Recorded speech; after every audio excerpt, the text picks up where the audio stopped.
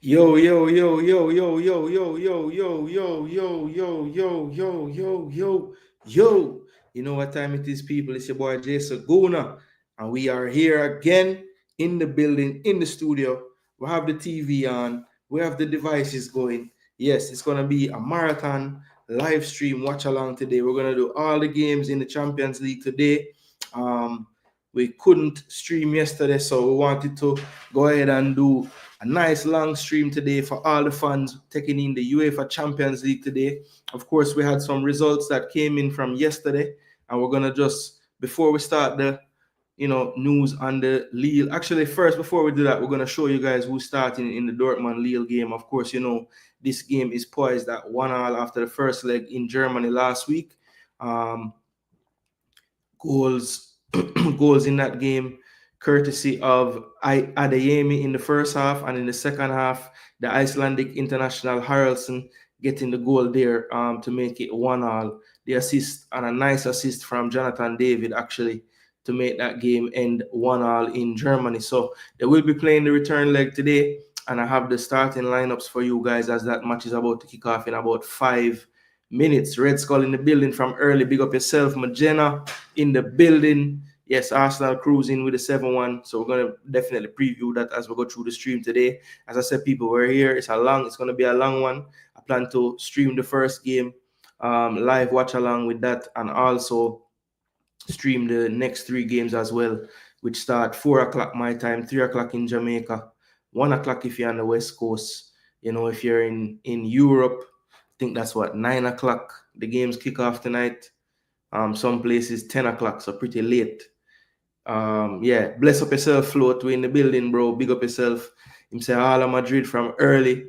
I think that game is going to be a classic, people. That Madrid derby, that second leg, I don't see how that game don't have a lot of excitement going on with it. So we're going to be here for all of it today, people. As I said, I'm going to show you guys the lineups for the Dortmund and Lille match. I think this one is a tough one to call as well, and we will drop some predictions before the game start.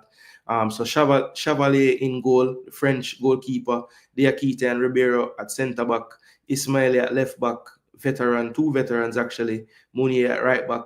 Then in midfield, they'll go with a 3. Andre has been there a long time. He's the captain now.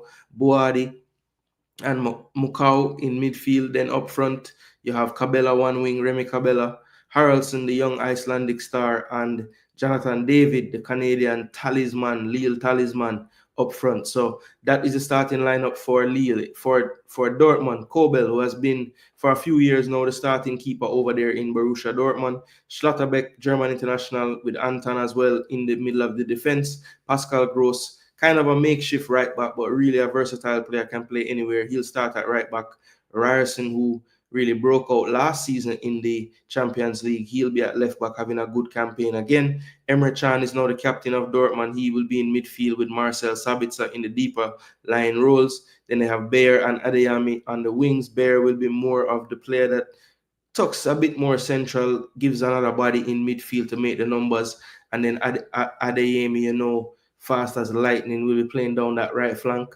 Then you have Julian Brandt just in behind Serhou Guirassy, their summer signing, who has been banging in the goals for them this season. So 2 good lineups. Should be a close one. Lille will definitely try to lean on their home fans. I think maybe, just maybe, that difference of the home fans being behind them might help them today. But Dortmund do have, that experience of making it pretty far in this competition, albeit with some different players and a different coach. But some of these players would have made that run to the finals as well last year. So they have a bit more know-how in the competition. But this one, people, drop your score predictions. The game is about to kick off. Do you see which team you see winning? Red Skulls put Dortmund a win this one, 2-1. Yeah, so Red Skull going for a 2-1 Dortmund win. I think this game potentially is going to have extras, right? Because there's no away goals rule. I think the game will draw either 1-1 or 2-2. And in extra time, anything can play. I can't really say which one. I'm gonna go with Lille getting through. Yeah, Lille getting through, but I think it's gonna take extra time and all kind of madness for it to happen. So 1-1, I say. Duckland going for Dortmund as well, says 2-0. Yeah, I think David gets on the score sheet tonight or set a goal again in front of him fans, you know? Yeah.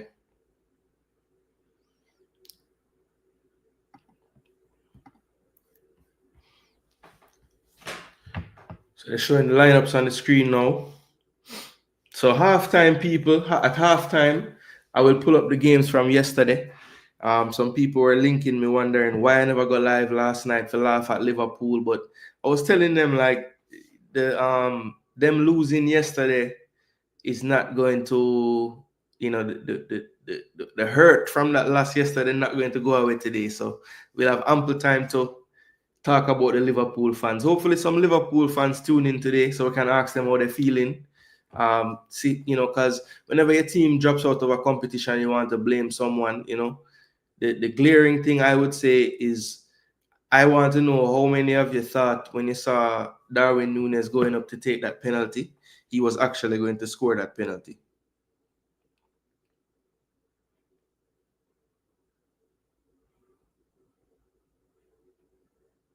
Because I saw him walking up and I'm saying, yo, this is not good for Liverpool right here.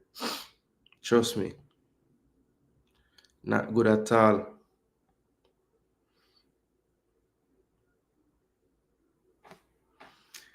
People, please do the YouTube things for me. Like the video. Share the content as well. I know someone in some groups and whatnot. Just share the content around so people can know that we're live. Yeah, man, that would be greatly appreciated. I'm going to take my own advice and share it as well. A lot of people in this Discord, so go ahead and share it in there. So Float agree with me that Lille going to get through, but him said 2-1 Lille. Game kickoff. Frenetic pace. I don't know if anybody was watching that Liverpool PSG game yesterday, but that first half was something else, man. For a good 25, 30 minutes, the two teams them just playing non-stop attacking. And then finally them start play a little chess after that. But boy, in the beginning of that game, yeah, man, both teams were going for it, man. It was very exciting.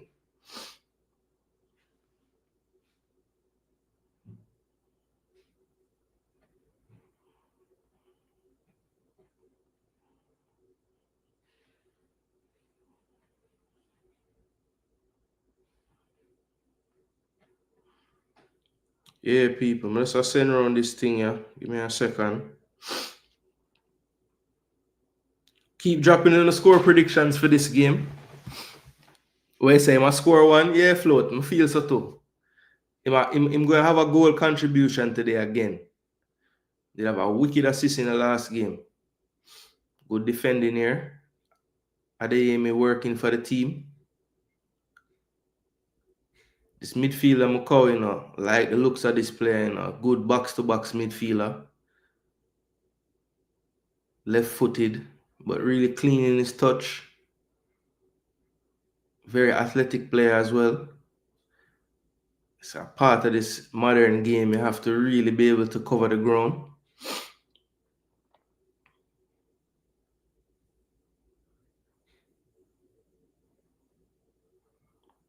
Here's Cabela. Been at Lille for a while now. We're in the number 10. Macau changes it. Now Diakite on the ball. Goes wide. This is Mounier. Mounier advancing into midfield. Boadi with a loose touch. Taken away by Dortmund. Dortmund now just getting the touches on the ball. They haven't really been on the ball much in this game. Has flipped over to the right side. Drop back to the centre back now. Here's Chan. Looks like Chan is actually playing in a back four.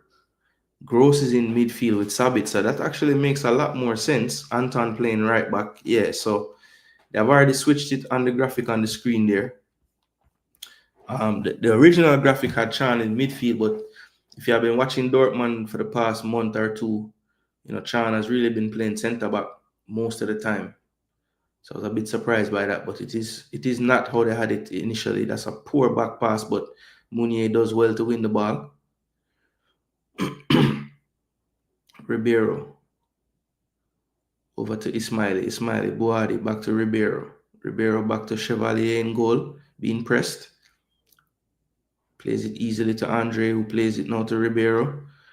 Ribeiro taking liberties on the ball, but under control. Plays it wide. Mounier into space. Macau looking for the 1-2. Chevalier. Cabella was fouled, he thought, and eventually the ref calls it. And Cabella goes down. Looks like he might have gotten a knee to, knee to knee there. Knee to his thigh. Those do hurt at first. He'll be able to run that one off though.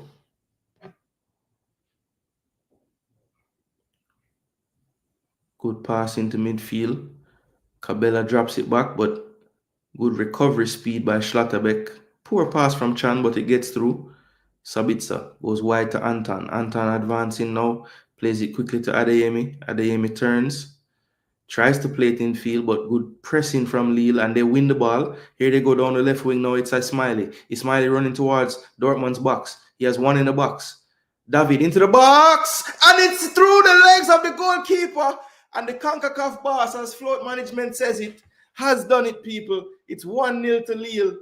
And Jonathan David again is the man with the plan for Lille. This guy has been immense for Lille in his career at this club. And he does it again on the big night, the big stage, Champions League. And it was a poor giveaway in midfield. And Ismaili did very well to push and drive forward. He only had one in the box. But one thing about Jonathan David, he's very intelligent in his movement in the box. So he's going to find the space. And if you look at this replay as they're showing it now, Ismaili advances toward the box. Maybe Chan can close him down a bit better. He just drops back. And it was just good timing there because David didn't make a crazy run. He stood still and then just went towards the football. And that angle was there. And at first it looked like the keeper made a horror mistake. But it was the clip off of Schlotterbeck after the finish that wrong-footed the goalkeeper. And it's 1-0 to Lille. Jason Gooner watching the mercurial talent, the Canadian Haitian Pele. Big up, Mas. Mas always sending me the links, telling me about what David is doing and, you know, his all-time stats and everything. This guy has really done well for himself at this club, man. Yeah, man, I'm well, bro. Big up yourself, man. Thanks for tuning in. Can Lille keep this going with David goals? There it is. The Iceman cool finish. Yeah, man. You and Float Management said it. Yeah, man. Big up, Float. I didn't disagree. I said a goal contribution was coming for sure. And like when do it so early, he might get a next one today. But remember, I have said I think it's going to be either 1-1 or 2-1 in the regular time of this game. And I think Lille will get through whether on penalties or in extra time.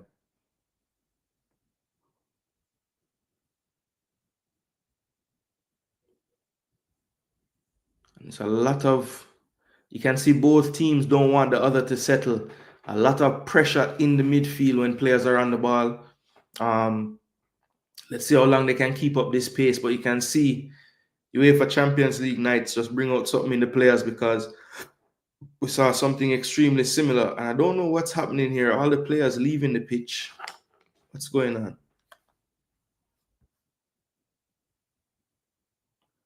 Oh, it looks like Diakite has an issue with his contact lens. So he's getting that sorted.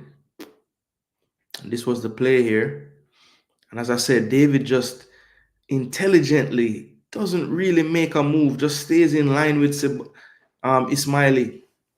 And you can see the hit after David and then off of Schlotterbeck's knee, which redirects it through the legs of Gregory Kobel. You know, in real time, it looked terrible, but I feel bad for the keeper, honestly. He was wrong-footed terribly there. Yeah, he said 2-0 Dortmund. Well, sorry, boss. It's too late. J. David has literally made this Lille club nearly billion with League One title and a couple Champions Leagues with goals. Iceman hot for the Nations League upcoming in LA too. Canada versus Mexico, Panama versus USA. Yeah, those should be good.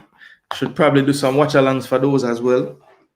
Jamaica has the 2 games against St. Vincent, the 21st and the 25th. So, yeah, very, very busy on Jason Gooner TV coming up here. I've already set the stream for tomorrow night as well for the second leg. Big up 1-1, what go on, bro? We are doing a watch along marathon today, Yeah, man, I stay here through all the game then. So we're gonna do this Lille Dortmund game, and then I'm not sure how I'm going to do it. I'm probably going they have this channel called Golazo on Paramount.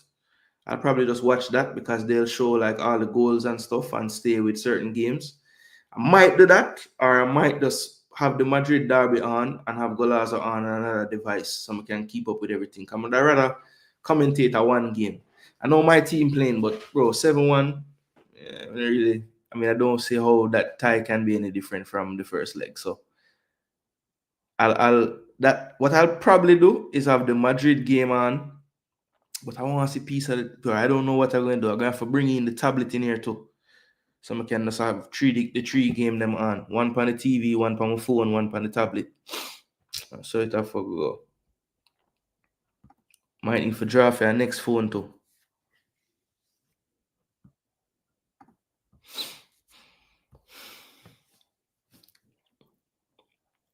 So not the start that Dortmund would have wanted away from home.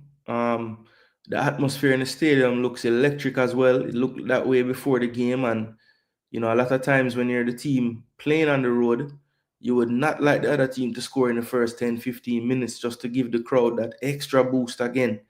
You want to, obviously the best case scenario would be to score first, but if that can't happen, you want to at least limit them from scoring early in the game. That's good pressing again from Dortmund. You see both teams really not giving each other time, and they're forcing mistakes. And there's another one from Dortmund. It's going to be easily picked up by Chevalier in the box for Lille, and he'll reset the play. But Dortmund already pushing the team up. You see Jurassi, Brandt marking the 2 center backs. The midfield pressed high up the pitch, but Lille do well to play it wide to Mounier. Mounier trying to go down the line, but blocked. Ryerson pushed all the way up into into Lille's half, and a poor throw in from Mounier gives possession to Dortmund. Dortmund building up, but Lille, similar to them, pressing up the field. 6 players already into the half of Dortmund trying to press, and they give it away. So this is incredible from both teams, just pressing. 6, 7 players in the opposition half trying to win the ball. And Dortmund do well to win the ball in Lille's half. Ryerson does well to beat one, trying to beat 2, but it's blocked. Played back now to Schlotterbeck into midfield. This is Gross. Gross goes wide to Anton. Anton to Adeyemi. 1-on-1 now being helped by Harrelson. It's 2-on-1 now. Adeyemi trying to beat him down the wing. Good slide tackle from Ismaili. Drop back. Left short, but back to Adeyemi. Good cut back. Here's the cross into the box. Well cleared by Lille. Here's Ryerson on his right foot. Try to whip his foot around that one, but it's over the bar. But Dortmund showing signs of life here. Wasn't a bad strike in terms of power, but was always going to be difficult to wrap his foot enough around that to get it towards the goal.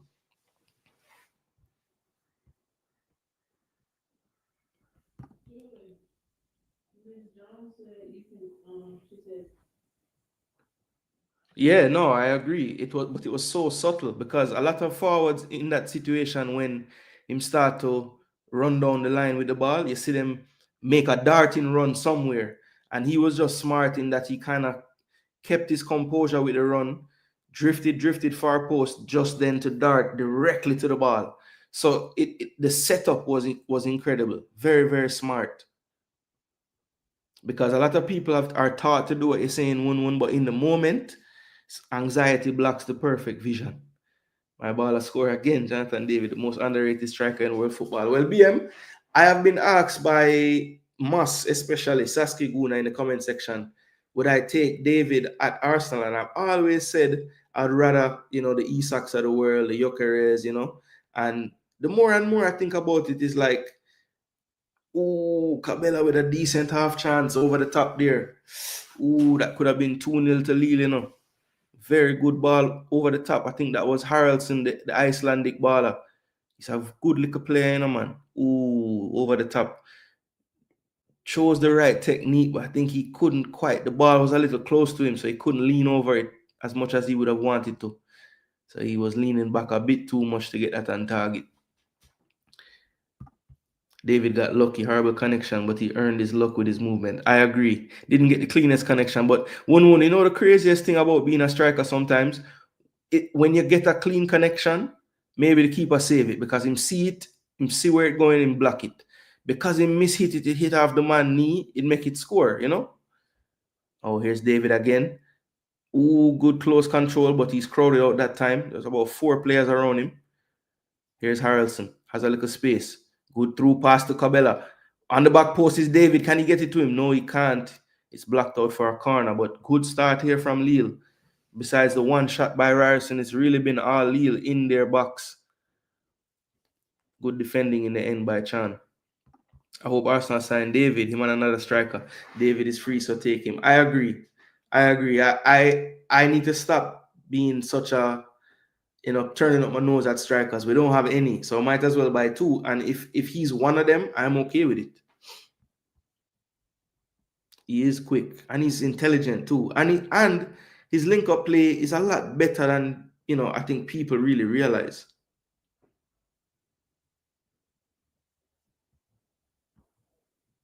Bless up RR.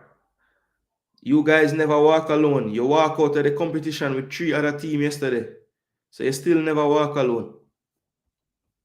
Too many forwards stand still now. David did the basic old school striker thing. Yeah. Stand in front of the box most of the time. Yeah. When Havertz score a goal like that, it's like obvious. Like him put up him hand, the ball just come perfectly to him and him finish it.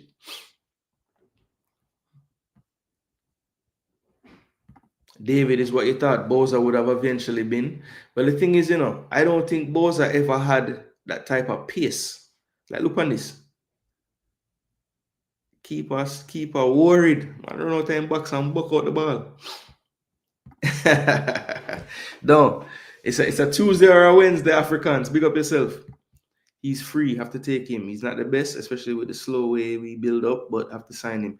And one, how much do you think that just having that option would change things a little bit?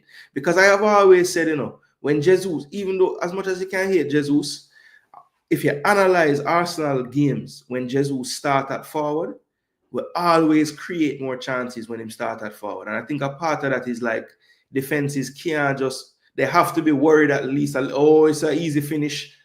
What a save. Gross is saying it's a handball.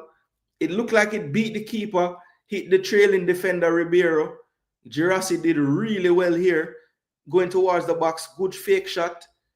Gross should finish this, but it's brilliant defending by Ribeiro.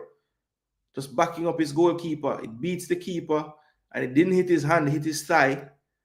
And then Chevalier, lucky enough, got the ricochet back to him. So, best chance of the match there for Dortmund. And it was way too easy for them to get through as well. One ball to Hirasi makes one turn, running at the defense, and they're at 6s and 7s. But it looks like those deeper runs from midfield are going to work because 2 midfielders made deeper line runs and they were both free. Gross and I think it was Bayer on this side. Or Maya, sorry. Yeah, Bayer. Yeah, agree. Boza is a lot more like Larian. Yeah, exactly, Jason. Only real strikers know these things. Who told you that? Bro, you don't know because you never seen, but I'm sure you've heard me talk about myself playing, and yeah, I used to play striker or wide forward or supporting striker too. Any attacking position really. That's a foul, isn't it? No foul? Wow. Ryerson will want to score a goal today, man. Yo. I don't know how him never get called for that foul. Man definitely pull Mounier neck. Go in the box, crack a shot, good save from the keeper. Wasn't all the way in the corner, but it had that little awkward bounce right in front of him, having to contact it with his hands. But good concentration. It almost snuck under his hand. So yeah, good shot there. Very true. I think connection you would have probably missed when you're informed them things go in your favor. Facts. Them say you make your own luck, and I agree with that as a striker for sure. Red Skull are dead with love. I don't rate David, but look at where we are. I like pace in a front man, and he has a lot. That is true.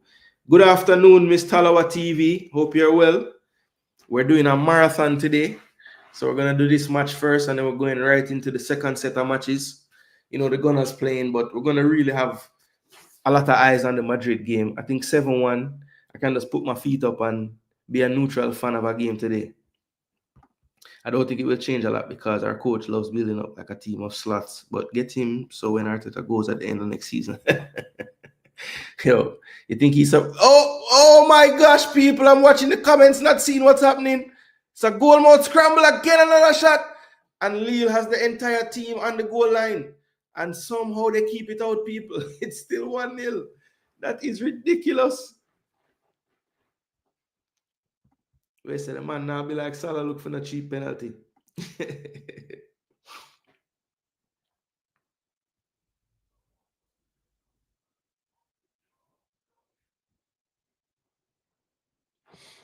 Yo, Dortmund look like them hear me. I say Lille on top.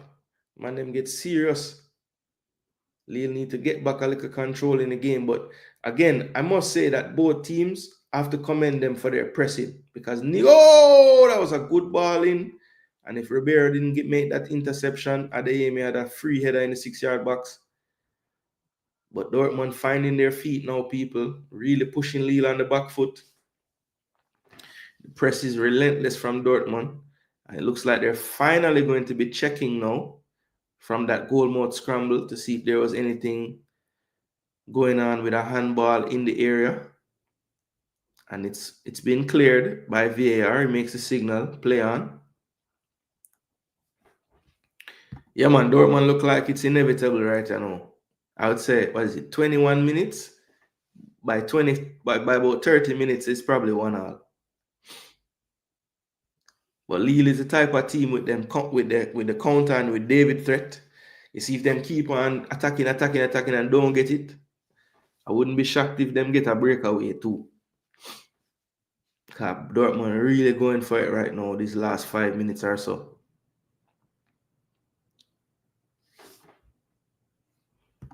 Yeah, I want to see the replay again because it looked like he didn't get the cleanest contact, but still it was heading towards goal. So I want to see who made the crucial stop. Was it a player on the line or was it the keeper? Oh, that's a foul on Boadi for sure.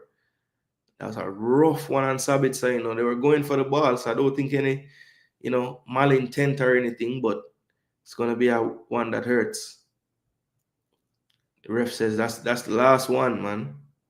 Ooh, luckily he just pulled out of it, Could have been worse.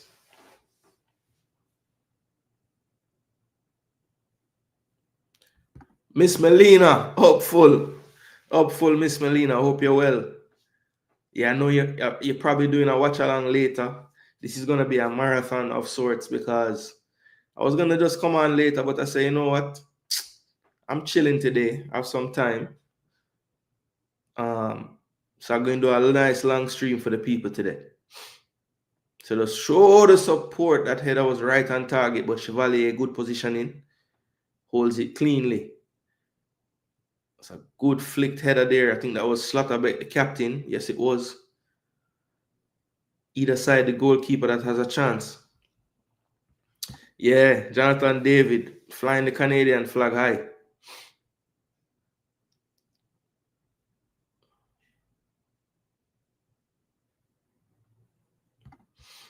Yeah, man, people, smash the like button.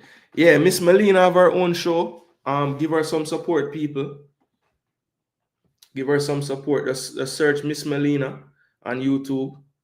She's a fellow Gooner as well, but she covers all kind of football.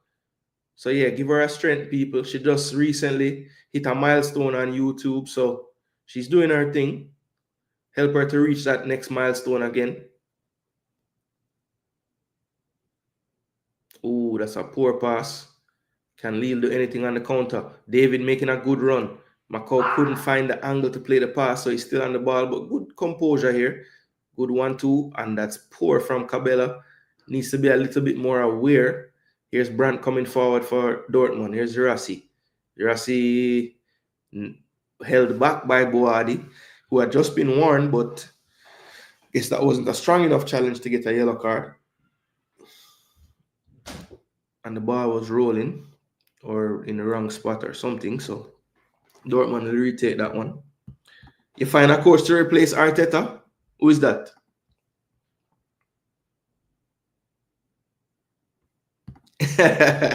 Well, I don't know if Miss Melina doing a show right now, but yeah, definitely go and subscribe to her thing, so when she go live, you can see her.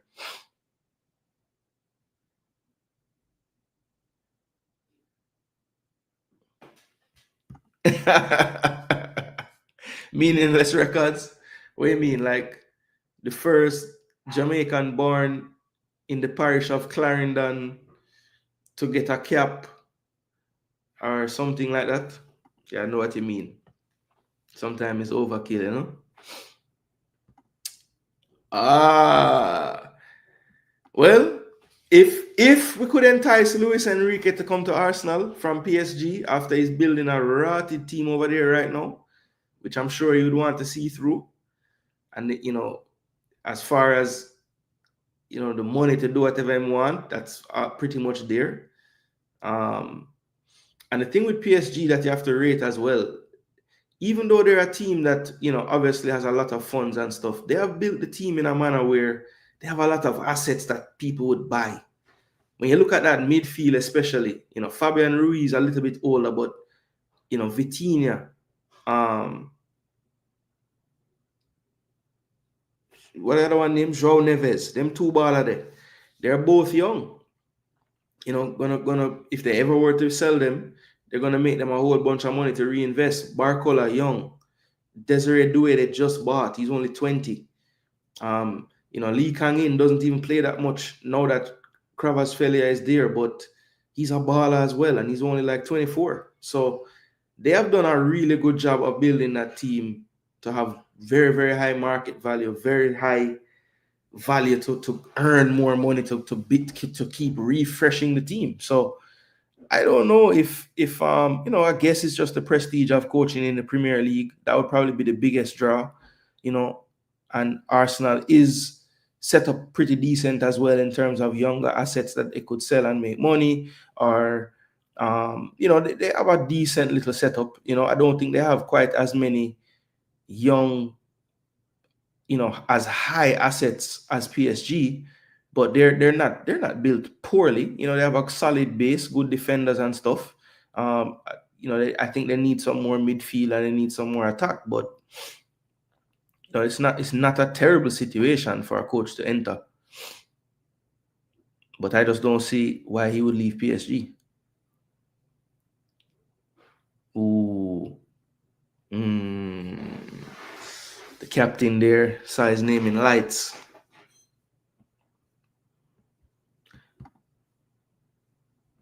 I wouldn't be angry at that. None at all. I wouldn't be angry at that. None at all.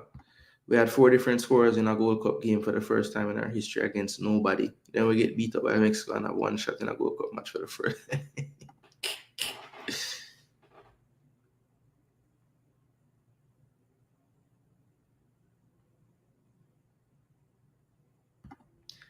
Vitinha leave Wolves. Don't. Man, go straight to PSG, brother. Same some feel about who you'd rather have in your team? Adam Wharton or Carlos Baliba from Brighton? One of them two baller, them say, you know. Need a next athletic box to box type of baller.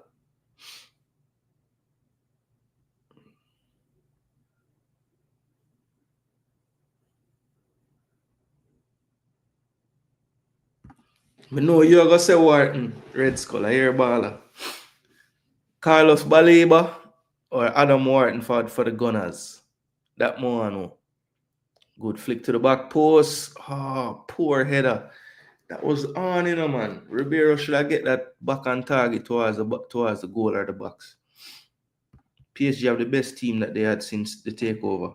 Not the same number of stars, but the most balanced team. I would agree with that one. I would agree with that. I think when you look at like the development of Mendes as a defender, because he always had the talent going forward, but he has now realized he has improved so much defensively, and you could see that in the first and second leg against probably the most informed winger in the world, along with Rafinha and probably Yamal.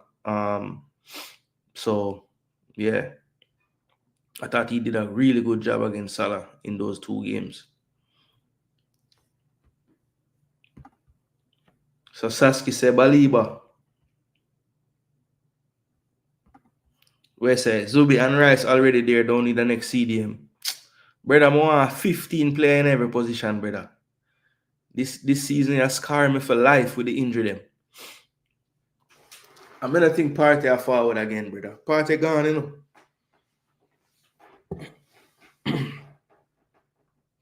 Georgie gone, Partey gone. So we need we need some more people. We say you want somebody better than the two of them. Fair enough.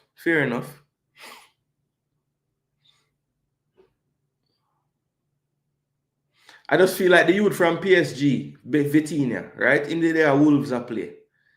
If we did say we want Vitinha a couple years ago, you probably would have said the same thing. You want somebody better, but sometimes you have to get up. Like, all right, look on Pacho we play centre back for PSG yesterday. If we get linked to Pacho, people would have probably say, "Yo, we want better than that," But sometimes you have to just get the player when them on them way to be in whatever you want them to be. You can't always get the ready made. And I think Arsenal in their history, that's those are the players that we had to get because we can't really compete necessarily with the Real Madrid them and the Barcelona them in terms of like players wanting to go there. Look at Rafinha. Rafinha could have came to Arsenal. We put money up for Rafinha, but the man said in his heart, a Barca him want to play for. So I mean, what you gonna do? You can't do nothing. Man want to go Barca instead. Yeah, Minte also doing his thing for sure. Yo, this Iceland youth good man. I'm not a speed merchant, but him kind of remind me of a little bit Damsgaard from Brentford. Rather have Joe Bellingham to play the box to box. What you said, Job? I don't know. Yeah, that was the difference in the game. I mean, we have been praising Gravenberch all season, but he looked. You could see he was a level below in both games, in the first and second leg. When it comes to like the movement and the passing, tight spaces, the speed of the passing and the technique, you don't have them thing there. Good player, but you could see the levels with Ruiz, Neves, and Vitinha was just different. Know what you mean, man. What you say? So Joe Bellingham. All right, so Red Skull saying been scouting Joe,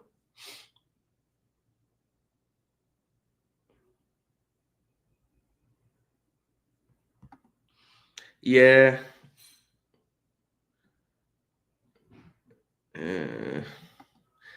I think the other day too was like Nicola Pepe, the British media was unfair to him because you look at some signings recently like Anthony and Hoyland and certain man. When you put up film stats to them, man, it's like Pepe was a boss compared to them.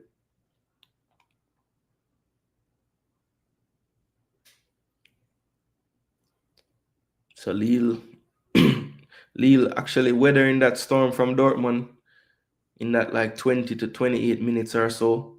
Last 5 minutes, they have come back into the game nicely. They got a corner now. Still a very high pace in this fixture so far. It really hasn't slowed down yet. Both teams looking to create chances, going forward at numbers, pressing high up the pitch. Neither team really wanting to give up any territory in the game. It's a short corner played by Lille, and that's too strong. No, it's held in by Haraldson. Ooh, and Benjamin Andre heads that one just past the post. Lille's captain there disappointed. Haraldson looked like he did keep that one in with his left foot. Good cross, and the keeper would have been beaten there. Yeah, it looks like some of the ball's still in. Cavalier fans having nightmares there.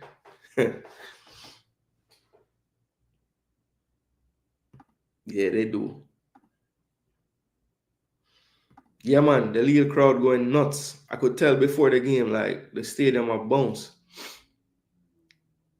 And I remember, I forget. Oh, I was asking my dad who he thought was gonna win this game, and he was saying more than likely Dortmund. And I was like, well, the yellow wall will be the red wall because I'm sure Lille fans are gonna go mad for this game. Quarterfinals on the line, yeah, man.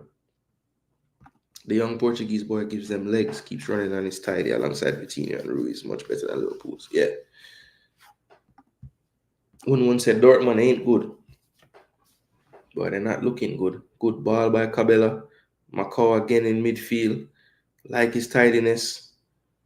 I think that ball was... Oh, David, can you get it to him? Couldn't quite turn to get it to Ismaili on the run. Haraldson looking for that through pass. Decides to play short. Andre back to Ribeiro. Ribeiro across to Diakite. Diakite now to Mounier. Mounier. Macau. What a turn by Macau. He leaves Ryerson for dead. Oh my gosh, I like this kid, man. Good ball now to Boadi. Running into a cul-de-sac though. Shielding. Really could have turned Chan, but didn't. Good pass to Cabela. Back heel to Boadi. Boadi in tight space, going through everybody. And Dortmund trying to get out, but can't. Well won there by Ismaili. Drops it off to Mounier. Mounier goes wide now. Cabela flicks it on to Boadi. This is going to be won easily by Schlotterbeck, and he was looking for that foul. What a turn. Ryerson was left for dead there. He was, man, trying to grab him and couldn't grab him. Harrison being good, Lille, Boadi, and Macau, future stars. Yo, I like the look of Macau, man. When I was watching the first leg of this thing, I was like, yo, this youth, I like how him play, man. And what I like about him look comfortable deeper in midfield. Him look comfortable all on the wing. As you could have seen just now when him spin Ryerson.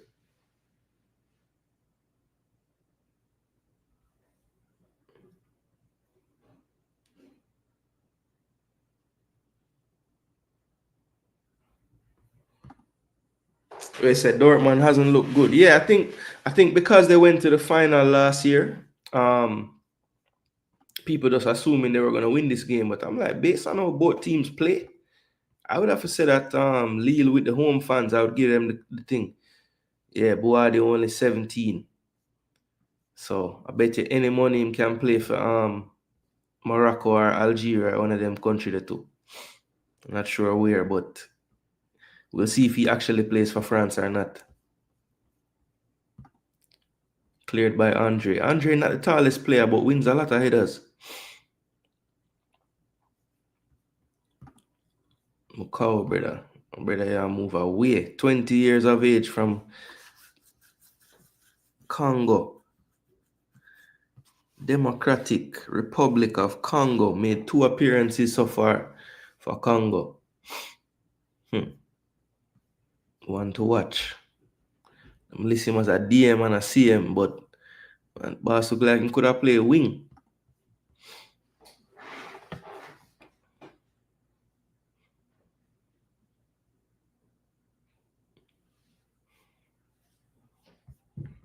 Smash up the like button, people.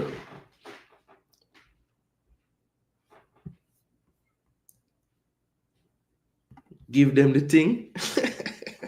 What am I say, Duke? I don't even know what I'm say, bro.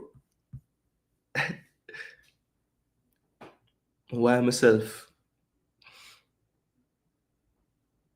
So about 7 minutes to halftime. Long ball down the channel, that's too long. Gonna be a goal kick.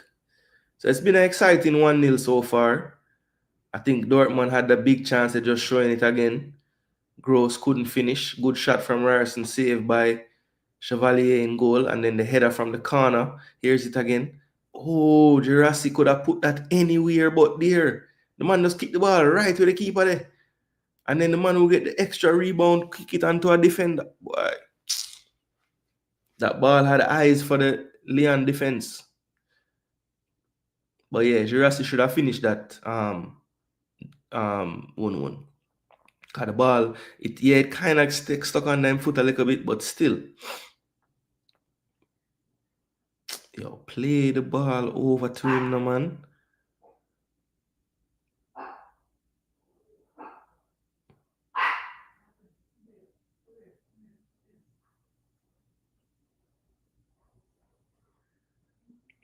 The next Brighton ball, a gross. Chan, Anton, Emre Chan.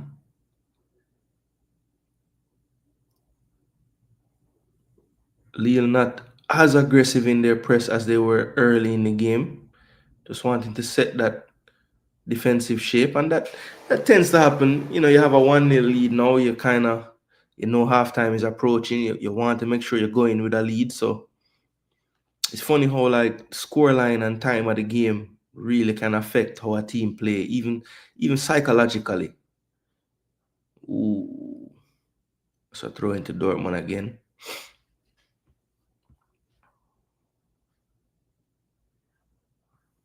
Yeah, when you look at the chances, because Gross should have buried that, and them should have scored from the corner as well. So those were the two clearest chances so far. Chelsea weekend, wonder how many players we rest. Well, I don't know, man, because I mean, if I was him, the Sterling start today. You know, I don't think Zinchenko is fit, but Tierney can start today.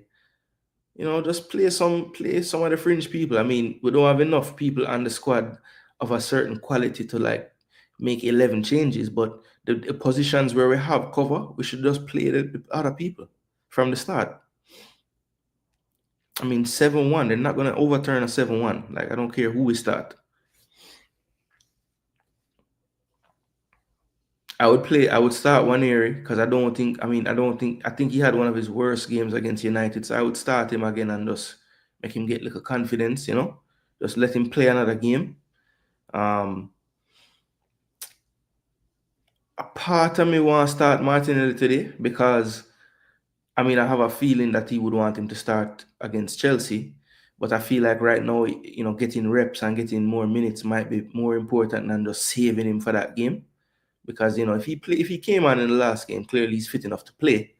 So start him, maybe you don't exert him for the 90, but you give him a good 60, 65 and let him, try, maybe hopefully a chance or two fall to him, can get a goal or something. But I would be starting him and Sterling for sure, and probably Waneri. So that would be my front three. And then in midfield now,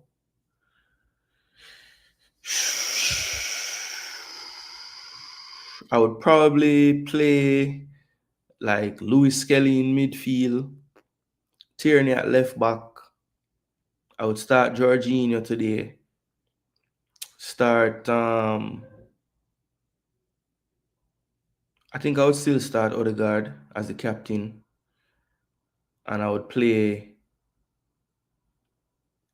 give the two centre back them a rest. Just save them. And play like Kivior and I don't know who else. Yeah, man, may I change up the team. Start Ben White as centre back. Just switch it up, bro. I'll give Raya a rest too. Play my boy from Bournemouth, Neto. Play Neto.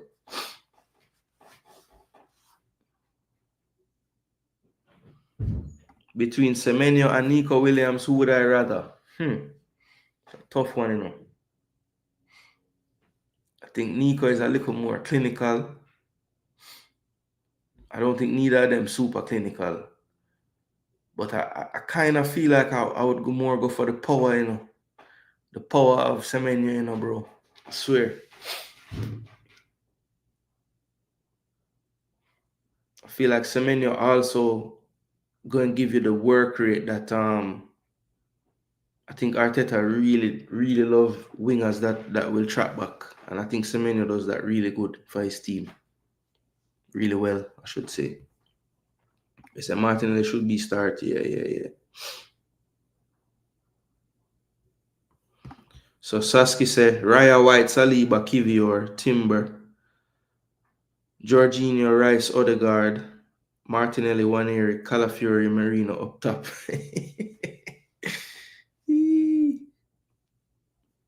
Yeah, Ben White at right back. I don't want to see Timber start. Man start about a million game in a row. Just give him a rest. So just put White at right back. Centre back maybe like Saliba and Kivior. Left back, I would say Skelly, because more than likely he will start Calafiori against Chelsea. Midfield, I go Jorginho, Merino, Odegaard. But now start Rice neither. Man always I get tired in the game them late. Give him a rest. Can come on if anything. And then, oh, what a save by Chevalier. Brilliant cross into the box, header by Gross. Again, Gross popping up in the box. I tell you, these late runs is really killing Lille, man. Now pick up the run as well enough. Just a good gamble by Gross, and it was good timing as well. Couldn't quite get his head over that one. There was no touch at all by the keeper. Just hit the crossbar. Good call by the referee for the goal kick.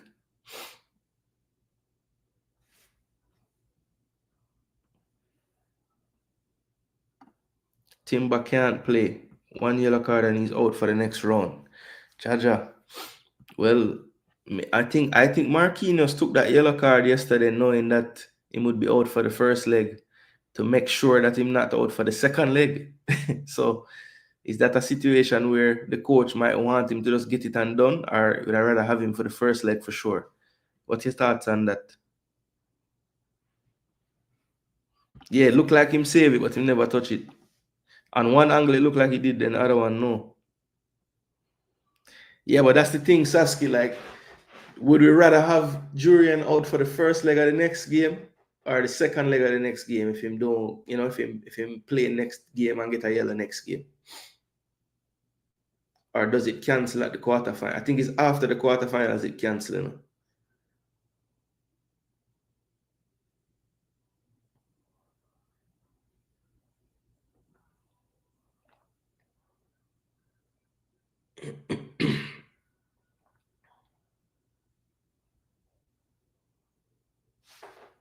And that's halftime, people. Very good half of football, entertaining. Lille will be the happier, of course, because they're winning, but I think Dortmund's coach can definitely point to many chances and opportunities that they have created and really and truly should at least have this game tied at 1-1. But going in at the half, it's 1-0 to the home team, Lille. Dortmund will come out in the second half looking to even up this tie. There is no away goals in the UEFA Champions League rules, so don't need to worry about those calculations. Whatever the score is at the end of this second half, the aggregate score, we will have extra time if need be. The thing is, PSG have player to rotate. We don't have many options. Yeah, that's another thing I was saying, Red Skull, when I was talking about the potential team. All right, people, since we reach halftime, let's take a look at the knockout phase overall so far. And of course, we had some games yesterday. The return legs. So the first one would have been Benfica and Barcelona. That's the first leg game. Sorry, this is the second leg. Barcelona beating Benfica 3-1. This game started out on fire with goals in the 11th minute by Rafinha and in the 13th minute by Nicolas Otamendi to make it 1-1. And then Lamine Yamal, ridiculous. Even the first goal, him cut inside and him left foot chop. Two of them get sent to the shop. Then I honestly think he was kicking to the far post and the ball bounced up on him and it was a miss kick. But when you're good, you're also lucky, and the ball went clear into the path of Rafinha, who had a nice finish into the far post. Then Otamendi with the equalizer in the 13th minute, really against the run of play. And then Barcelona continued their domination of territory, chances, possession. Eventually, Yamal scoring a brilliant goal, cutting in off the right, almost facing his own goal, but wrapping his foot around it and curling it into that far post with some good power as well to make it 2-1. And then right before halftime, Rafinha sealed the deal, making it 3-1 going into halftime. So very good performance by Barcelona over the two legs. Benfica, even though they lost 4-1, I think they should feel good about their performance as well. Maybe they look back to that first leg, not being able to take advantage of Barcelona being down to 10 men for so long and still losing that game 1-0.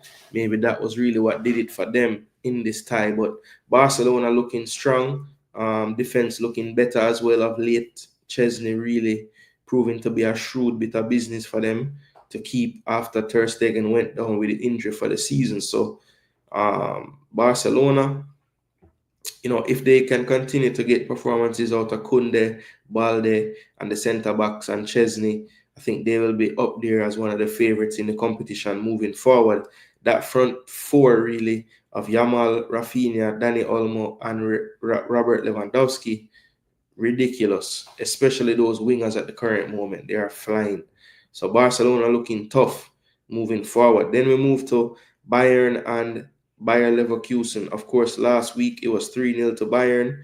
Much of the same in this game as well. 2-0 to Bayern. Leverkusen played better in this one, though, to be honest, than they did in the first leg, but it still wasn't enough. Goals from Harry Kane after some poor defending from a set piece. And then Kane set up Alphonso Davies. So Canada having a good round of 16 here. Davies on the score sheet now today. David on the score sheet. But Bayern move on. And their opponent in their quarterfinal is the only one that's set so far. And they will be taking on Inter, finalists 2 seasons ago. They are back in the quarterfinals after goals from Marcus Thuram and Çalhanoğlu from the penalty spot. Jacob Moder on loan from Brighton also got a penalty for Feyenoord in the first half, but this one ended 4-1 on aggregate, so 2-1 score lines in this one. No, sorry, 2-0 and 2-1. So Inter has moved on to face Bayern. That should be a very, very good tie. Inter have a bunch of strikers. I wish Arsenal could just take one, borrow one from them. They have Lautaro Martinez, Marco Arnautovic, Marcos Thuram, Mehdi Taremi. They have 4 quality strikers in their team. So any two can start any given day in their 3-5-2. Then also when you talk about wing backs, defenders, they just have a lot of players, man. And they're all pretty decent quality. Jan Sommer, a good goalkeeper as well. Not the biggest in the world, but a good goalkeeper. So yeah, they knocked out Feyenoord, so they're out of the competition. And then, of course, the big one yesterday was the second leg between Liverpool and PSG. The first leg ended 1-0 to Liverpool, and you look at the green in this graphic of momentum of attack, it's all PSG. But somehow, at the end of the game, Liverpool found some attack and found a goal, and they won 1-0. So going into that second leg at Anfield, they had the upper hand, hosting the game and being up 1-0. But you see what happened here yesterday, people. This one ended 1-0 to PSG after Dembele goal in the 12th minute. And then in the extra time period, PSG had about 3-4 very good chances, couldn't put them away. And it looked like they had the momentum going into the penalties. And of course, you see here, they won that 4-1, converting all 4 of theirs as they kicked first. Salah converted his, but then Darwin Núñez and Curtis Jones could not convert. So what I wanted to ask you guys, people, was it any Did you have any problem with the people that Slot chose to take the penalties? Because I'm looking at the players on the field. He had taken out Soboslai and Jota, who probably would have taken pens. He took off Trent as well, who got injured, who probably would have taken a pen. What other subs did they make in the game? Yeah, Trent had to come off. Jota came off. Curtis, yeah, McAllister maybe could have taken one as well. So I'm take some for Argentina in the World Cup in shootouts. Don't think Diaz would have taken one, but he was off. Gakpo, I thought, would have taken one. He's taken them for Netherlands in the World Cup, and I think he's actually taken penalties in the game in the World Cup for the Netherlands. Soboslai definitely would have taken one. He was taken out. I don't think Ibu would have taken one.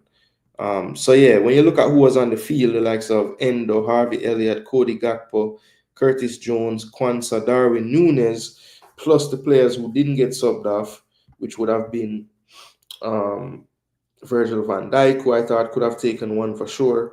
Andy Robertson, maybe not. Salah took the first one. Gravenberch maybe wouldn't have taken one. So, there really weren't that many other options, but I was just surprised that Darwin took the second one and Curtis took the third. I would be curious to see who was the fourth and fifth on the day for them with the players on the field. But, kudos to PSG. I thought they had a really good game plan to face them. Even though Liverpool in the game yesterday, I thought played way better than they did in the first game. They still had the edge in big chances, PSG. So, and they had the high expected goals. So, even though Liverpool played better than they did in the first game, I still don't think that they ever really had a dominance over PSG in either of the two games. Whereas in the first game, I think PSG had long stretches of the play where they were dominant. So I think if you honestly analyze the football games, the better team over the two legs did get through. And I think that better team would have been PSG, if you ask me. So, I think, Liverpool were very relentless yesterday. I thought their second half especially was really good. But that extra time period, it was definitely all PSG.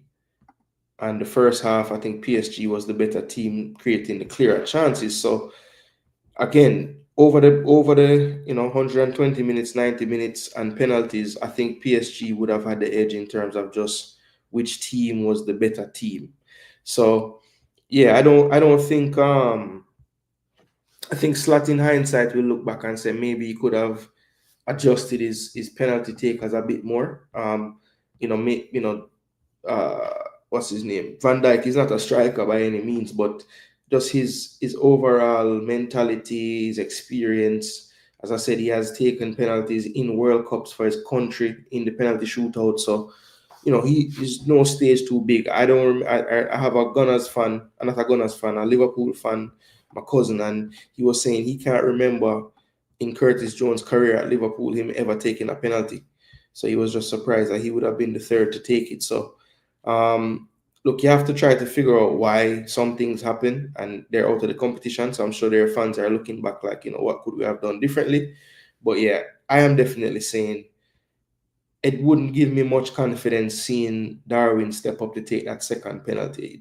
It seemed like it wasn't the right decision. But look, hindsight is 2020. But even when he was walking up, I felt like I didn't have much confidence in him scoring that goal.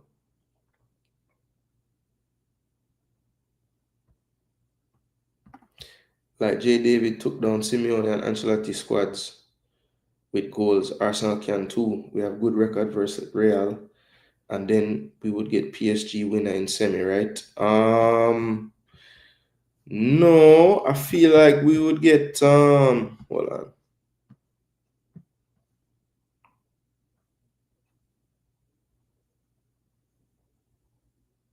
Yeah, you're right. You're right. PSG or Villa we would play. Yeah, they're on our side. Yeah, you're right, Mas. Yeah, that's right. PSG versus Villa or Bruges winner. The game not done yet. To lose against 10 men is a disgrace. Benfica have fallen off. And we added to Canada men's team Daniel Jefferson and Promise David as good forwards too now. Yeah. I saw somebody put out a video saying Promise or Jefferson. you don't see a thing where they can both be in the squad? Because I mean, I would think you'd pick 4 forwards, right? Like 4 strikers. David, Larin, David, and so 2 David now, Larin, and Jebison. They're saying Berta would want Lataro. I hope that changes to free transfer, Jonathan David. Barcelona ain't that difficult to stop. They struggle against a good low block and they are vulnerable to the counter too. High line and full backs flying forward has its downside. Yeah, I mean, look, you can't. They are vulnerable in transition for sure, but I feel like the low block don't really kill them as much because um well, not even the low block. It just has to be a super disciplined low block, which is very difficult to do against Barcelona because they have so much fluidity in their movement. The low block gets moved around, and they still end up, even though you have numbers, they end up overloading spaces because they have moved people around so much. Where said Gakpo was there. Yeah, I agree. As a Man U supporter, I had no problems with the penalty takers for Liverpool. But Nunes' confidence must be on the floor now. Gakpo is money finisher. I would have had to have, he could have taken the penalty. Facts. I have to select the players that want to take them the most. That is true. We don't hear that conversation. We don't hear that conversation. You know, who stepped up to actually take one. You know what I mean? Yeah, man, they were all over them. Oh, it was actually a year to the day of that shootout. Yo, that day there. Glad. Liverpool got what they deserve. Big up Nitro, Wagwan. Gunners out and about. Both are in the squad.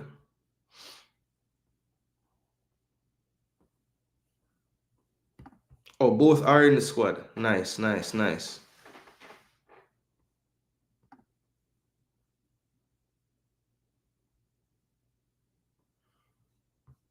Yeah, man. Allison caused that game to end the way it ended, man. Allison was on crazy form that day. The man stopped anything coming his way, like easily too. Look at the momentum in the game. Dortmund having 2 long spells. Lille starting out a little bit better. See the stats so far. So Dortmund with the way more expected goals at 1.28 to 0.59. 3 big chances to 2. 10 shots to 6. Chevalier stepping up with 4 big saves already. Passing pretty even. Shots on target though well in favor of Dortmund, 6-1. And they have hit the woodwork as well with that shot by that header by Gross on the cross. Lineups for the games at 4 o'clock should be out pretty soon. So we'll check on those. Let's check the entries for the first half. Big chance miss. Some more for Dortmund, 36-19. So yeah, I wouldn't be surprised. I think, as I said, I think this game will go to extra time. Honestly, I think this game will draw in 90 minutes. So let's see if my prediction holds true. The second halves are about to start, people. Not gonna lie, I need to take a little intermission. I have to use the bathroom and stuff, but I will return, of course. As I said, this is gonna be a marathon video, so we will be back for the rest of the Lille Dortmund second half, and also stick around for the matches coming on at 4 o'clock my time. 3 o'clock in Jamaica, parts of Canada, different times as well. So, yeah, I will be right back, people. Not going anywhere. Just keep on smashing the like button for me. Share and subscribe as well. And as I said, I'll be right back. I am just going to sort out myself really quickly. All right. I'll be right back.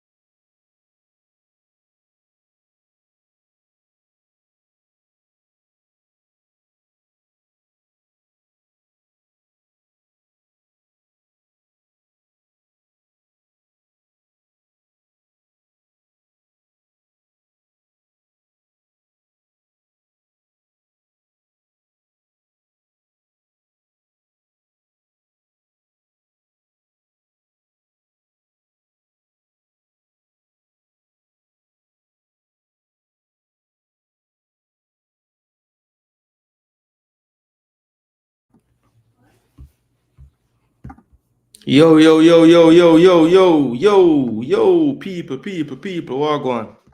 We're back. Yes, people, I had to go sort out myself, be a person again. It's 1-1. We have missed a goal. It was a penalty by Emre Can. I saw it happen, but I wasn't here, obviously. So it is now 1-1, people.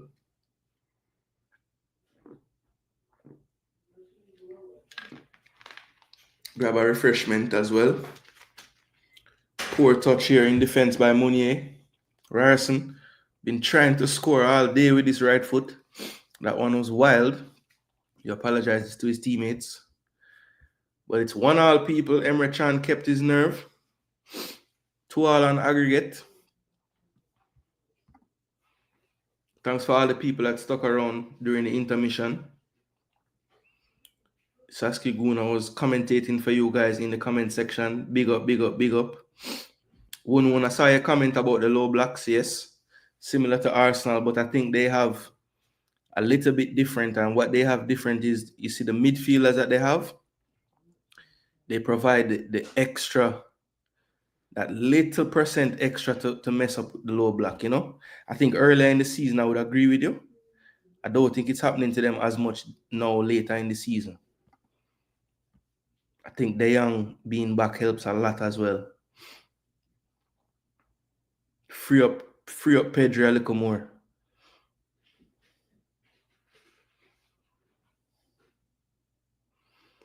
Yes, the lineups are out for the second set of games.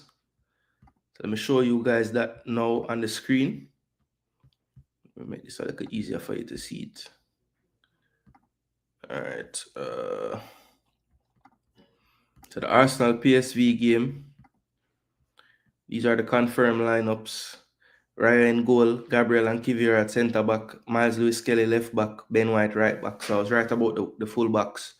Jorginho starting, I was right about Zinchenko. I thought was injured, so I didn't have him included. But since he's available, I agree with that. Declan Rice starting, I don't love. I would rather him get some rest. Kieran Tierney playing left wing for the Arsenal Football Club. Marino playing striker for the Arsenal Football Club. And Raheem Sterling gets to start at right wing.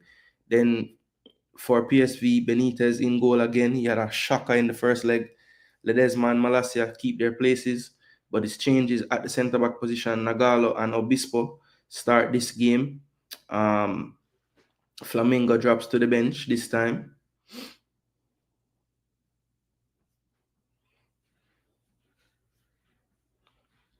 In midfield, Jerry Shoughton is the captain. Gustil and Babadi in midfield, and then up front, Bakayoko, who I was surprised didn't start the first leg, starts on the right. Drew starts on the left. He didn't start in the first leg. Perisic started on the right in the first leg. They have him and the graphic playing through the middle today. So unorthodox forward lines for both teams, I would say. So let's see how this works out. Arsenal, of course, have a 7-1 lead, so I'm not too worried about that one, but we'll see how this looks today. On the bench for Arsenal, as you can see, Saliba, Timber, Calafiori, Partey, Odegaard, Martinelli, Trossard, and Ethan Nwaneri, as well as the youths, Ismail Kabia and Nathan Butler Oyedeji. Then Aston Villa and Bruges, let's see how the lineups look for this one. In goal, Emi Martinez does return. Tyrone Mings and Konsa playing centre-back. Ian Matson gets to start at left-back in this one. Matty Cash on the right. Boubacar Kamara and Tielemans in midfield in the deeper line roles. Then we have Marcus Rashford, John McGinn, and Morgan Rogers. Now, this could very well be a system where McGinn partners Kamara and Tielemans plays in behind Watkins. I think if they do that, we should see a good performance from Yuri Tielemans, but it could be what it is on the screen as well. So we'll have to wait and see. Ali Watkins, of course, getting the start up front. Then for Bruges, we have Mignolet, the veteran, in goal, Ordonez and Mikel in the back line. De Kuyper at left back, Sabe at right back, Onyedika, the Nigerian, just called up to the recent squad for Nigeria. He'll be in midfield with Jashari. Then we have Van Aken, Solis, and Talbi in behind the striker, Ferran Hutla, the former Barcelona man.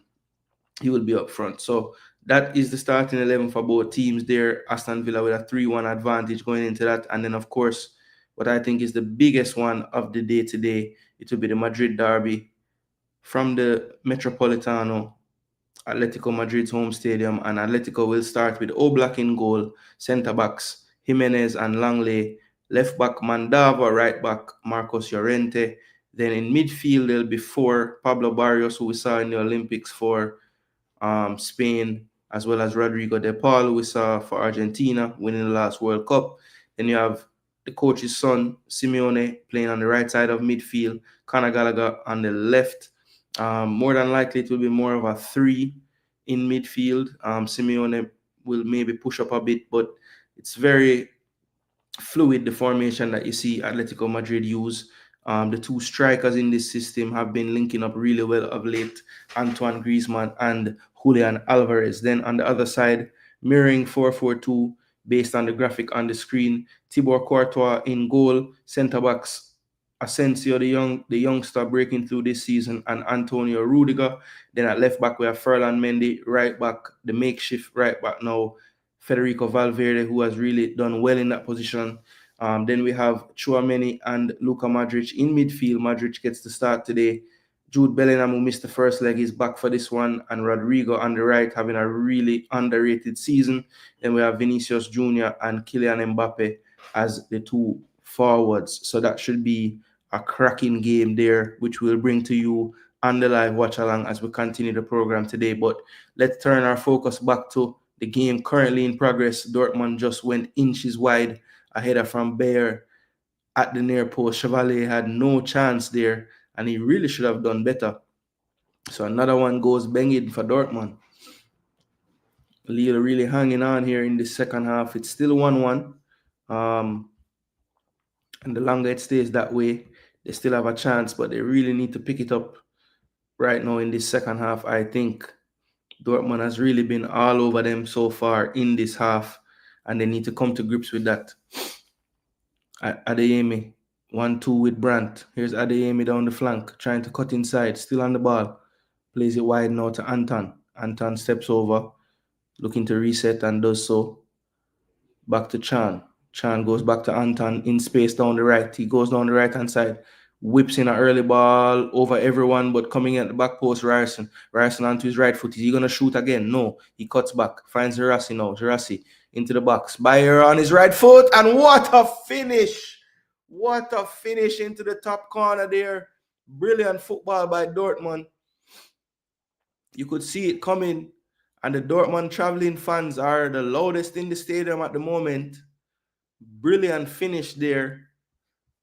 Looks like the ball was too far under his feet, but Max Bayer did really well, the 22-year-old German, to finish that one off into the top corner. It was an early whipped-in cross by Anton, got all the way to Ryerson, cut back. Gerassi looking to play the 1-2, didn't take that option, and he got it out of his feet just far enough to blast it into the top corner. No keeper in the world is saving that. Brilliant finish, and it's 2-1 to Dortmund. What a strike. The 22-year-old German coming up big for his team with a big-time finish there. And Lille have it all to do now. 2-1 down, 66 minutes of play.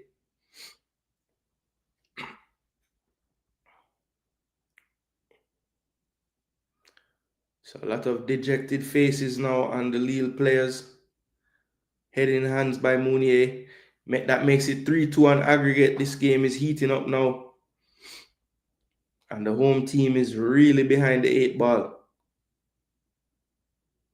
Here comes Lille now. Will we see the play shift now that they're down? Foul earned by Gerassi Diakite going through the back of him there.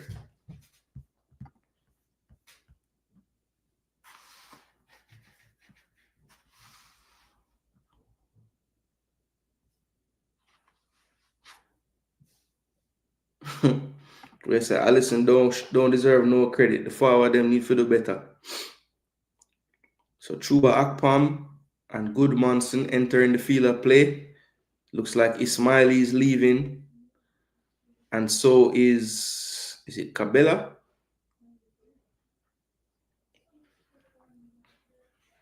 Yeah, it looks like Cabela has come off. So they've gone to 2 up front now. What a play from Ayademi. Gets all the way into the box, but eventually crowded out. Good clearance there. David drops it back to Haraldson, but again, Dortmund's pressure proving too much. Throw into Lille. Yeah, Bailey on the bench today. Saw that.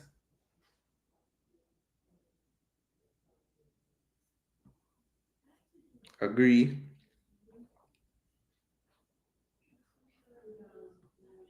We lose today because how the F him a play Kivior and him have the youngster. Which youngster you want him play?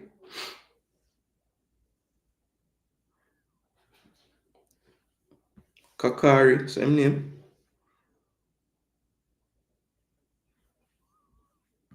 They are far better than us, but I have seen them fail. Yamal was missing once bodies got around him and denied him space. They can be stopped for sure. Tierney's a good player. I think he's still our best left back despite that not thinking so, but him on the wing. LOL, mad. At least we know we'll get some decent cross and can cross the ball real good.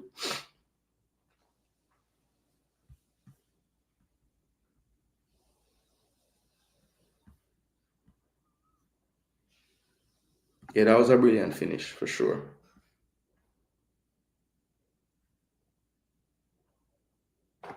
Akpom, Arsenal Academy grad on the pitch. He's whipped in by the Icelandic baller. Ooh, and that fell to David at the far post, but he couldn't sort his feet out to get it under control. Being held and pushed and everything, but he almost got on the end of it. Eventually going out for a goal kick. So yeah, it was Cabela that came off. Looks a bit frustrated on the bench. Thinks he could still affect the game if he was out there. Running out of time now already. 22 minutes left. Still a decent amount of time. So no, not panic mode yet. But they definitely need to get a foothold in the game. Dortmund still kind of dominating possession and territory and chances. So Lille need to show something more if they want to get through this. Here comes Ryerson. Good tackle by Mounier. It's going to be a throw to Dortmund.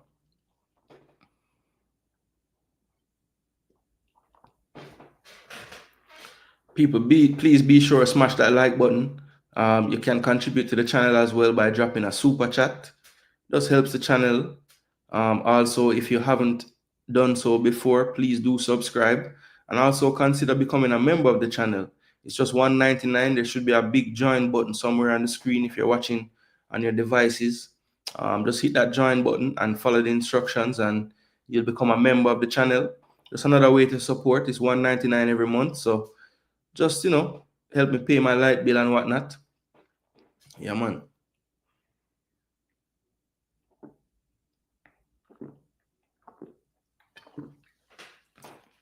As I said, we're going to be pretty busy on the channel moving forward this week. We have this stream going now. Don't think I'll do a stream tonight, but tomorrow during the day, I'll be doing a stream. If you follow this channel, we do a Reasoning Time series that's pretty much dedicated to all Jamaican football news or the relevant news of the moment. So we know that the squad will be picked on Friday. So we just want to do a Reggae Boys form check just to see if we can kind of try to predict, what direction Coach McLaren might go in for these two fixtures against St. Vincent and the Grenadines on the 21st and the 25th. And then tomorrow night, we have the stream already set on the channel for the Inter Miami game versus Cavalier in the stadium. We got news today from Mascherano that Messi will be traveling with the team today, so there is still a chance that he will play in the National Stadium against Cavalier. But we'll be here regardless for the live watch along. Inter Miami will go into that game with a 2-0 lead going into that second leg. So we'll be here for all the action tomorrow night. I'll start that stream about an hour before at 7 o'clock. So as I said, it is already on the channel. So please do, if you're here now, smash a like on that video. As a matter of fact, I will drop it in the comment section. You guys just hit the like button over there and go ahead and get the visibility raised before it even starts tomorrow night. As I said as well, I don't have the thumbnail made, but I am going to be doing a Reasoning Time episode tomorrow featuring all the reggae boys around the world, what kind of form they've been on, to try and predict this squad for the Gold Cup preliminary games that we have, first and second leg versus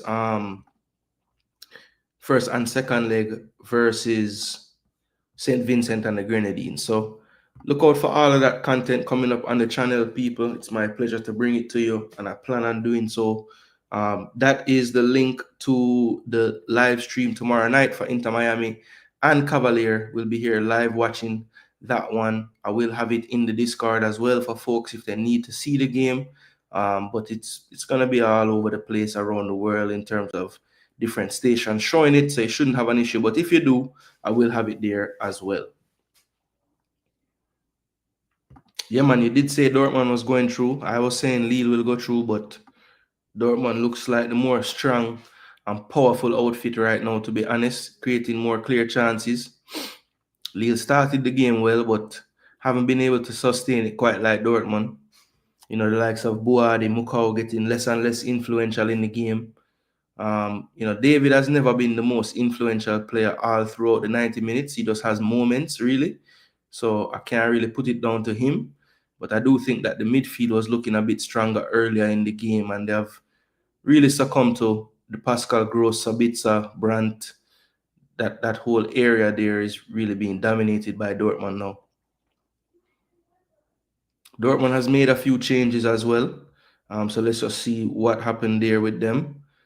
Ben Sebaini came on at right back for Anton, but basically he has just switched sides with Ryerson, playing his more familiar right back role now.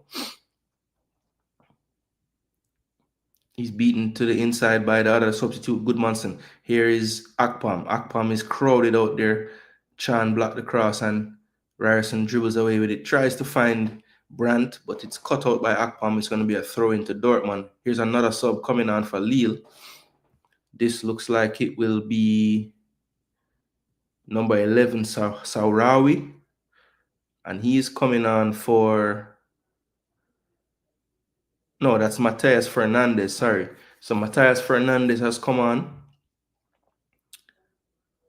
And we'll try to get confirmation of the player that he came on for in just a moment. I think it was Haraldson that came off, the goal scorer. The goal scorer in the first leg, sorry. No, Haraldson is still on, so who came off? Oh, Boadi came off. So Boadi came off, Haraldson dropped a little deeper into the midfield. Matthias Fernandez will take up this left wing / left midfield spot. It's going to be a goal kick to Dortmund, though. Mounier could not wrap his foot around that one. And people, let me know what you guys think is the best thing to do for the next matchup, because I was going to probably put the Real Madrid Atletico game on the big screen and then have the Golazzo show playing on another device just so I could keep up with the goals. But I really feel like I should focus on the Madrid derby. You know, I think that's going to be the best game as far as a spectacle. And Dortmund is through. It looked offside. There was no flag. In the end, it was wide, and it was eventually flagged offside. He looked offside to begin with. Here's Brandt. Yeah, you could tell he went just a little bit early.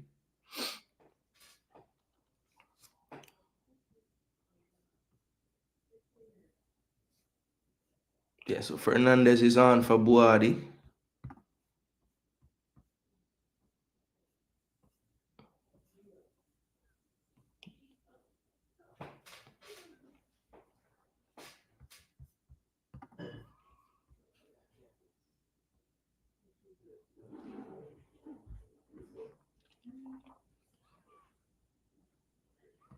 Speed set them up well for the first game. They created enough chances to get a result. The second goal was a bad mistake and a shame, but the player was tired. He looks tired in the JPL, so no surprise. Yeah, Leng usually last 10 minutes, that's when I'm going to give you a mistake. And it happened in this game as well. Cavalier were well organized, tying it over, but they have to be more clinical. Do the same again, and you have a chance. If you take the chances you get, that's the big game. Arsenal game is done. Yeah, Arsenal game is is my team and everything, and I will watch the entire game afterwards. But in real time, I think that the most prudent thing to do would commentate the Madrid game and obviously drop the updates for the other ones going on too. Leon not starting for Villa today. So yeah, as long as the Madrid game, which I think it will, go well on to the 90 minutes still without, the result up in the air, then I will stick with that game for the entirety of it. That I don't see how that Madrid game not good. Because both teams playing well right now. Both teams, understand them coach system, and it's just two good teams. And I think Atletico in that stadium, they have that extra percentage as well. So it kind of evens up whatever, if you thought Atletico isn't quite as good as Madrid, which I don't think Madrid is. Oh, what a strike. Blocked for a corner. Madrid is better on paper for sure, but I don't think Atletico's team is that far behind when you factor in how they play as a unit. They really and truly have a handle of how they want to play. Poor attempt there. And that starts happening when it gets closer to the end of the game. A wild shot from way out over the bar. Cavalier need a plan A and plan B. Do what you did in the first game, but ready to die on your sword with plan B if it's not working. Push the line up and pressure them. Suarez runs backwards now, so you can. Yeah, I agree totally with the line having to be pushed up. Even if that ball over the top is on and it's to Suarez, they'll chase him. And here comes a player that I've been really keen to see in action. Jamie Bino Gittins, the young Englishman, he's coming on now for Adeyemi. Gittins earlier in the season was really getting all the starts in the Champions League, but they have gotten a lot of players back from injury of late, so he has been more of a rotational player lately. But definitely ended last season and started this season really strong. Still haven't seen him get called up for England just yet. A lot of competition in those wide places in England, of course, in the national team. But I would think that Tuchel, with his links to Dortmund and everything, would have definitely known about the player. So we'll see if he can crack one of these lineups. Mounier beats one. Down the right flank. He plays it short to Harrelson. This is dangerous. Into the box to David. Ooh, and David had the chance at the front post. He did well to sort out his feet and get it on target. But unluckily for him, it was right at Kobel. If he could have gotten a little more angle on that one, that would have been 2-2. Ooh, I knew that was danger once Harrelson gets it there, man. I agree 1-1. I watched that game. It was incredible. Very, very entertaining game. His last game in the league, Atletico caused a lot of problems at the break, so it'll be interesting. Yeah.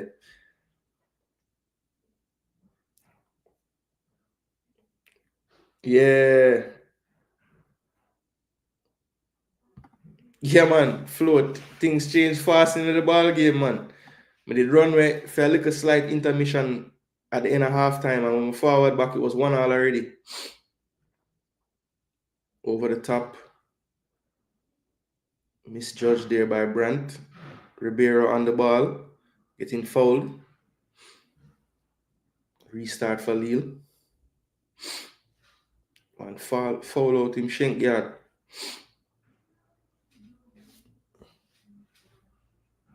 Cavalier did well, but they lacked quality for sure. Some of the decision making was horrible. Some of the passing was horrible too.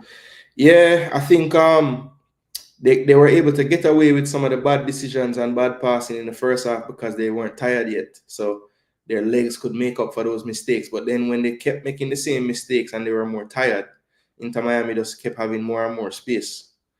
And Inter didn't really create much in the first half at all. But the second half was a lot different. Inter Miami created a few chances in that second half. So, as your legs tire, those mistakes tend to cause more problems. This is good build-up play from Lille. Here's Harrelson, the Iceland. Finds back David. David just gets too much into pressure. The first touch wasn't quite clean enough. He got closed down, and then he ended up fouling the goal scorer, Bayer there.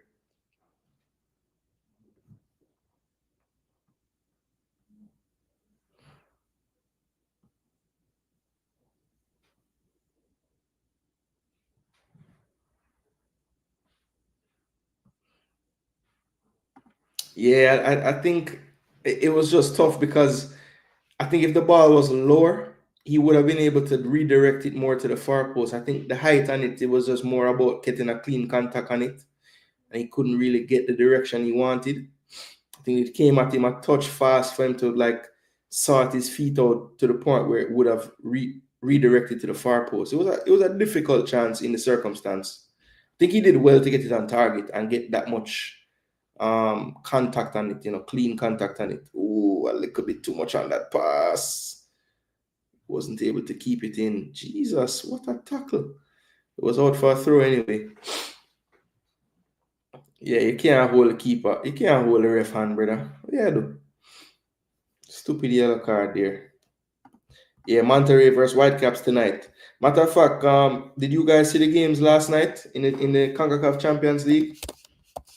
Or Champions Cup, I should say. Some good games.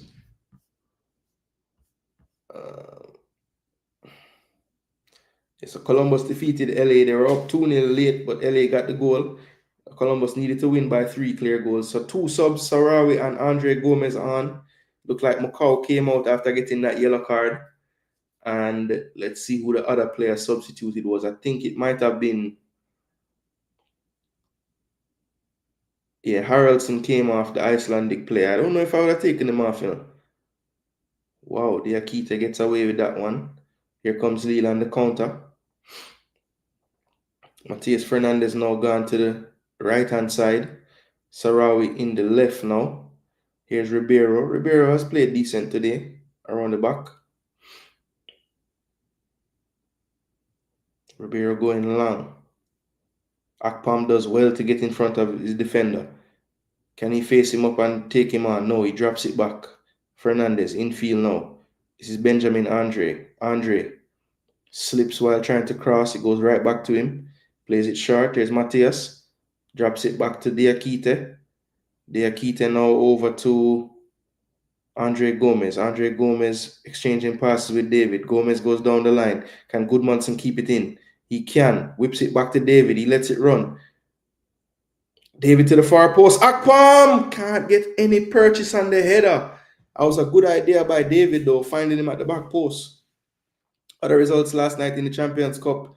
Cruz Azul smashing Seattle 4-1 to get to an aggregate. I think that one would have finished, 5-1? Or 5-1? No, 4-1 on aggregate. It was 0-0. So, 4-1 on aggregate. And then Tigres over Cincinnati. This one ended 1-0 from the first leg. So, 4-2 on aggregate. Tigres get by. So, the Mexican teams handling the MLS team so far.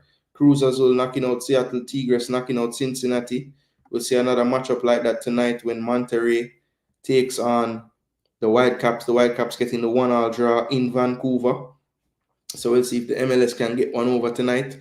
And then we have the all Liga MX round of 16 tie, America and Guadalajara. This one going into the second leg with Chivas up 1-0. America to host this one. And then the Galaxy taking on Costa Rica's Herediano.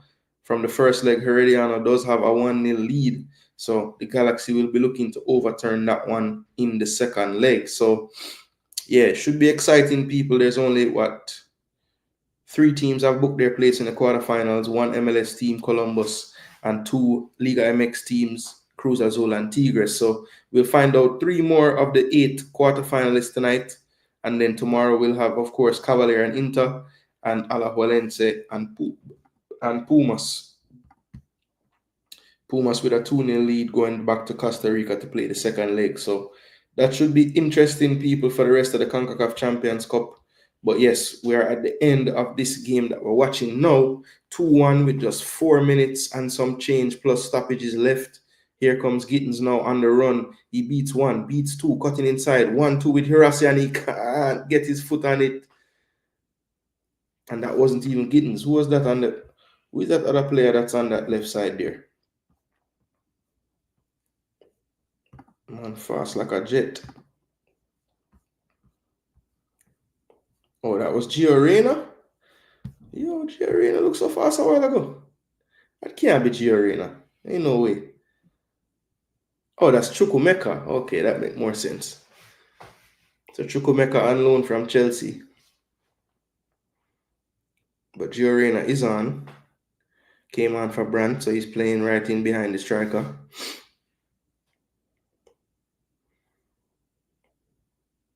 Sally Oscan and Gio Reyna also on. So both teams have made their 5 subs. I said there's very limited time left in the game. Lille definitely need to score right now. Dortmund still pressing them, but well played again by Ribeiro. Good ball into the middle as well. Akpom couldn't find a reverse pass, so he plays it back to Ribeiro. Ribeiro over the top. Good flick on to Akpom. Akpom in the box on his left foot. Went for the swinging shot, but good defending. Akpom still in possession now out of the box. Plays it to Goodmanson. Goodmanson inside now. Here's Soari. Soari inside. Here's Ribeiro over the top. Searching ball. Can't find anyone. Dortmund does well to clear. Still pinned in though. Ribeiro on the ball. Plays it wide. Here's Goodmanson on his left foot. Cuts it back inside. Looking for a crossing angle. Can't find it, so he drops it back. Good ball into the box. Here's David. Can't quite get it under his spell. Here's Ribeiro. Don't shoot. Good. Benjamin Andre plays it wide. 1-2 with Mounier. Mounier down the line. Mounier flips it over the top. Nobody from Lille can get on the end of that one. It's cleared by Gittins. Here's Diakite. Goes back to Chevalier. Chevalier on the ball, looking to go long. Plays the diagonal to the right-hand side. This should be easily one in the air. No. Good challenge for the ball. Lille come away with it. Here's Lille into the box. Good step by Chan in front of David there. And a player is down holding his face from Lille. And the play is stopped. Sensor Biani there caught him with his elbow. Don't think it was any malice, but it was just an unlucky one. Good flick on there by Matias Fernandez. And Akpam just couldn't get on the end of that left foot strike. Missed the ball actually. Water knee.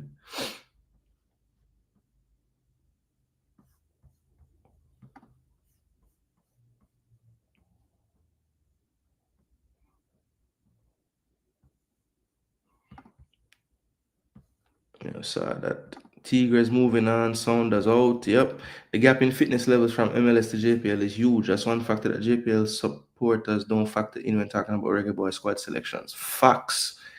That's the difference between decent players and quality players. Their brains react and make decisions faster. Top player would have turned, got over the ball, and struck it.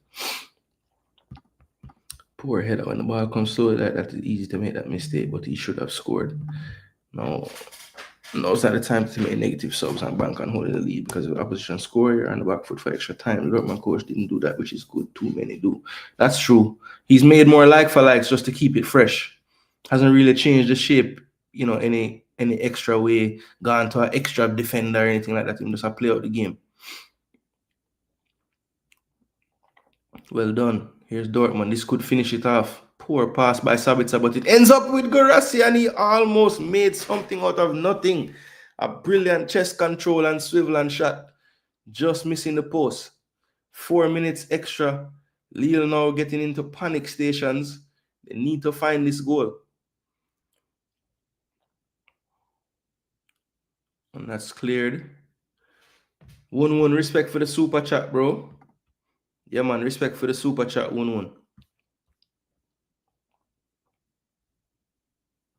I said Grim would have gone to a back 10. Left his contact lenses, took his eye off the ball for the header, and now missed the ball completely.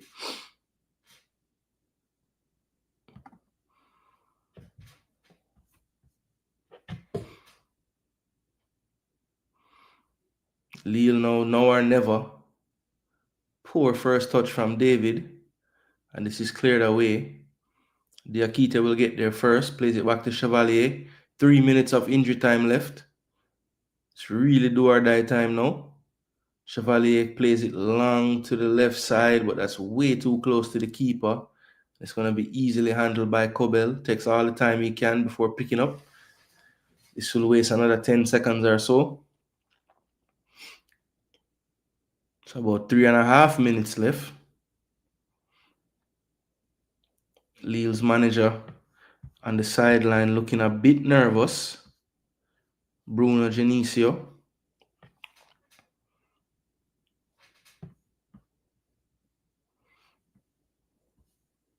Of course, the former Dortmund player, Niko Kovac, there he is on screen. Dortmund's manager. He'll be looking to guide this team to the quarterfinals. They were able to get all the way to the final last year. And they have really leaned on that experience today.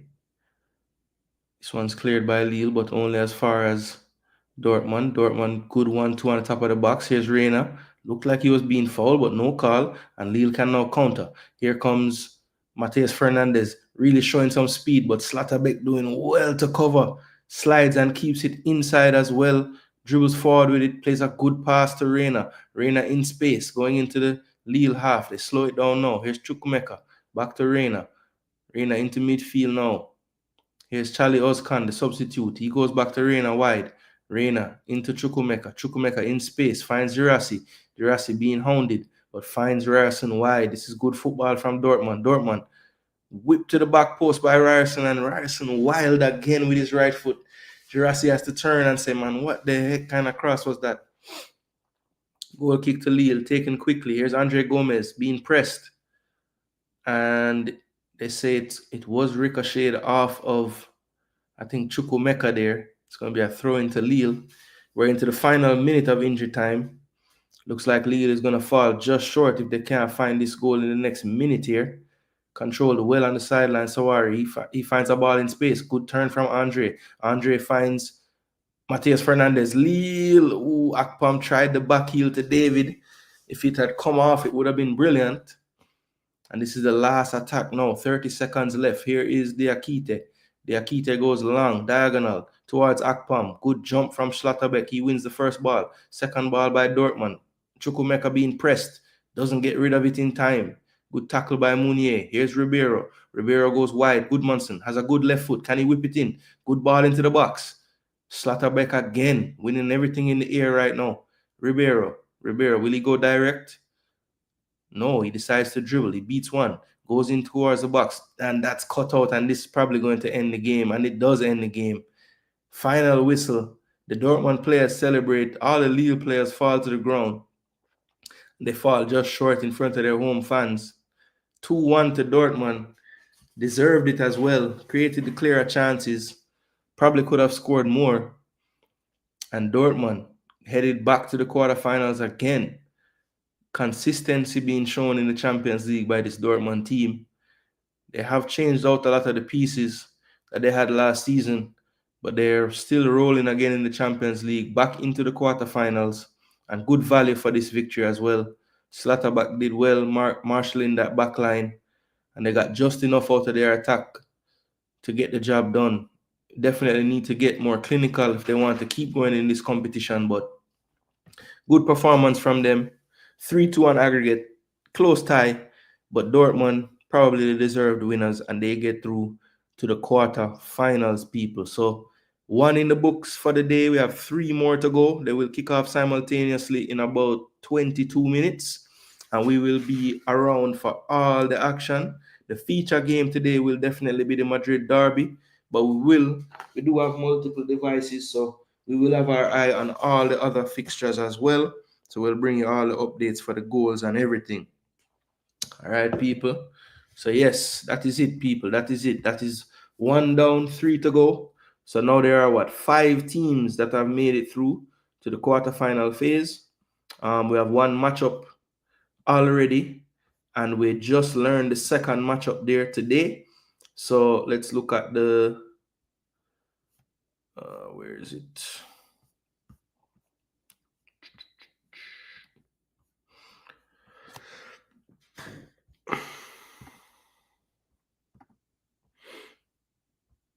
So they haven't put it yet, but we know that the winner of this game was going to face Barcelona. So it will be Barcelona versus Dortmund and Bayern versus Inter. So yeah, that is basically one side of the bracket. So the winner of those 2 will face each other in the semifinals as well. So we know that two of these four will be in the semifinals. That is Bayern, Inter, and Dortmund and Barcelona. So that's one side of the bracket pretty much ready to go for the quarterfinals. People should be interesting there. Those fixtures, I think, are played the week of March 8th and the 15th, I want to say. Let me see. No, it can't be. We're already March 12th. So I think April 8th. Yeah, April the 8th and April the 15th. So yeah, the week of the 8th and the week of the 15th, that's when these fixtures will be played. This is something. So that will be the Tuesday. Yeah. Nice. So that should be a good one, people. Let's go now to, let's just go ahead and put the round of 16 games. Once they start, we can track them right here. But we will be featuring the Real Madrid Atletico game from the Metropolitano. This one should be a classic. Referee from Poland.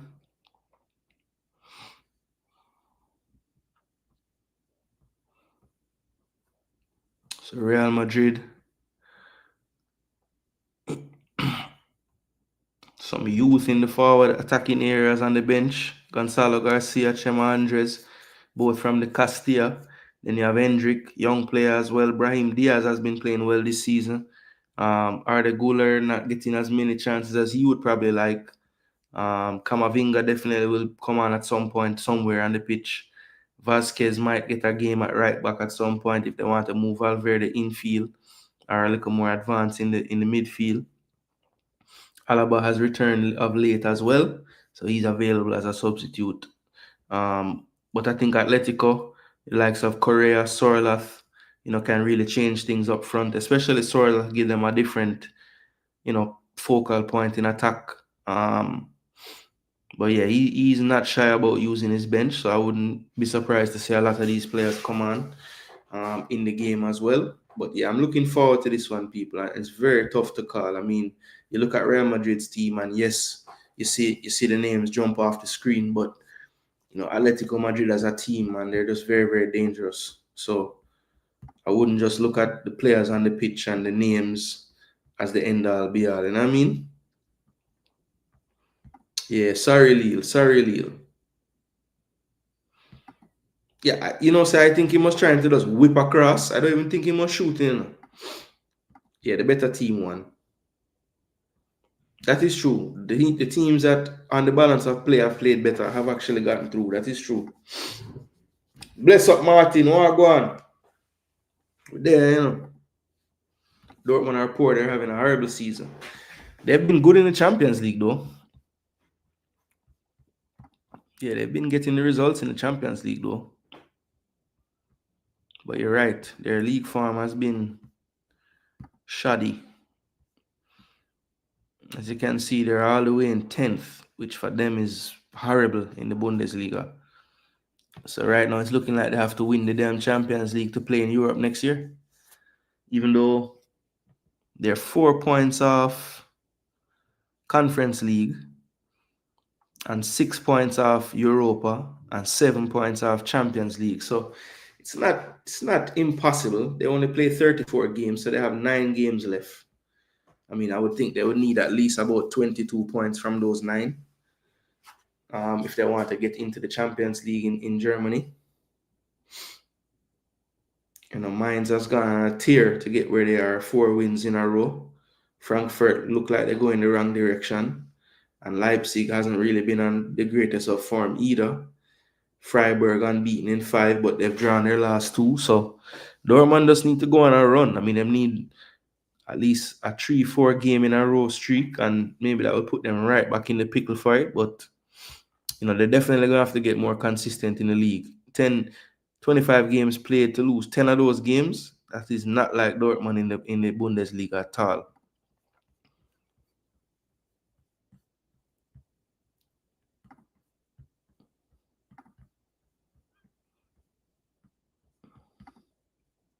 So I have about what 15, 16 minutes to kick off, people. Very nice. Villa got outplayed, so the best mind they didn't concede the first goal. Bruges caused Dortmund all sorts of problems, but ended up on the end of a misleading score. Should have beaten them. Not over yet. I agree. I see people saying Villa playing Barca, and I keep telling them like the game not done yet, you know, man. Villa have not necessarily been the most stingy defensive team out there, and Bruges definitely caused them problems in the first game. I think the difference really was just the clinical nature of the Villa players in the second half. I mean, those two goals, I wouldn't say they were fully against the run of play, but I think either team could have scored that one all. I don't think it was just obvious Villa was going to get the next goal. So I think you make a good point that the momentum of the first goal for Bruges could cause a lot of problems. But I think that while I think they'll have some wobbles today, I think the home crowd, the Villa Park faithful, will kind of get them over the line tonight. I think Bruges put up a good fight, maybe even win the game by one, but that 2-goal margin gonna prove too much for them in the end. But it's not over. It's definitely not over. And I agree that if they get the first goal, anything can play. Wouldn't it be PSG? Yeah, exactly. PSG versus Villa. But I'm saying people saying that it's gonna be PSG Villa. What I said, Barca. I never meant to say Barca. Sorry. People saying it's gonna be PSG Villa already. But I'm like, wait until the second leg play. It's not, it's not set in stone that they're gonna make it. You know what I mean? But yeah, you're right. If I said Barca, I meant to say PSG. Starting lineups on the screen, people.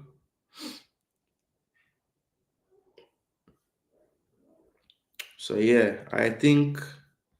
All right, so I have about 13 minutes. All right, people, look. Brief intermission. I'll be right back, people. Smash the like button, subscribe, share. I'm not going nowhere. Just a stretch out for a minute. Big up on yourself.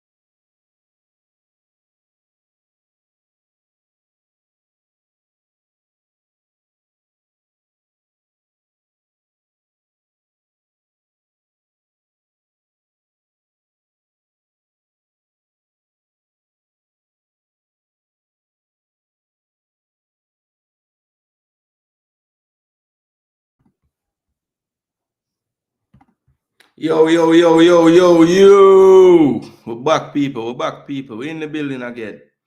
Yes. We have the match is about to kick off any minute now. We have everything set up. The feature matchup will be the Madrid game, but we're going to have updates ongoing of all the games. I'm watching the Arsenal game as well. So I will keep that going.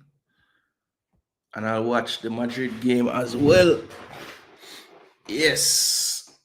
And everybody in the comment section, whoever watching the Villa game, keep us updated on that one as well. My daughter have the other device, so I never take it from her people. She's also watching the Golazo show, watching her team and the others. She's a gunner herself. Didn't force her, she chose it on her own. Blues play Villa hard, it will be a good match. I agree. Bless up, Drew. What go on? Big up, bro. I soon get that answer there to you. He did send me a schedule timetable thing, but I don't know what I'm do with it. So he either go send it back or just tell me.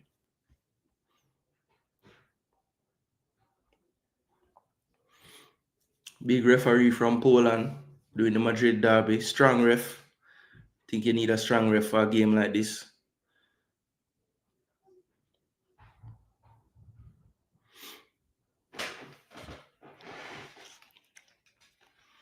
Ivan Perisic, man.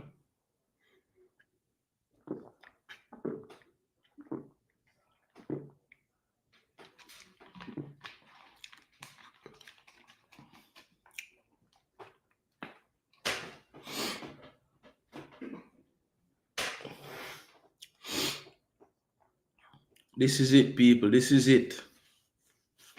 Should be a brilliant day of football now. Arsenal game kickoff.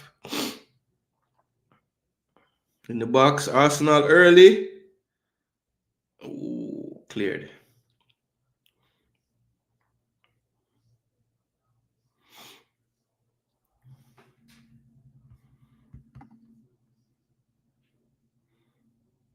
Why am I so far behind on this?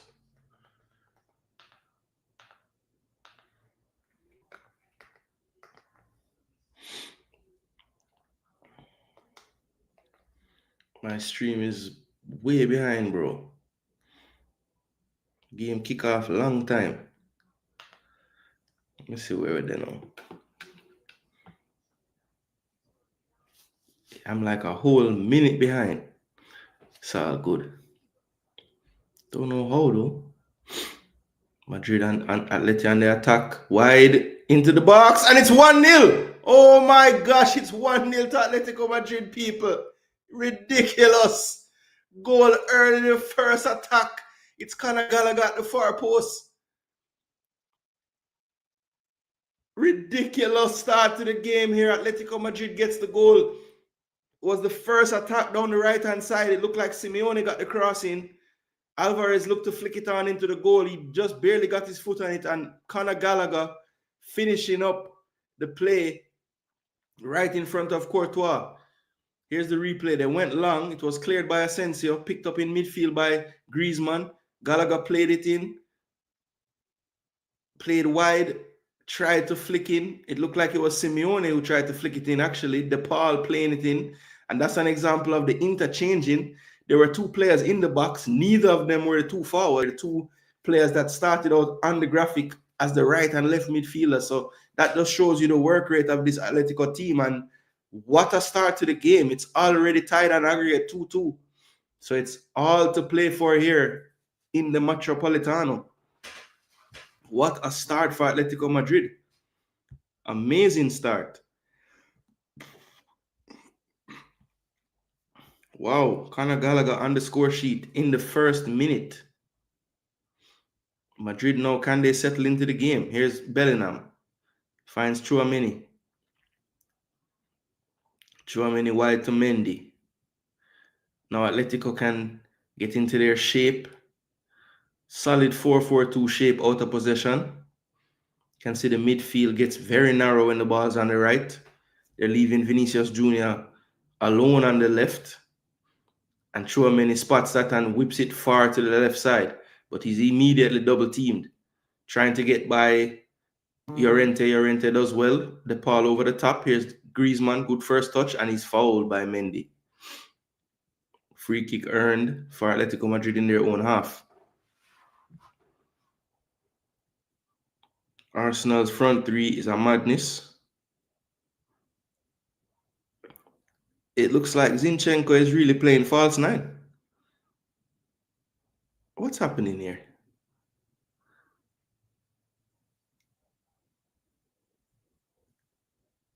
No, he's not. Zinchenko playing the Odegaard role. Poor pass by Zinchenko. Too much football I play, people. I love it. Hala Madrid, damn, Atletico scored. That's so Float is saying that it's bad that they scored. You don't want to score first goal against Madrid so early, all right? Crazy start to the game here in Madrid. First attack of the game is a goal.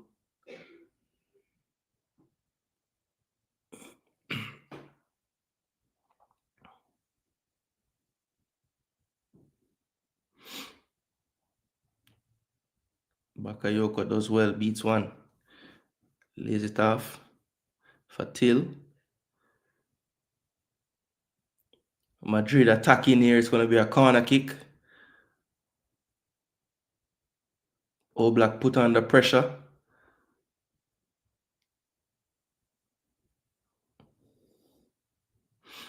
Good defending that time from Sterling. Getting a goal kick for Arsenal. But this one will be whipped in by Madrid here. Can Madrid answer early? Just the 5th minute of the game.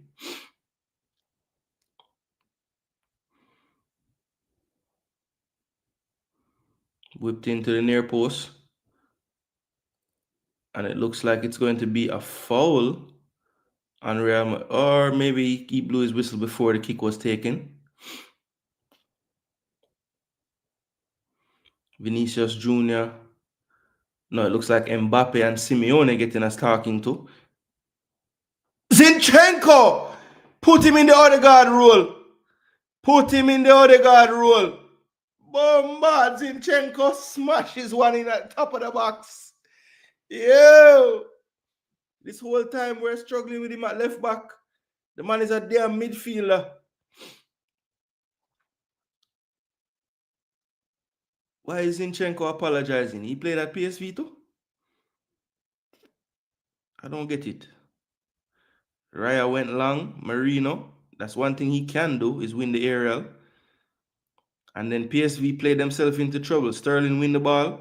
Cut it in field to Zinchenko. Nobody steps up. He just keeps dribbling inside and bangs it to the far post. What a finish. What a good finish, man. No keeper is saving that. So Arsenal was banging in everything in the first leg. They start the second leg the same. It's 1-0 to the Gunners.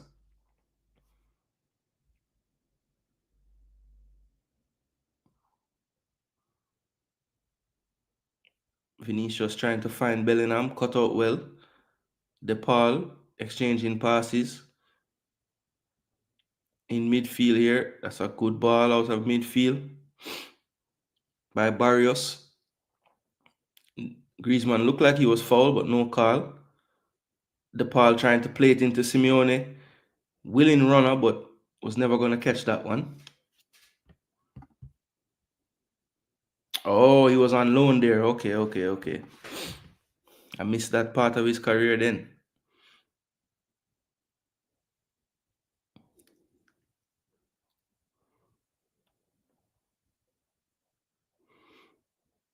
Well, he's playing attacking midfield today, and boy,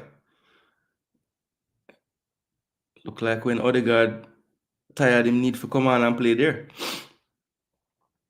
And Odegaard does get tired in games, but he never comes off.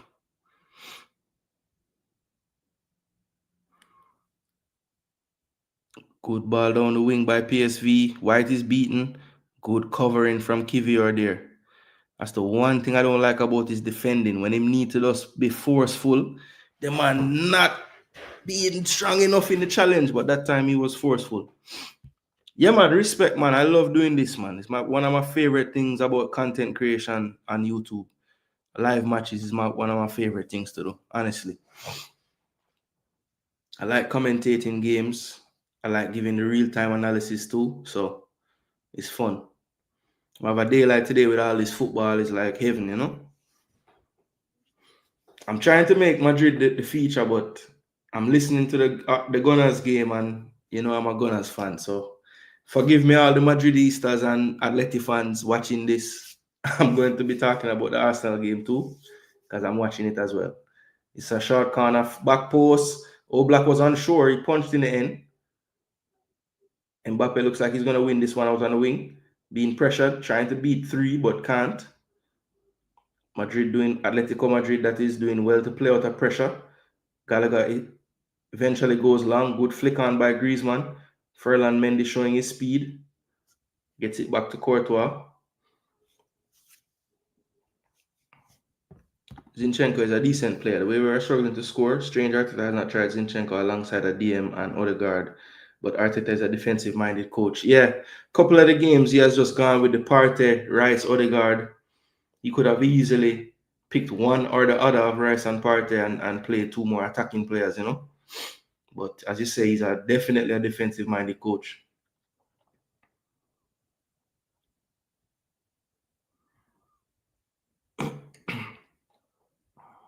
Oh, good turn, Rodrigo. What a play from Rodrigo, man. Good covering, though, by Barrios that time, helping out his other defenders. Here's Griezmann in space. Being closed down, though, and a poor touch goes right to Vinny. Vinny going down the left. He has Llorente to beat. Llorente and Griezmann, and a third player now. So you can see the tactic from Atletico Madrid. Rodrigo De Paul on this right side of midfield, getting tight to Vinny whenever he starts to take on players. The same with Barrios on that left side with Rodrigo. They want to make sure that they are close enough to give that support whenever those players start to make the runs. I think if Madrid is smart, they'll have some deeper runners a little more central. When they try to stop from getting overloaded on the wings, they'll have those spaces in the half space more central, I think. So it's going to be on Bellingham, Modric, Tchouameni even to kind of fill those gaps. And also Mbappe to be clever in his movement too. Bruges just had a half chance. Villa need to be careful. Yeah, man, keep that coming. Keep that coming. Anybody watching the Villa game, please let me know what's going on over there as well, because Wun made a valid point that if that first goal can go to Bruges in that game, then it really becomes a much different tie in the second leg. And I don't think Villa is overly confident per se. I think, they're a bit fragile confidence-wise. So if they can go down 1, it could spell a issue for them. Here's Vinny Jr. Plays it infield to Mbappe. Mbappe now to Tchouameni. Tchouameni over to Valverde. Valverde wide to Rodrigo. Rodrigo plays it into Modric. Back to Rodrigo. Rodrigo back to Modric.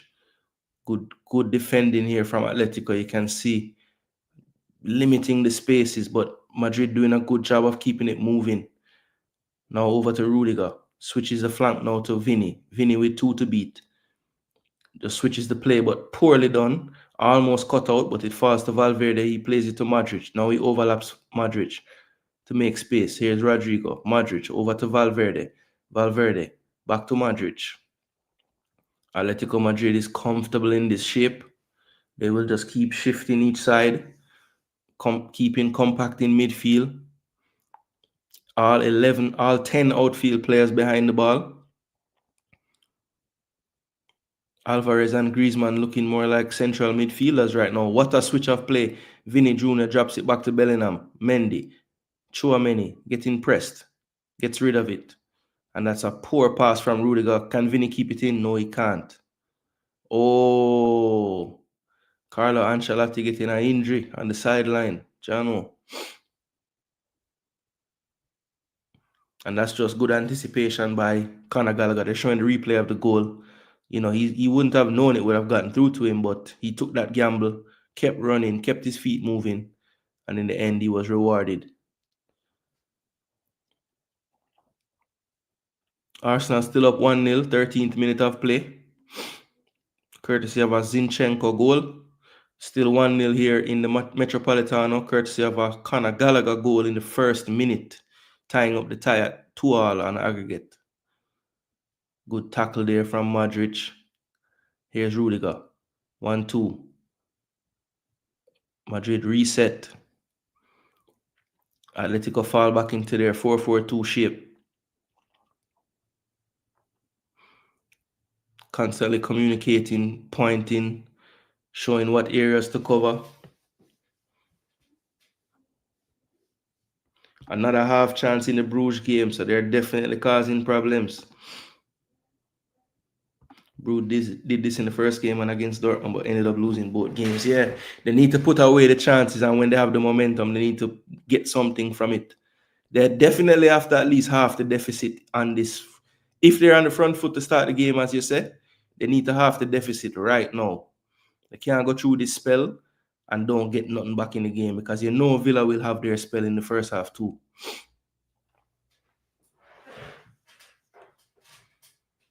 But all the games are poised right now except for one. Arsenal up 8-1 on aggregate currently.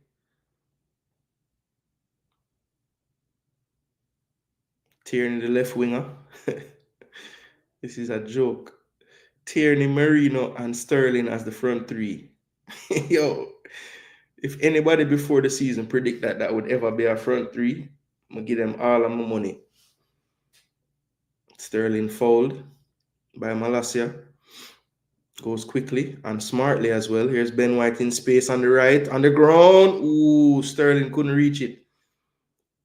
Merino goes down, but no foul. PSV looking to counter. Arsenal with good coverage though. Good win from Jorginho. Second ball won by Rice. Here's Tierney. Under pressure, didn't know it was coming. Well done again by Rice winning the second ball. He's down by the corner flag. Can he do something with it? He drops it back to KT. Actually, that's Georgie. Georgie now in possession. Here's Skelly. Skelly. Back infield to Kivior. Madrid on the ball in Atletico's half, but Atletico just keeping them at bay in front of them, not letting them get in behind. Here's Zinchenko again cutting in field. Good reverse idea, but Merino not really a striker, not reading that. Gabriel called for a push in the back. Here's Atletico now on the attack. That's Alvarez under pressure. Does well to keep the ball. Here's Conor Gallagher under pressure as well. Good tackle from Jude. But it's going to be a throw into Atleti.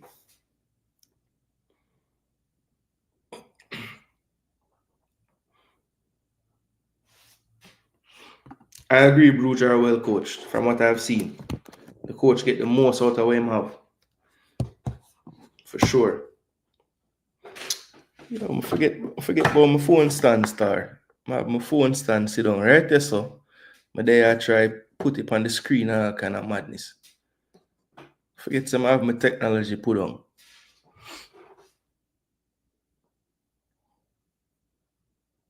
I think Villa will probably win, but no foregone conclusion. Okay. Villa just sitting back looking to counter, but they're inviting pressure. Red card? Oh no. Red card for who?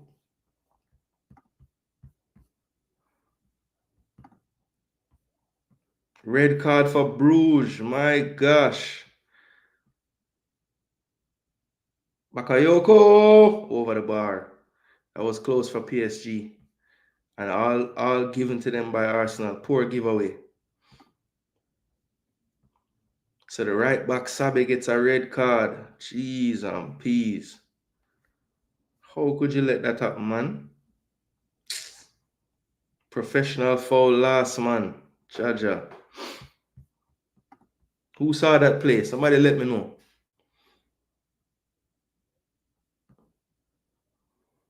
All right, one checking in with the explanation. Corner to Real Madrid. Another chance for And that's 1-1. Ivan Perisic scores on Arsenal 1-1.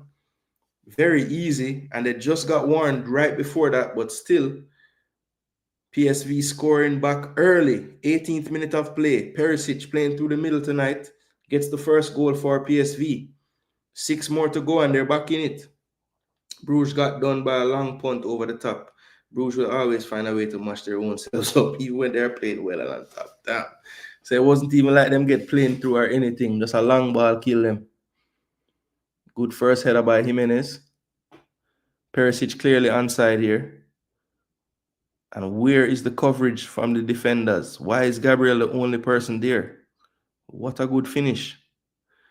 Took a little bit off of it to get the control right. It was a right decision. Tucked away from Raya's outstretched arm. Here's Malacia. Good chasing from Sterling here. Still 1-0 at the Metropolitano. 2-2 on aggregate. So the only game without a goal. We have seen a red card to Bruges after Bruges was on top in the beginning. Here's PSV again. And what a fingertip save by Raya. That could have been 2-1. Wow, Drake with a brilliant chance. Or a brilliant shot, I should say. And that was curling into the far post. Ben White beaten for pace. And it might have just been curling into the far post. It was close though. And he got his fingernail on that barely. So Arsenal under the cosh all of a sudden. So red card in the Bruges game should open things up for Aston Villa.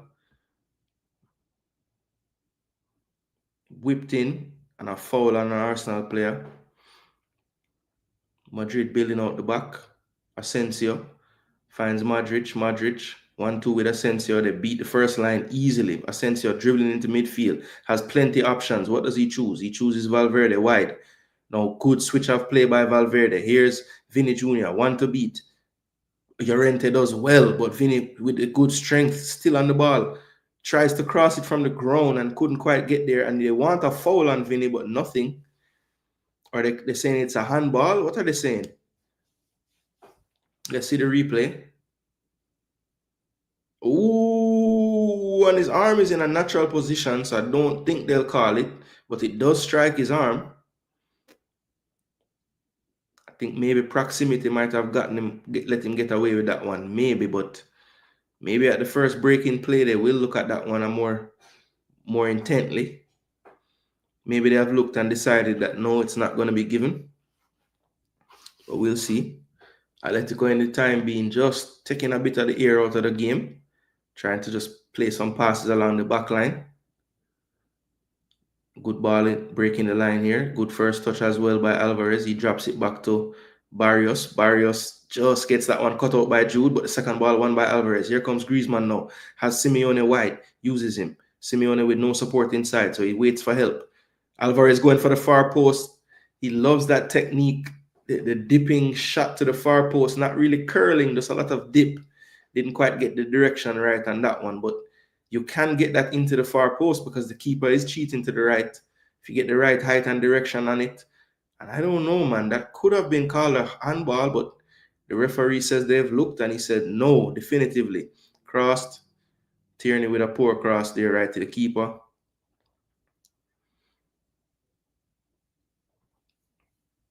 So as you can see, all the fixtures there on screen.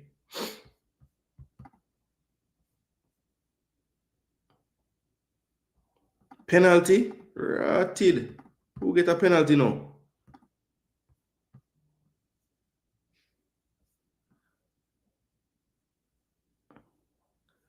Float. How are going?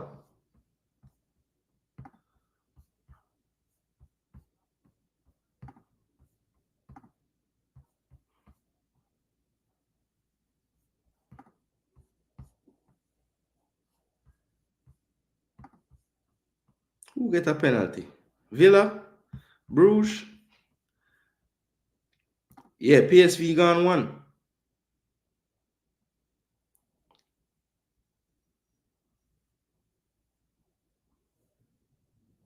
Oh, penalty for Madrid. No. Them never get it. Them look and say it wasn't a penalty, but And the replay, it's tough. His hand was a little bit away from his body, but he was pretty close to the ball when it got played, so maybe that's why.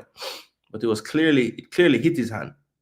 No, not every time the ball hit your hand is a handball for a penalty though. So, I'm guessing that's why it wasn't given, because Vinny was very close to him when he tried to cross it.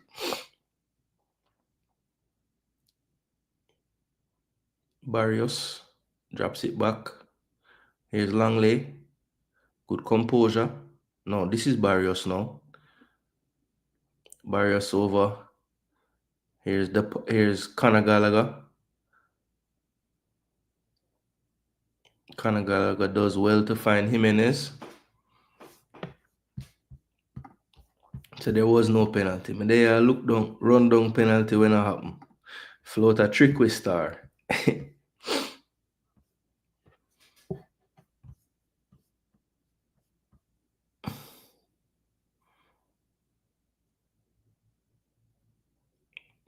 Mbappe really hasn't featured in this game at all yet. Not being able to find any space to do any damage to Atleti just yet. We'll see if they can free him up at some point.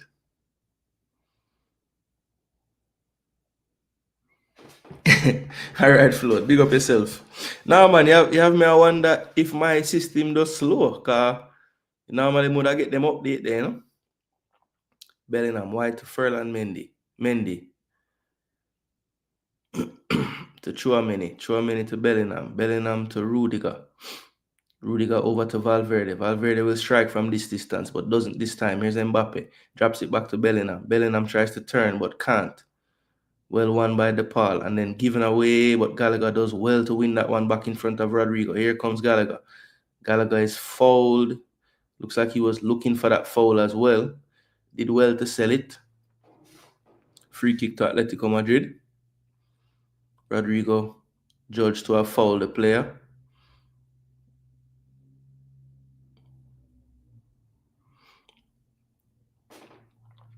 People, please keep smashing up that like button. Share the content as well. If you're new, please do subscribe.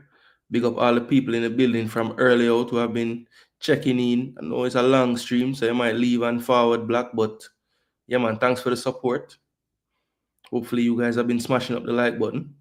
Here comes Alvarez, beats one. A brilliant strike on his left foot. Courtois gets a big right hand to it. Rodrigo De Paul trying to cross to the back post. It's blocked. De Paul, poor first touch this time, and Mendy does well to shield out of play. That was brilliant attacking forward play by Alvarez. Just gets a yard on Asensio. And that's one thing we have seen in his time in the Premier League. And now in La Liga, he is comfortable shooting with either foot.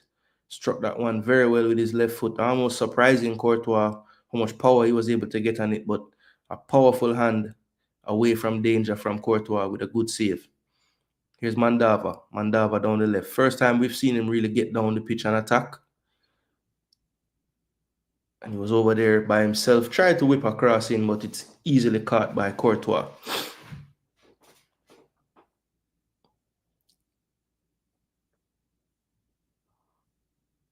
Who is the captain today? Oh, Jorginho.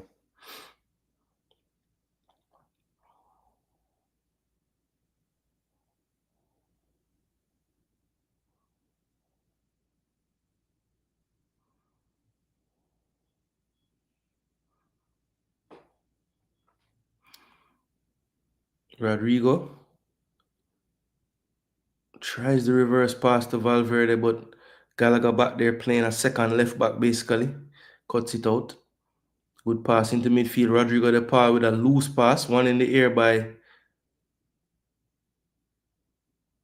think that was Barrios winning that one in the air. Real Madrid back in possession. Can't say Madrid today. Chouameni. Rodrigo now all the way inside. Wide is Valverde keeping the width. Rodrigo. Thought it was for him, but it was to Asensio. Now Chouameni. Atletico Madrid just sitting back. Arsenal trying to get to 500 passes. Madrid with time. That's not good. Wanted to whip one but didn't have it. On the ground, whipped in by Valverde, cleared. Real Madrid will forward with another wave. I mean, normally I would say this is not healthy for a team to be doing this for so long. But Atletico Madrid can do this all day. Sterling, take him on. Good ball. Man on. Good ball, Ben. Jeez, a man dribble right now in traffic.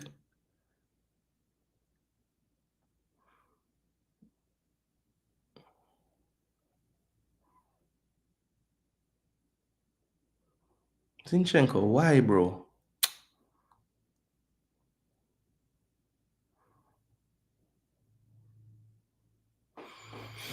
This should be a corner to Real Madrid. See if Atletico can keep sturdy. This is played short. Rodrigo on top of the box, looking for a shooting angle. On his left foot, it's too weak to trouble Oblak. Luis Skelly off the post, Jaja. And then pushed off the field of play.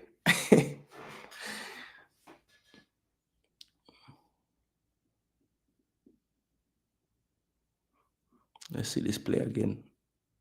Oh, good ball from Marino. Got a bit lucky, but it was good.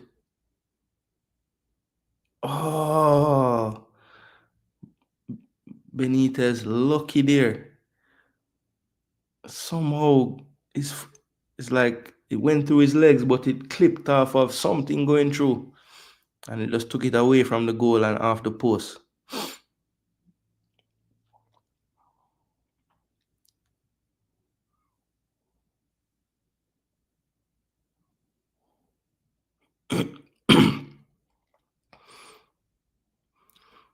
So it looks like some kind of cheating going on by PSV on the corner here, trying to defend. It's been a while since Arsenal scored a corner, you know. Gabriel getting double teamed. Far post, free header. No one running in at the back post. What is the point of that? Bro, literally somebody just attacked the far post. There is a goal in a man. So pretty much all this first half been played in Atletico's half. But to be fair, they have been comfortable. Nothing really clear cut going to Madrid yet. Real Madrid, that is. And as I say, a lot of teams I would say, boy, this is a dangerous tactic to be sitting back and defending, but they are comfortable doing this. PSV trying to attack, but cut out by Arsenal this time. Tierney now going long, and he was taken out after he cleared it. Should be a yellow card to the PSV player, I would think.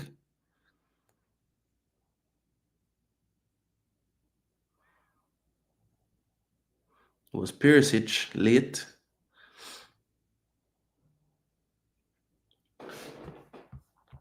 Wait, JPL playing today?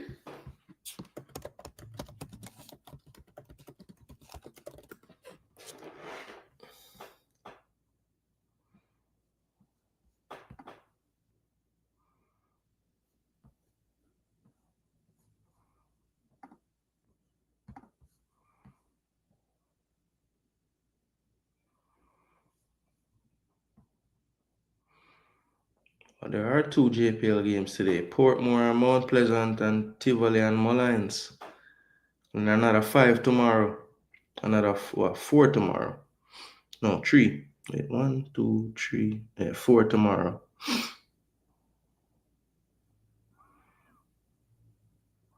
Of course, Cavalier not playing tomorrow because they have a game in the Champions Cup.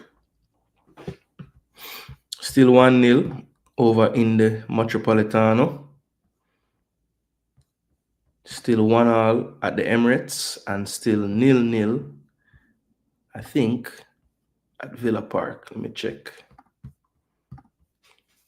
Yep, still 0-0, but Club Brugge, their right back Sabi getting a red card. Sterling can let his legs go now, and he's clipped from behind. That's a clear yellow card. Clear yellow card.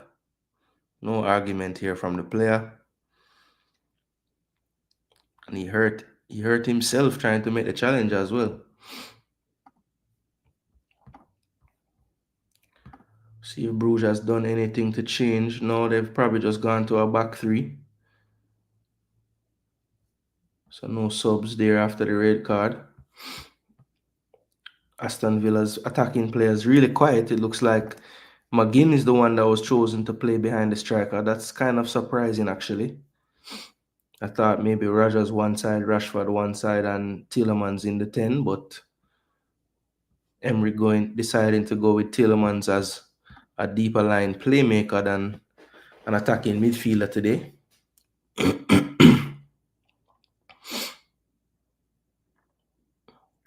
He is crucial to them progressing the ball forward, so maybe he didn't want to take him away from being the focal point when they're playing out from the back. What a chop by Griezmann. Jeez. Bellingham just get chopped crazily. Oh, and that's a foul by Vinny and Modric.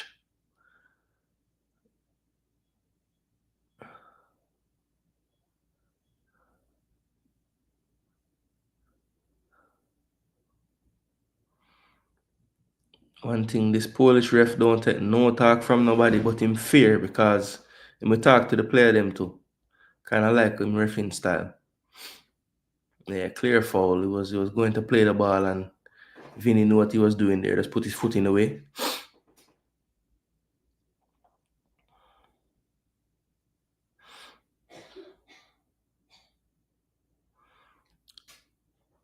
So about 10 minutes to play at the Emirates. 11 more minutes here at the Metropolitano. And another 10 minutes or so to play in Villa Park as well before halftime. Ooh, whipped in by Llorente. Cleared out for a corner. Atleti fans will be up for this set piece. They haven't been venturing much into Real Madrid's half, but they have looked dangerous whenever they do. Let's see if Griezmann can put this into a dangerous area, usually very accurate with the set pieces. Griezmann whips it in. Not a bad ball to the near post. Well won in the air by Bellingham. Good ball to Griezmann. He's onside as well. Courtois gets down at the near post and clears it. Will this ball stay in for Jimenez? It will. Tries to go through the legs of Mendy but can't. Good whipping ball by DePaul. Atletico doing well to win the second ball as well from Mbappe. Now it ends up all the way back with Oblak in goal as an easy pass wide. He does use it. Here's Llorente. Llorente exchanging passes with DePaul. DePaul gets it again. Back to Llorente. Back to DePaul. Back to DePaul again. DePaul now going forward. Breaks the line well with a pass. This is Alvarez. Alvarez getting pressured by Chouameni. Does well to retain possession. Looking for a pass. Well done by Alvarez. He finds a pass down the right to DePaul. DePaul slips it through. Here's Simeone. Simeone tries to cross it across the box, and he's whipping up the fans as well. It's going to be another corner on this right-hand side, which Griezmann will take again. Here's Arsenal. Arsenal down the right. Here's Sterling. Beats one. Beats two. Whips it into the far post, and running in is Declan Rice, who heads it in. Brilliantly set up by Sterling. Declan Rice says, I'm not celebrating after them giving beer problems. Oh, a header. That was Longley, and that was a free header, and he got it all wrong. But that's a brilliant cross by Sterling. I don't know why this man hasn't gotten a chance since all the injuries has happened. Maybe because he played like crap all season, but boy, let the man let the man play. I mean, we don't have no options. Kept it in well, beat one. Man come to close him down and beat him. What a brilliantly clipped cross. And too much power on the header from Rice. It beat the keeper basically right at his foot. Benitez again with the reaction time of a turtle. He'll look back at these 9 goals he's conceded and probably think he could have saved about 6 of them. Brilliant ball by Raheem Sterling though. Hopefully he can get a little confidence, you know. He can't play in the Chelsea game because he's on loan from Chelsea, so he might as well play him all of this game if he can last.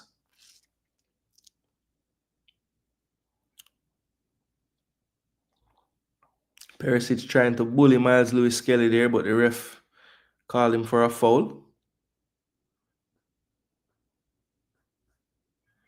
So it's 9-2 on aggregate now.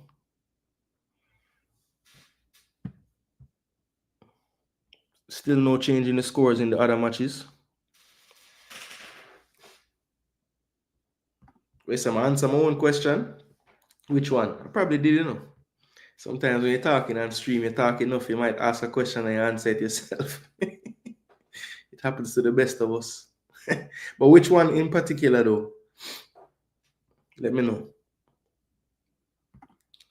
Sterling got the first assist. Yeah, he did. He passed the ball to Zinchenko. That just going to give more ammo to the fans who have been upset with Arteta for not playing him, you know?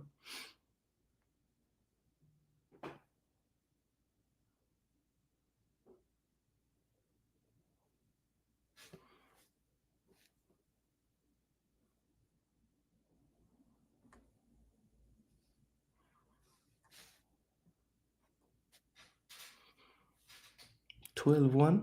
Chano.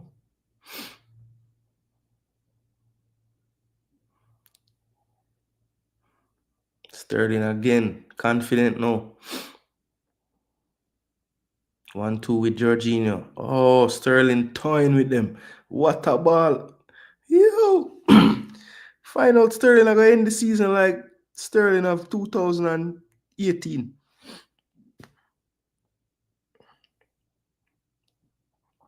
Georgie wide to Kieran. Here's Gabriel. Acres of space. Jorginho. Wide to Tierney. Tierney, will he whip it in? Going down the byline. To the far post. Ooh, keeper barely got to it. Griezmann to DePaul. Whip to the back post. What a jump by Jimenez. But that one's over the top. But that wasn't Jimenez. That was actually Langley again. Or was it Jimenez? They're showing Jimenez. Let me see who it was. I'm not going to show it again.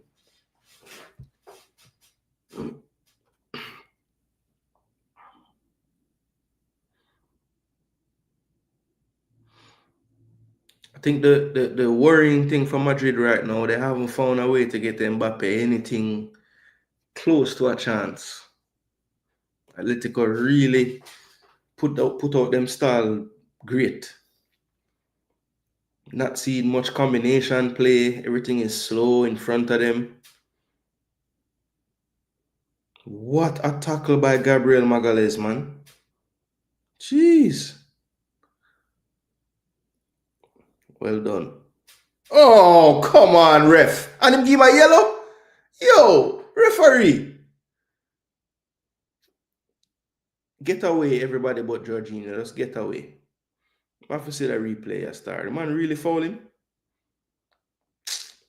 Yo, Kivior, I don't mind that, brother. Because every time you're too weak and the two challenge me see you make and you're strong today. I'll take it. Let me see this again. Saladim. Oh, that's harsh. That's harsh, man. Ben White doing foolishness, but Gabriel saved him life. What a slide.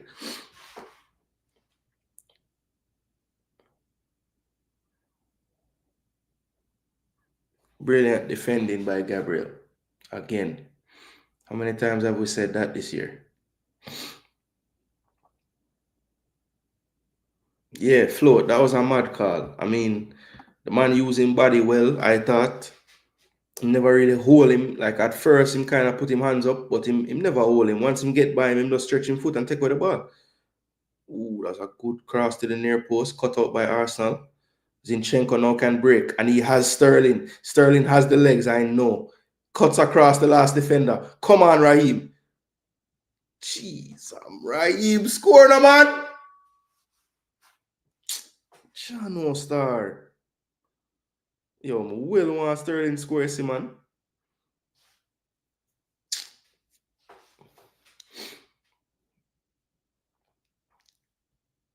Free kick from Madrid.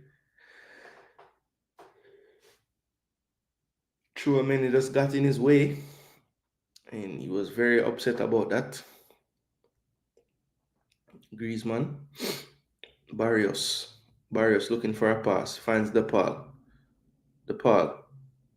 Well played to Griezmann. Headed down neatly.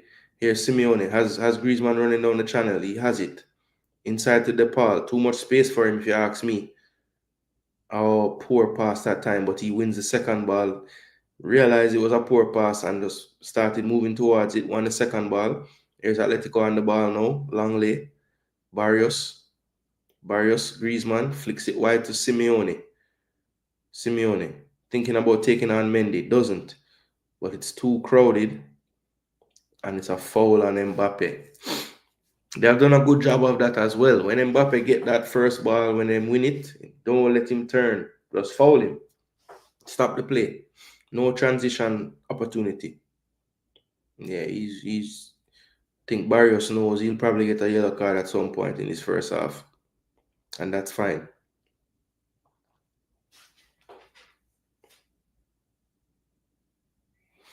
Anything going on over Villa? Nope, still nil all. So Villa still comfortably in. Tivoli Garden scored a goal against Malines, it looks like. So 1-0 to Tivoli.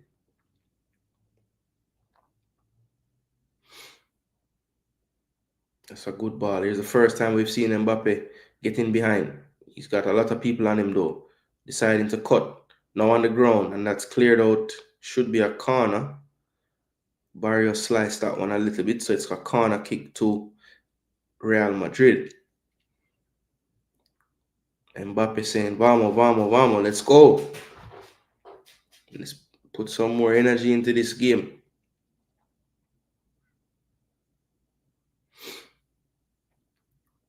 Tie at 2-2 on aggregate. Here's Modric whipping this one in far post. Oblak easily catches that one. Anything close to Oblak he will catch. And it's a good run out of defense, but it's a foot race with Rodrigo and Simeone is very fast, man. And that should be a goal kick. No, it did not ricochet. And Diego Simeone and his son, hands up celebrating to the crowd. Good sprint there from Simeone, and he forced the clearance by Rodrigo for a corner.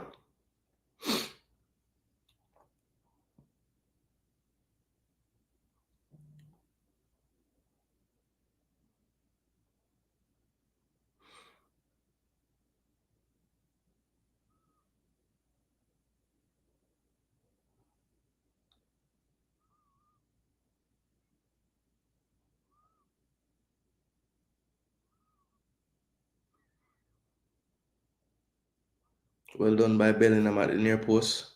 So it looks like Jude is tasked with blocking anything at that near post. This one's deeper and over the bar. Alvarez might have been going for the Olympico there. And it's halftime at the Metropolitano. It's halftime as well at the Emirates. The only one still going is Aston Villa and Bruges.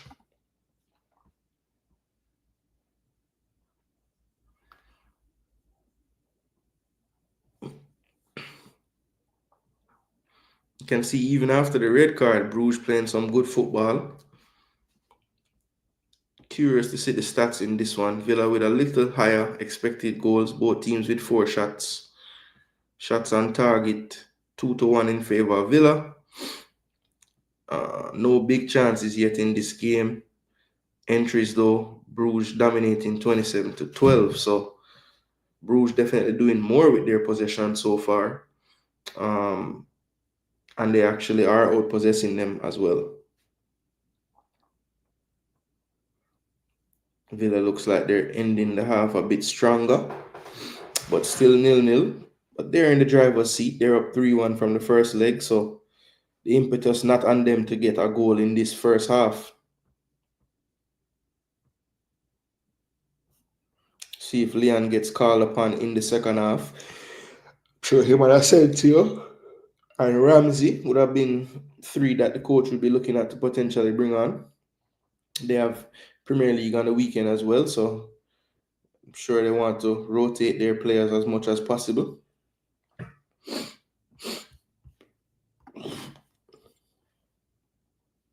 Yep, halftime everywhere except for the Villa game.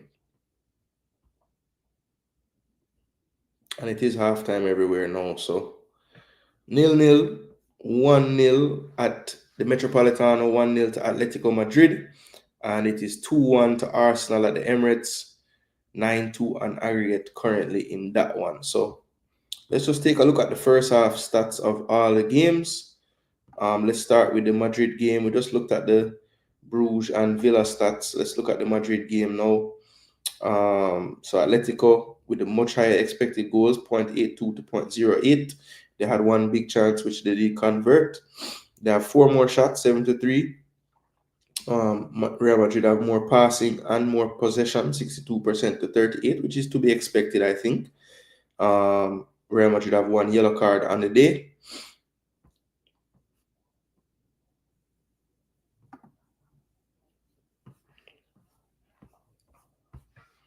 When you look at the shots on target, that's 3-1 in favor of Atletico Madrid. Touches in the penalty area, pretty even, 14-13 in favor of Real. They did score their one big chance, the only big chance of the match that fell to Gallagher. He put it in. Final third entries, Madrid doubling them 40-17. But when you look at the shots on target, really not doing much with their entries so far. Really, really solid defensively so far for Atletico Madrid, keeping them at bay. So this one is poised at the first half. I think Atletico Madrid will be happy with their first half performance. They got right back into the tie very early. Of course, they didn't, let that change their game plan too much. They still were able to play their solid banks of 4 with the 2 attackers also dropping into midfield, putting 10 behind the ball whenever Madrid gets any extended spell of possession. And I think Simeone starting his son proving to be a good move as he's providing that pace on the counter-attack that maybe you don't really get from this Atleti team. Even though Alvarez ain't slow, Griezmann definitely seen his faster days behind him. So Simeone really has the license to get beyond even the forwards when they counter. And that's really what forced the first goal. 2 runs from midfielders, Simeone at the near post, Gallagher running in behind him, and that literally caused the first goal to score. As you can see, once DePaul goes wide, you see Simeone change his position to central, giving the numbers in the box, and those numbers was what able to cause that goal to happen. So good interchange and fluidity, as I spoke about before the game from Atletico Madrid. Yes, this is what they start out with on paper, but DePaul is wide sometimes. Simeone goes central, goes into center forward.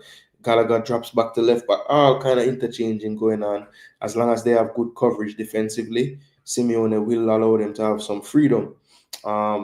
Again, they're doing such a good job of keeping the danger players quiet. When you talk about Mbappe, Vinicius Jr. was basically anonymous in the first half. I thought Rodrigo was probably the best of the front 4. Bellingham also very, very quiet in that first half. So if they can keep those 4 players quieter than they normally are, then their chances greatly increase of getting through this tie. But yeah, good game plan so far by Atletico Madrid, and they're carrying it out. Can't really say much about it, Then, of course, the other fixture, my team Arsenal taking on PSV at the Emirates, 2-1 at halftime. Goals from Zinchenko and Rice with a goal from Perisic, the equalizer in the 18th minute. I think Arsenal played well in the first half. Really and truly, the chances that PSV had were kind of from our own doing. The possession stats pretty even. We have our edge in expected goals, 0.9 to 0.61. We have created 3 big chances in the first half to their 1. Then shots on target 4-2 in favor of Arsenal. We hit the woodwork once as well. Arsenal still has missed 2 big chances today. We'll have to miss some big chances for sure. No, Sterling got the 1-on-1 breakaway, couldn't finish it. Trying to remember what the other chance was that we missed. It will come back to me. Entries pretty even, 22-18. So both teams getting decent amount. Most of the game played in the midfield area, though, the middle third. But Raya, again, having a good performance, preventing 0.13 goals, whereas Benitez, their goalkeeper, in the negative for that stat, negative 1.16. So he's continuing his shotty play in goal from the first leg. White looks rusty. A couple times he got caught in possession. Kivior, I thought, was okay. Got that yellow card, which I thought was unjust just now towards the end of the half. But this right side has been clicking pretty good. Sterling with 2 assists, Zinchenko with a goal, Declan Rice with a goal as well. Marino, pretty quiet today as well as Tierney. And really nobody really standing out other than I would say Sterling, who has been really lively today. Playing with some confidence, which we haven't seen so far this season much. Those are all the 3 breakdowns of the games on right now. Let me see if anybody in the comment section have any thoughts on those 3 games so far. Bro, the number 55, though, on him, Jason. Number 55 on him. What are you talking about?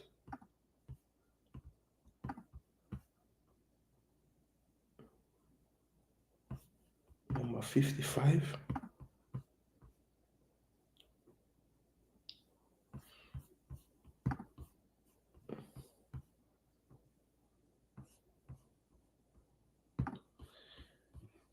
Everything around me. Oh, number 55 from Bruges. Anu Rogers. Rogers have played crap based on sofa score right now. That's the one game I haven't really watched still, so I can't really talk so much on it. Bless up, Chile. What go on?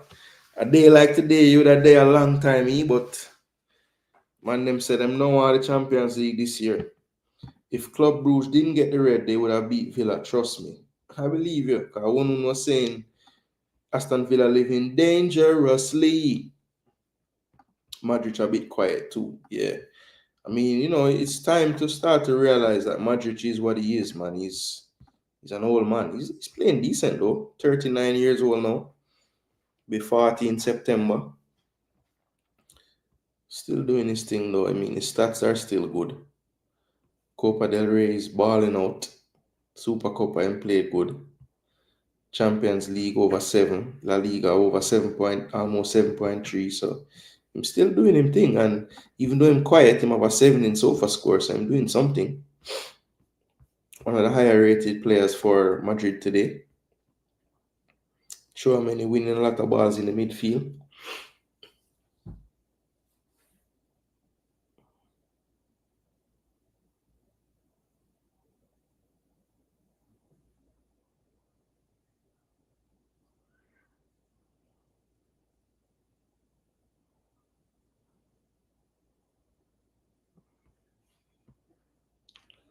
I wonder, you think Tuchel going to pick Conor Gallagher for him squad? I think he needs to. But it's a hate a long season. But for find a reason, bro.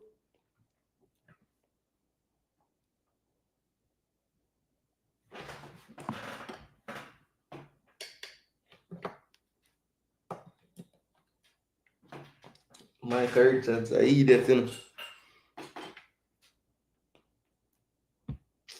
people, I'm going to set the record for most intermission in a one stream, But believe me, people, I have to stand up again, star.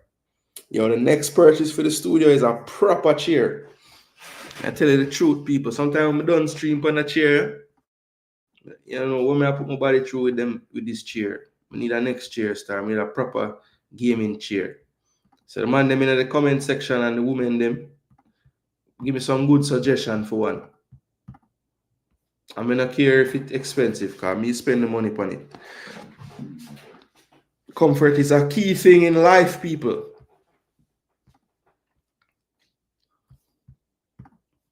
So wait, Portmore goal never count again.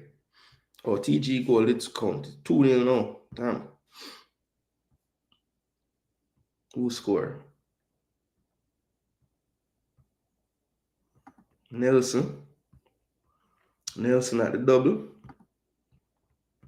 Not bad. Not bad at all. So 2-0. Tivoli over Malines. Still 0-all. Portmore and Mount Pleasant.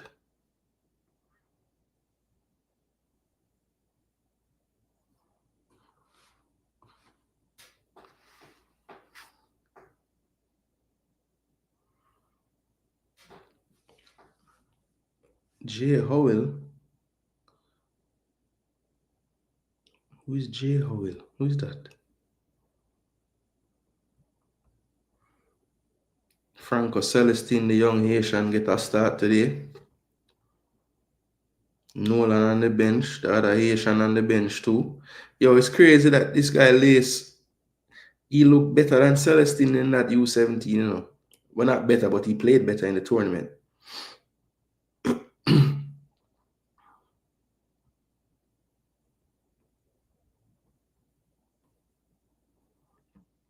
Devante Campbell can't start again,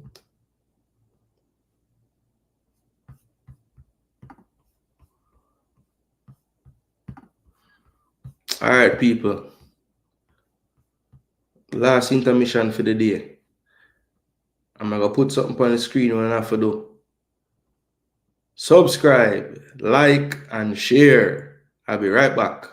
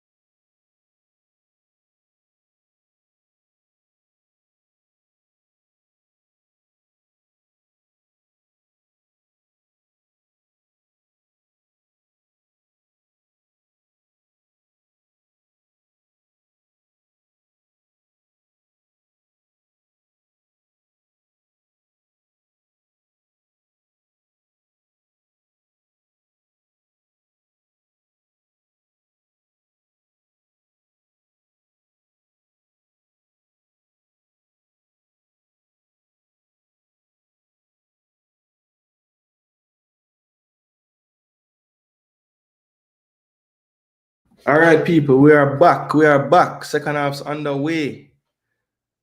Early pressure from Atletico Madrid in that one. Let me get my Arsenal game back up and gunning.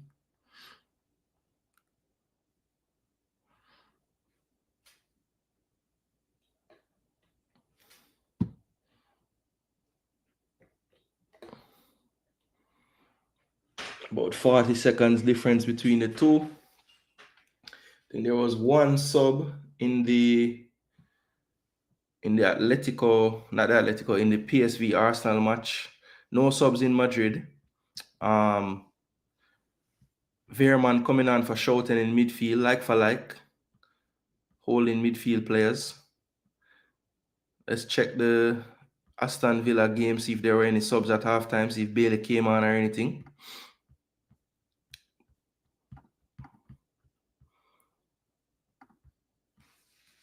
So there was two subs in the Villa game, Kamara and Watkins off. No subs for Bruges. Bailey on for Kamara and Asensio on for Watkins. So more than likely Bailey will play on the right. McGinn will drop a little deeper into midfield. Rodgers will go behind the striker. And Asensio probably through the middle, more than likely.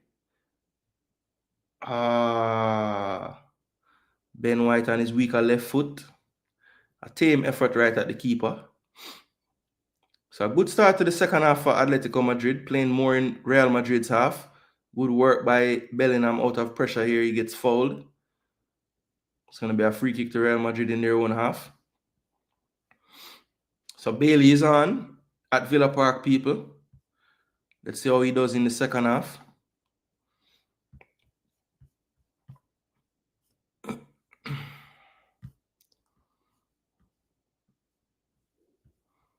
Let's keep the Madrid game on screen so everyone can see what's going on there.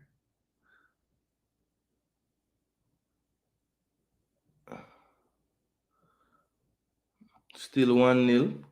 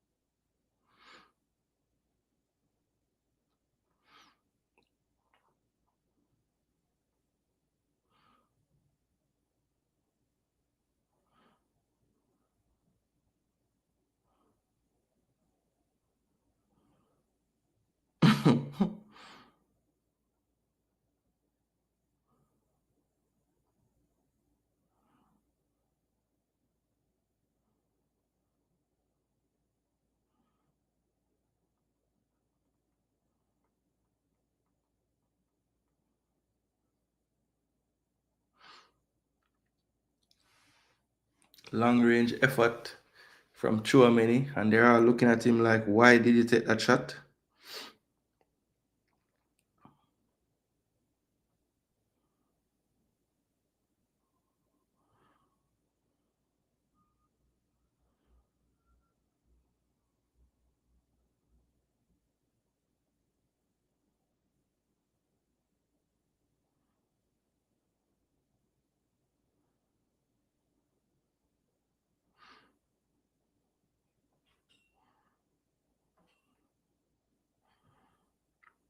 I'm going for this, man. Game taking a similar posture to the first half now, with Real Madrid in Atletico's half, but still keeping them at arm's length. No big chances created out of all the possession. Good pressing from Valverde, but it's going to be a throw into Atletico on this near side. Long lay, goes long. First ball won by Atletico, but picked up by Chouameni, drops it back to Rudiger. Modric to Bellingham, back to Modric. Wide to Rodrigo. Rodrigo finds Valverde. Valverde inside. Bellingham drops it back to Asensio. Asensio switches the play now to Mendy. Mendy slips and can't get up. Simeone gets a run on him now. He's down the right-hand side with pace. This guy is so fast, man. He's into the box almost. He drops it back. Plays it back. Oh, Llorente. And that's skidded off of a foot there. Almost going into the far post. There was nothing that Courtois would have been able to do about that one, but it does slide just past the far post. It was Llorente running in like an underlapping run, and that could have ricocheted anywhere, but went to safety.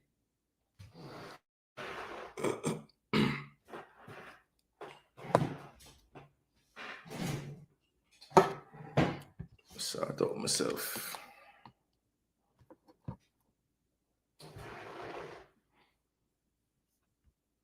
It's going to be a corner taken by Griezmann again.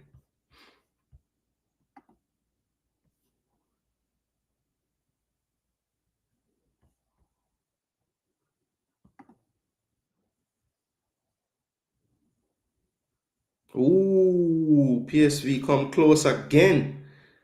Raya with a save.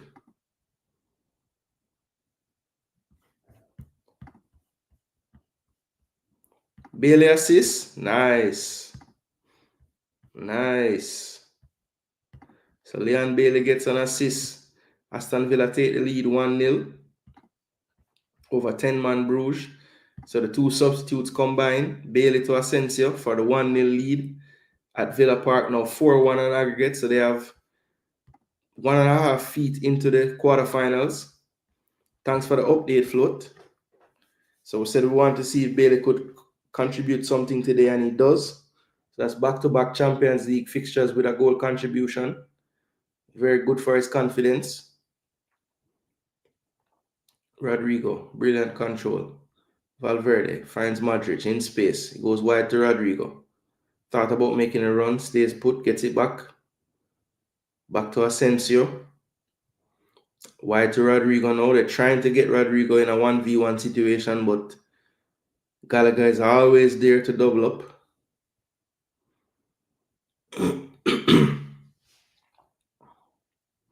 That's a good ball wide to Rodrigo. 1v1 now. Gonna take on Mava. He flips it to the far post. Well defended by Llorente. It's gonna come back to Rodrigo. Rodrigo under pressure. Flips it back to Modric. Modric infield to Valverde. Valverde switches the play now to Mendy. Mendy has Vini short. Decides to go back to Rodrigo. Valverde now inverted into midfield. Plays it wide. In space, Modric. Modric flicks it wide now to Rodrigo. Rodrigo 1v1. On the ground, that's a good ball across the box, and what a challenge. I believe that challenge was by Langley. I will see a replay, but it looks like Bellingham was going to tap it in, but it was brilliantly defended in the end.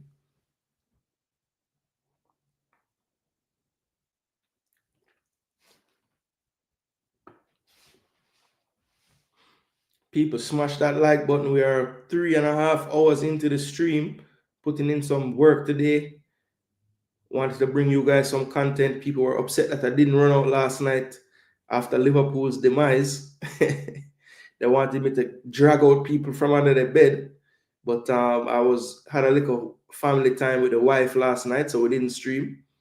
And today we're going to put back in some more work, people. So I have this nice long watch-along stream today. And then tomorrow we'll be back with some Jamaica content during the day and also some Jamaica content at night as Inter Miami take on Cavaliers. So a lot in store on the channel in the next couple of days. Of course, Friday we'll have a one-of-a-kind type of show because we're going to do the EPL preview show for the weekend's matches. But also we would have learned the squad for the Jamaica Reggae Boys, and that was close from PSV. So we're going to have a double stream tomorrow. First half of the show, we'll preview the EPL, and in the second half of the show, we will preview what's to look out for in the Gold Cup matches with the squad that was selected by Steve McLaren, which will be revealed on Friday at I think 11 a.m. Eastern time. So got the message today that the revealing of the Reggae Boys squad will be Friday. I think that's the 15th, if I'm not mistaken. No, Friday the 14th. Sorry, at 11 a.m. Eastern. Over the top to Mbappe. Well played by Jimenez, but second ball fell to Mbappe and he's called for a handball. Looked like he hit him more in the chest, but call was made. Free kick to Atletico. They're on the ball now in their own half. Dangerous pass back, and that's poor. And Langley could not control it, and it goes out for a throw to Real Madrid.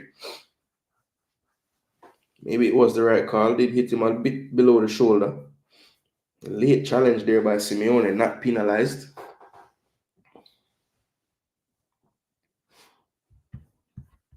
So 1-0 to Aston Villa. Asensio goal, assist from Leon Bailey. Still 2-1 at the Emirates and 1-0 at the Metropolitano currently.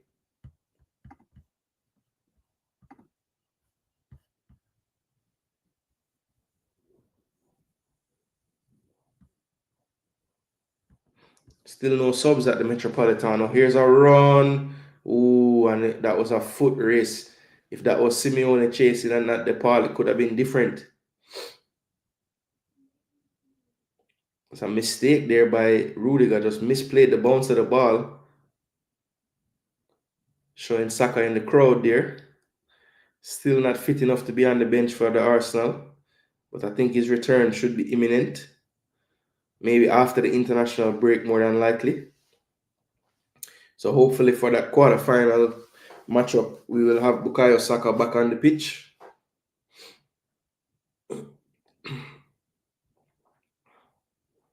Looks like Vinny Jr. picked up a yellow card there.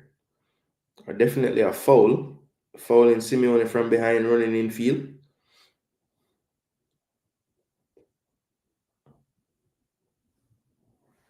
So it looks like he escaped getting a yellow.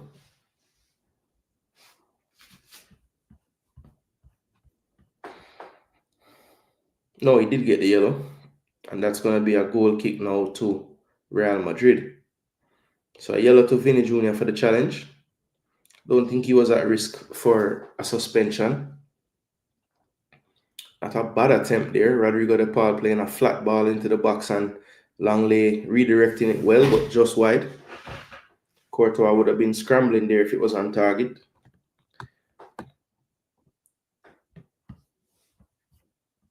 I think I'll just leave it on this screen, because I want to see what I go on in the other game them too. 2-0 now to Aston Villa. This one scored by Matson. Assist from Morgan Rogers. So 2-0, 5-1 now on aggregate. So Aston Villa pretty much in that quarterfinal now. Upper man up 4 goals in the tie.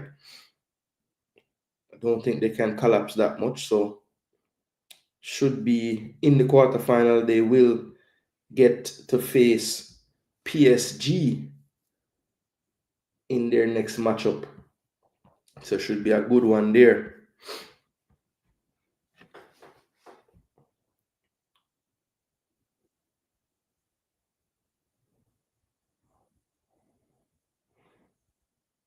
Much of the same from the first half so far. Real Madrid with the territorial advantage, but still not able to create any clear chances.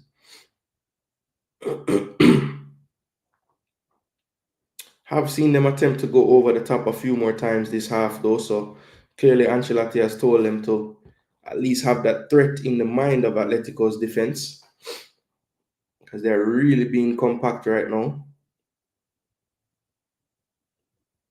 But they're comfortable when Madrid does pass around in front of them. Arteta looks like he's going to make 2 subs. Calafiori and Trossard due to come on. So much for playing the kids today. He's playing most of his first teamers, giving them minutes. Did make a few changes though. No Saliba, no Partey in the starting lineup to start the game. And a yellow card needlessly given up by Rice.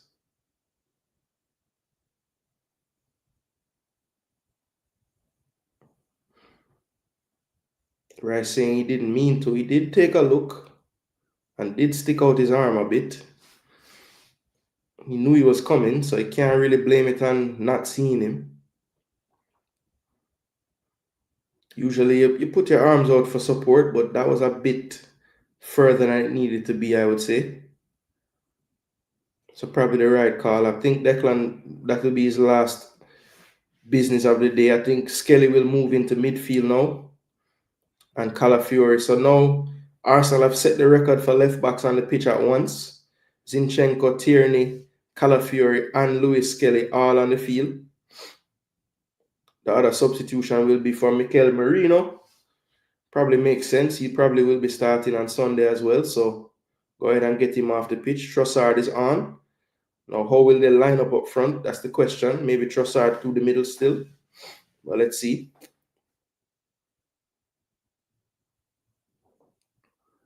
think he just said you're in the middle to someone. Well, let's see.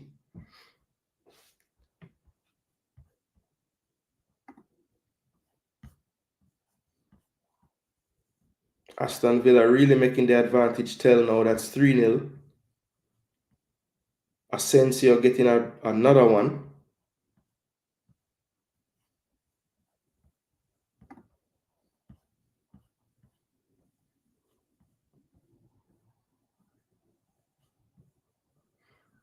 This time Rashford with the assist. So finally they're making the advantage tell.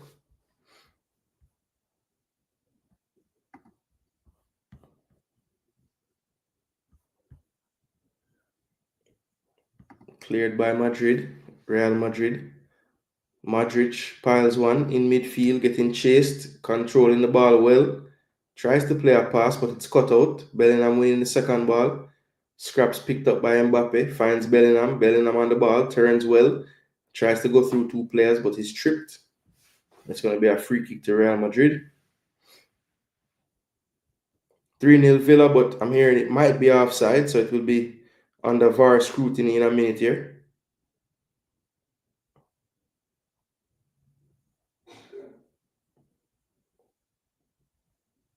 Good ball, Tierney.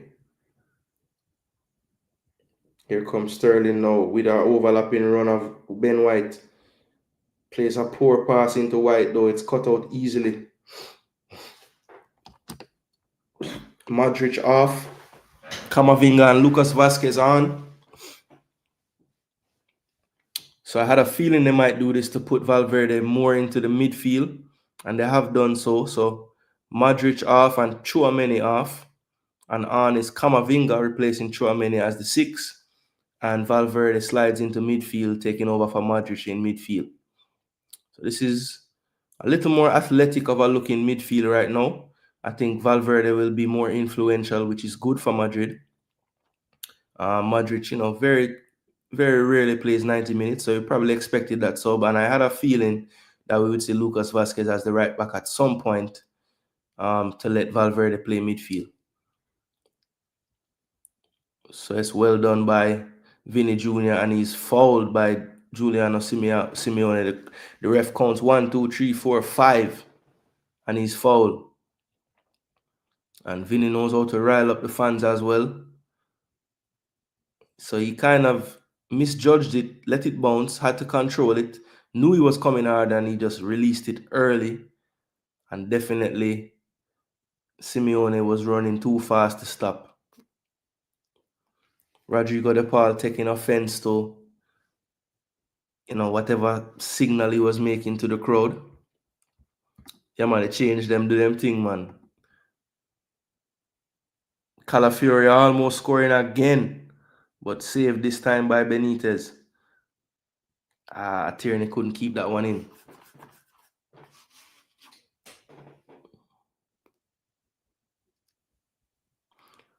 So 2 left backs almost combining for a goal.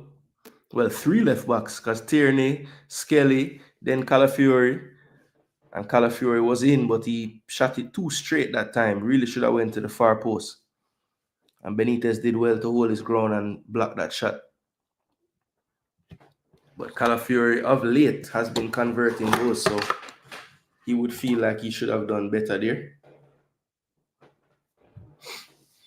Still 1-1, or still 1-0, sorry. So 2-2 on aggregate in the Madrid derby. Just as I thought, it's going to go right down to the wire.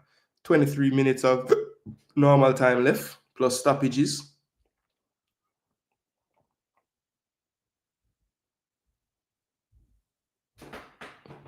Whipped in by Gallagher, far post. Simeone heads it down. Ooh. If that's on his left foot, he probably swings it, but it was on his right. Griezmann, good ball into midfield by Vinny. And here's the first time we see Mbappe now running full speed to the defense line, being double teamed. He beats two, and he's brought down in the box. That's a clear penalty. That's a clear penalty. And I've been saying they have not gotten Mbappe in space with the football.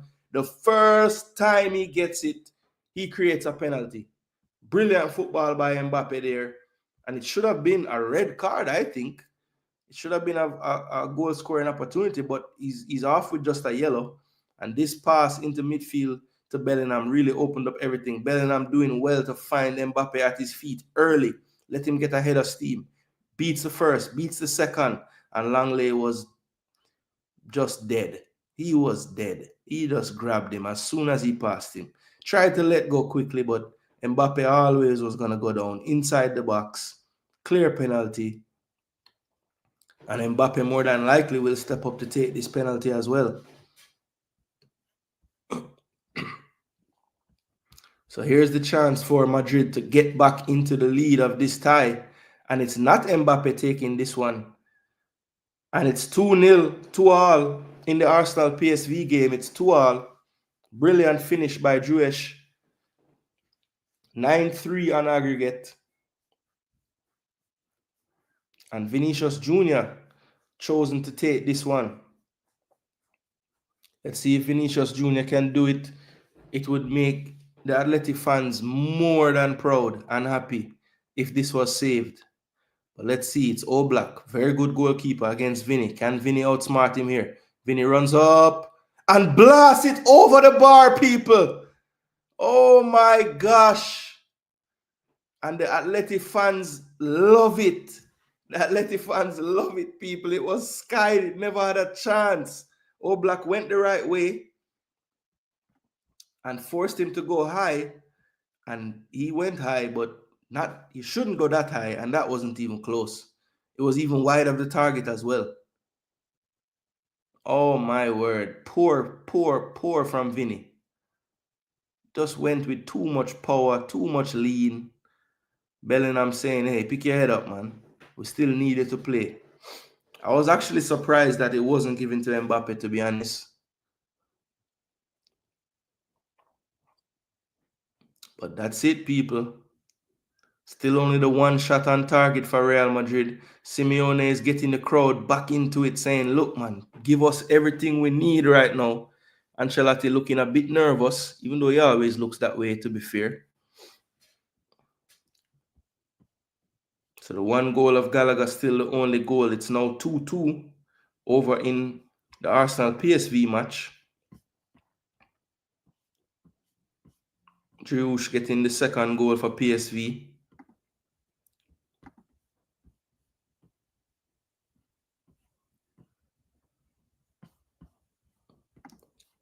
Can't believe Vinny Jr. do that star. And that's a brilliant save at the near post. Simeone having a good game. Might have been going wide, but Courtois wasn't taking any chances. They've been doing in-swingers from this side all game long. This time they're going to switch it up. Alvarez to take the out-swinger. See if they get any joy from that. It's to the penalty spot. Well cleared by Rudiger. Second ball. Chased down well by Alvarez. He whips it back in. And it was almost over Courtois, but that's very difficult at 6'7". Jumps and catches it. A long throw, but well played first ball.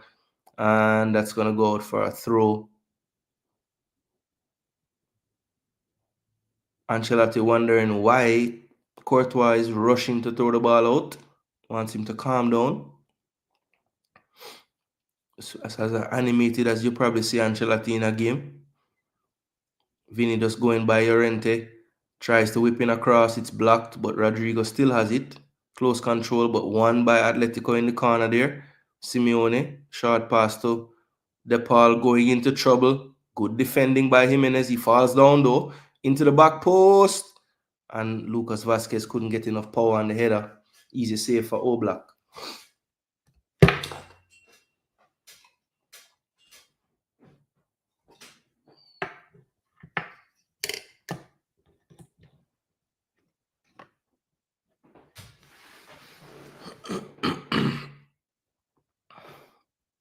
I need to see that goal again, that PSV score, because it looked like it was a 1-on-1. So I don't know how them reached this. So people, please do smash the like button if you're just tuning in, or if you've been here and you just forget, please do smash that like button, people. It's the best way to support the channel. Respect to One again for dropping some £5 on the board earlier. I really do appreciate that as well, One. Haven't seen you comment in a while, so I think you're probably gone. Maybe you forward back in before the show done.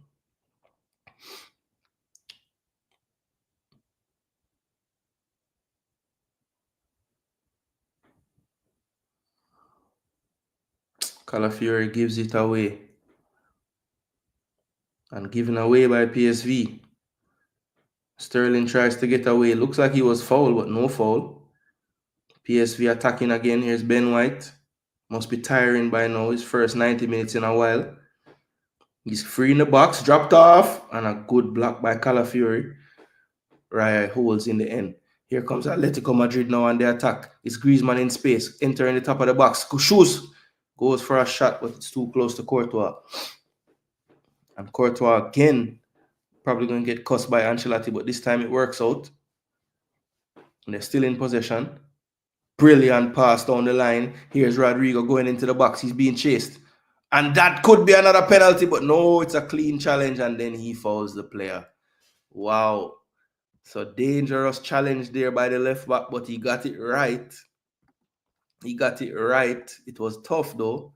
Looking like it could have worked out bad for him. Mandava, but Mandava timing that one to perfection, actually. And it's a free kick given up by Rodrigo, trying to win the ball back after that. So a free kick to Atletico in their box. Jorginho goes wide.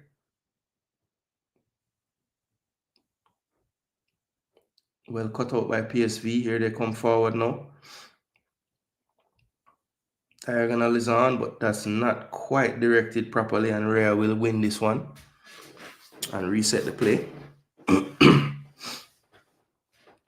So Arsenal, I think they have 5 wins on the bounce in the Champions League. I think this would be the first time they would have ever won 6 in a row if they can find a winner here. Honestly, don't really care about that. Quite meaningless. I think trophies is the only thing I care about currently. So let's see. How much will Real Madrid rue missing that penalty is the question. And what does that do for the psyche of Real Madrid, period, if this game goes to penalties, knowing that they've already missed one? Does that matter at all? I don't know.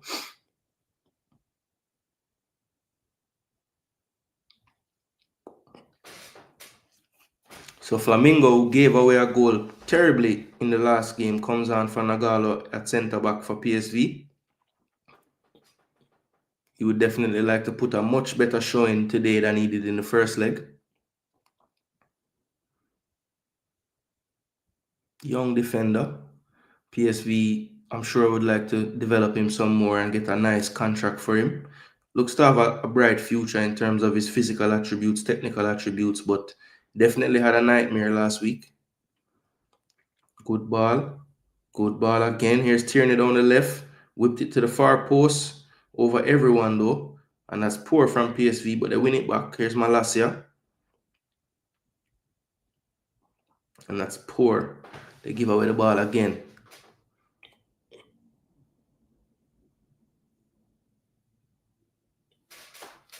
And it's a dangerous free kick given up. 3 more subs. 3 more first teamers coming on. So no one here tonight. We're going to see Odegaard, Timber, and Martinelli come on. I think Ben White probably going to be subbed off for protection. Zinchenko as well making his exit. Scorer of the first goal. Very good goal. Courtois caught that one easily. Dangerous set piece, but dealt with well by Madrid. Real Madrid. 12 minutes plus stoppages left in the Metropolitano. Valverde comes forward, finds Rodrigo, overlapped by Vasquez. Vasquez doesn't get it. Vasquez was offside as well, I think. Yeah, he was. Just give him a chance to get back on side first, no man. So the first sub, Zinchenko. Walking off, another sub for Real Madrid. Number 11, Rodrigo, exiting the field of play, and Brahim Diaz coming on.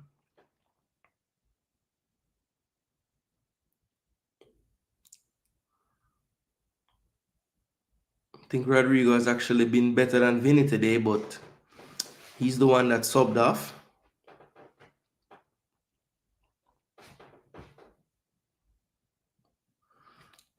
And Martinelli is on for makeshift left winger Kieran Tierney. I think Sterling will move over to the left, Martinelli on the right, Trossard through the middle. The other sub would have been White for Timber and Odegaard for Zinchenko. That should be a foul on Brahim Diaz, but it's no call. It's going to be a throw into Atletico Madrid. Goal scorer Jurek is off. Bajarka Terovic is on. So he scores a goal at the Emirates, the equalizing goal as of right now.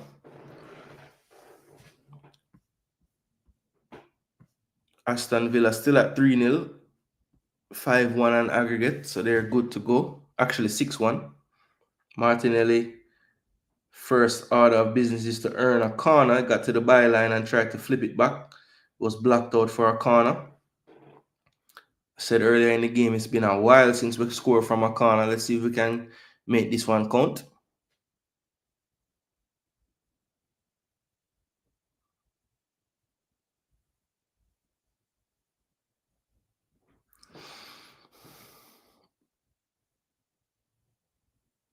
Barrios and DePaul still holding it down in the midfield. I think one of those two will be subbed off soon to get some fresh legs in there.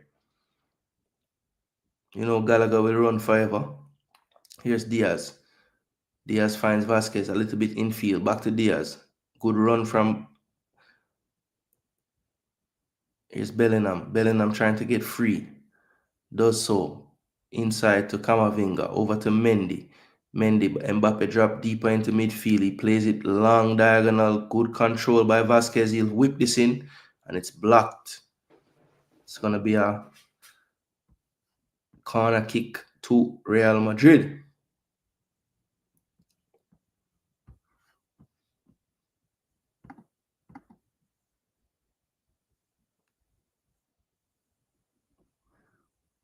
PSV will try to counter. Well done by Timber there, using his strength and speed to win that ball. Here's Skelly. Salada boy, how you mean? Skelly goes wide. Here's Sterling. 1v1. Take him on. Take him on. Yes, beats him down the left. Cut back. Odegaard trying to spin with it, but couldn't. Was that Odegaard or Trossard? I'm not sure. Either way, neither one of them could control it well enough.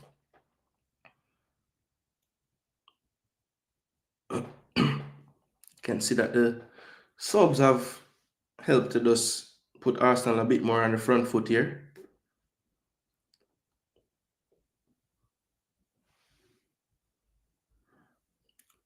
Brilliant pass by Odegaard. Here's Timber into the box. Trying his best to get on the end of it, but couldn't quite get there.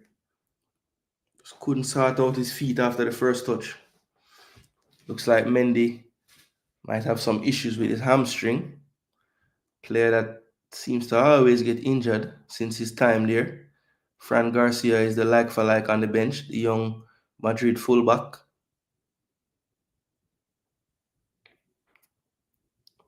Yeah, Mendy knew right away.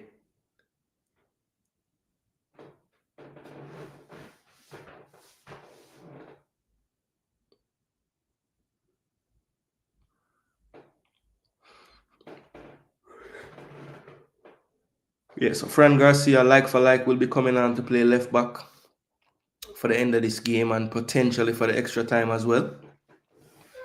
Solid performance from Mendy today. Not the best on the back line, but didn't make any big mistakes or anything like that. As it's still 2-2 at the Emirates. This one's looking like it's headed towards a draw, but Arsenal have tried to put their foot on the gas the last 5 minutes or so, so maybe they'll find one. So as I said, a 4 sub, like for like. Maybe Garcia had plans of coming on, but definitely will have to know. Mendy walked off the pitch, so hopefully it's not too bad. Maybe he could feel that it's potentially getting to that red line point of something pulling. So he wanted to take no chances there. Still a lot to play for Real Madrid on all fronts. La Liga, they're right in the thick of it as well.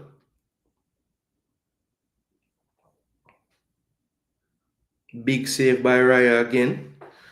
So as soon as I'm saying Arsenal look more likely to win the game, Raya is the one who has to make a save first. Everyone backing off, backing off. And that was arrowing into the corner as well. Good save from Raya.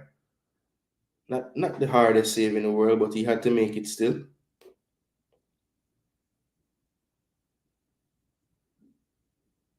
Timber under pressure. Can't keep it in, but doesn't concede a corner at least. Good flick from Bellingham. He almost got to the end of that one. Here's Brahim Diaz.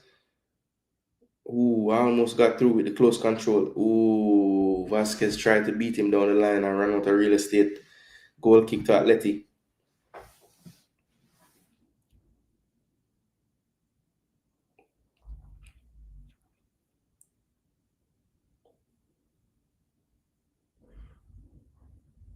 Sterling taking forever to win that ball. And that's actually well done by Raya because I think that would have been a corner. Looks like Samuel Lino will be coming on to replace Conor Gallagher. Very similar type of players, workhorse type midfielders. Lino will give you a bit more pace.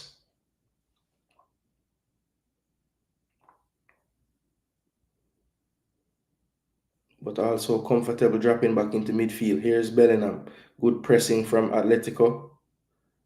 Ooh, Martinelli almost getting to that one. Over the top.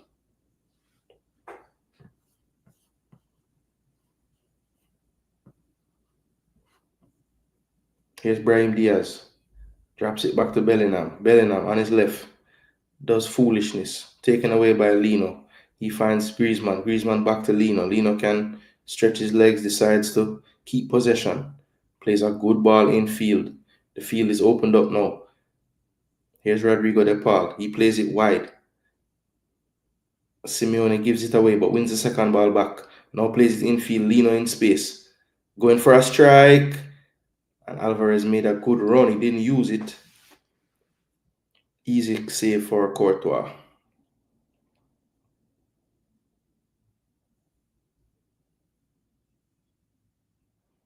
PSV on the front foot. Here's a switch of play. Cut out by Jorginho. Second ball won by PSV. And that will be easy for Raya to claim. No outlet to go straight. So he's just holding. Mbappe down in the center circle, but no foul. Atletico on the ball. The game has slowed down considerably in terms of the pace. I think both teams realizing how close we are to the end of the game. We're in that no mistake zone now. Here's Griezmann going into traffic, beats one. Good sliding challenge by Camavinga though. Good turn by Bellingham. He finds, and that could have been problems, but a crucial challenge by Jimenez. What a ball into space, and that's a foul on Fran Garcia. It has to be. And it's not judged to be a foul. Wow. I think he deemed that Simeone was looking for it, but man, he got on his wrong side. And I don't know, most refs call that.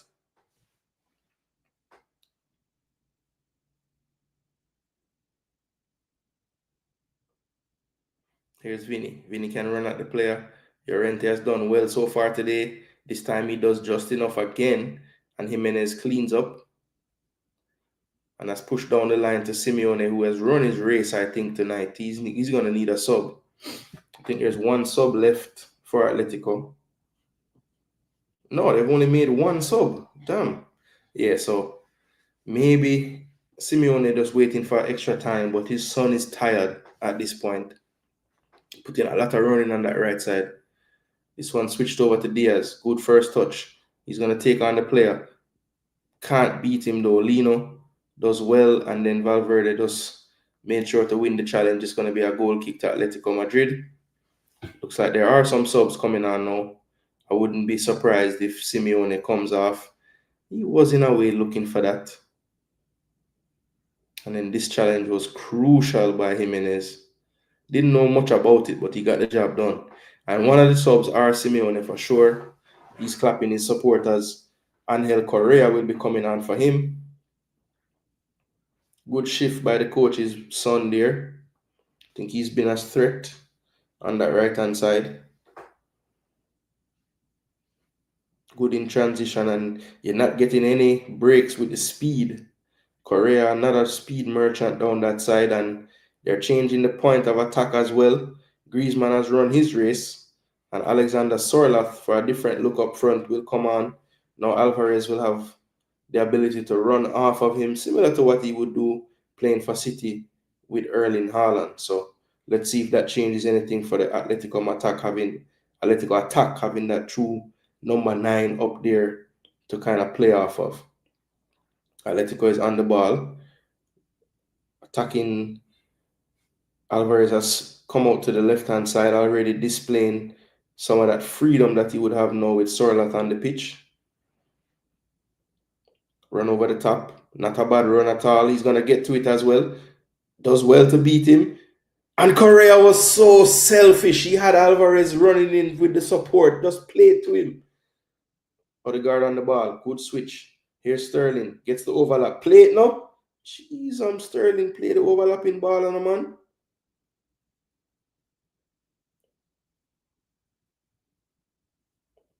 Oh, Sterling cannot score if his life depended on it, man. What a flick by Odegaard there. Raheem can't believe him never scored that. And he was onside as well.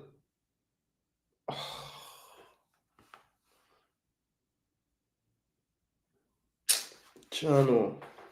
Keeper didn't know much about it, but he knew enough. He knew enough.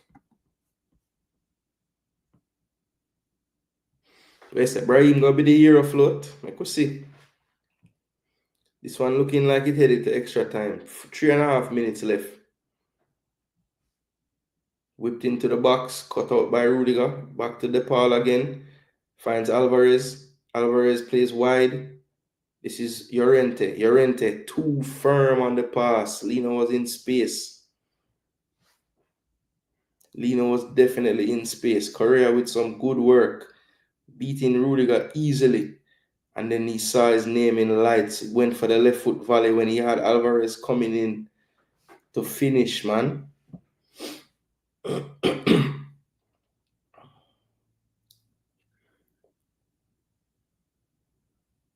So PSV have done a good job on these set pieces today.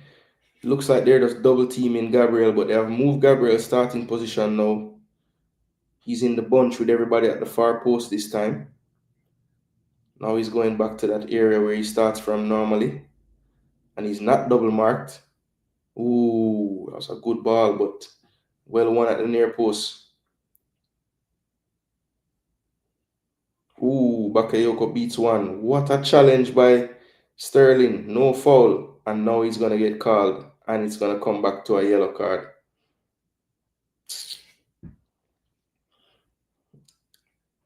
It looked like he got over the ball that time. Definitely caught the player.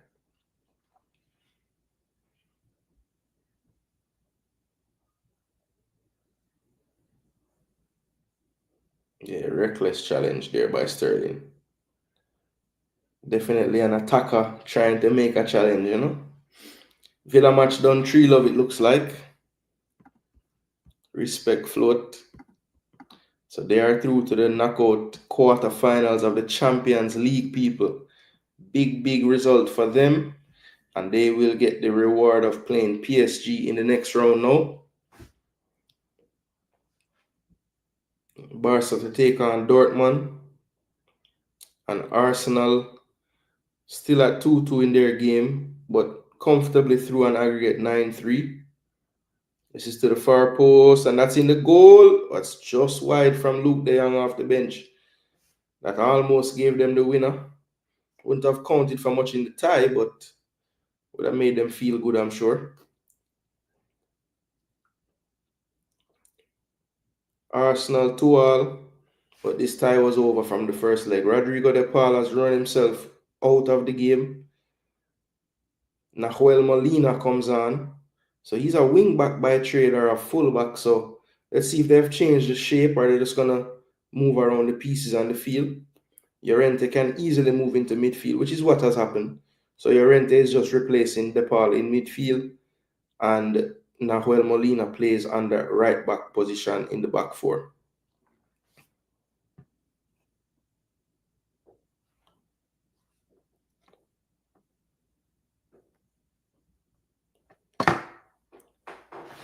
So all eyes on the Madrid match now, as all the other fixtures are over. And like I had predicted, I thought we would need extra minutes to find out the winner of this game, and it's heading that way. We have played the full 4 minutes now, but the game is not over. Sorlath with it, close to the corner, does well to turn, but it looks like he was offside already.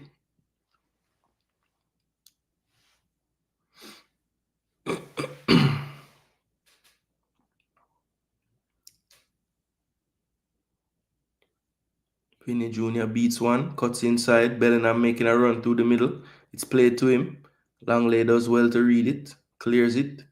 Secondary clearance by Barrios. He has lasted the entire 90, but he's looking tired now.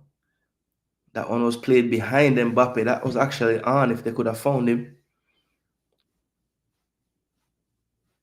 Simeone trying to tell Oblak to just relax, but he does a good throw, and that one will end it, people. So it's 1-0 to Atletico after the 90 minutes, 2-2 on aggregate. And like I expected, we are no nearer to knowing who is going through after 90 minutes here at the Metropolitano. So we have 7 of the 8 quarterfinalists booked. We have on one side of the bracket Bayern versus Inter and PSG. No. Let me check which side them depend. Knockout phase.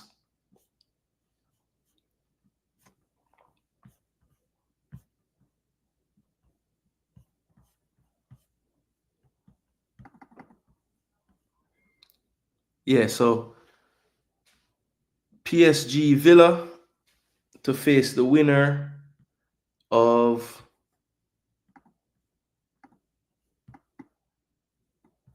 what happened here? Yo, I don't get it, why this thing won't show properly on the damn screen.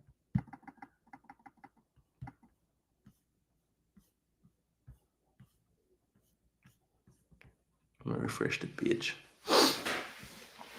All right, so I have the bracket right here. So basically, as you can see,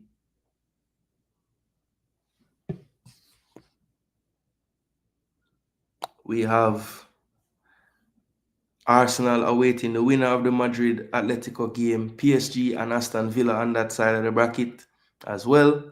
So potentially, those are the teams on that side. And then the other side of the bracket already set: Barcelona, Dortmund, and Bayern versus Inter. Those games will be played on the Tuesday, and the PSG Villa, Arsenal versus one of the Madrid teams will be played on the Wednesday. That's the week of the 8th and the 9th and the 15th and the 16th, people. So that should be good for looking forward to those games in April. So 7 of the 8 set in stone.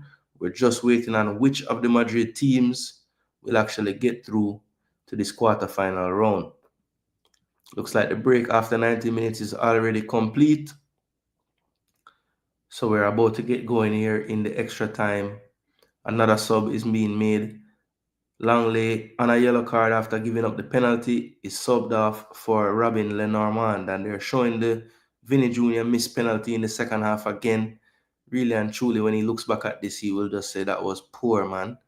Wasn't even close.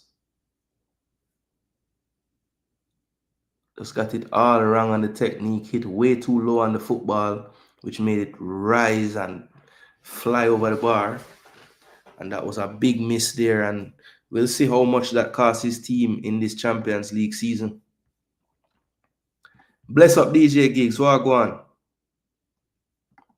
You're smashing it out the park, by the way. Reminds me of cricket commentary. Thanks again, Talawa, for those kind words.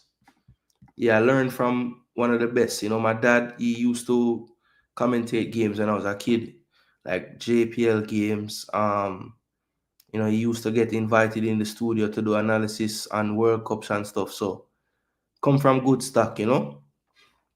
And I've always watched football like this. So like when I'm watching games, I very rarely have the sound on. I'll always watch it and just kind of I like to analyze the game without hearing the commentary, because sometimes the commentators can even like set your brain a certain way of how the game went. So to truly analyze it without any thoughts in my mind, I like to listen to it silently. And because I used to do that, I used to always start to just commentate for fun, you know. So a lot of the things I do on stream here, I've been doing in my own life before YouTube forever. So it's not really like it's that hard for me, you know. One Chippy Bailey, I know bloggers was already making their thumbnail. Bailey bench in Champions League game will be sold this summer. Big up Rob Spit. Yeah, man, big up to Pops every time, for real. Commentary fits you. Respect. Yeah, it's fun. It's nice to try to describe the action to people that, you know, I'm sure you're watching it as well, but a lot of times, you know, the commentary in the Champions League is pretty good normally, but most of the times, like if I'm watching MLS or I'm watching like a CONCACAF game, I don't really like most of those commentators. So probably better off listening to me, to be honest. All right, here's Real Madrid in possession in their own half. We just got kicked off, at least on my stream. Maybe you're a bit ahead of me, but I'm going to leave this on the board so you can see what's going on in the Champions League with the fixtures that are coming up. Make myself a little bigger. Don't know if you guys can quite see that, you know.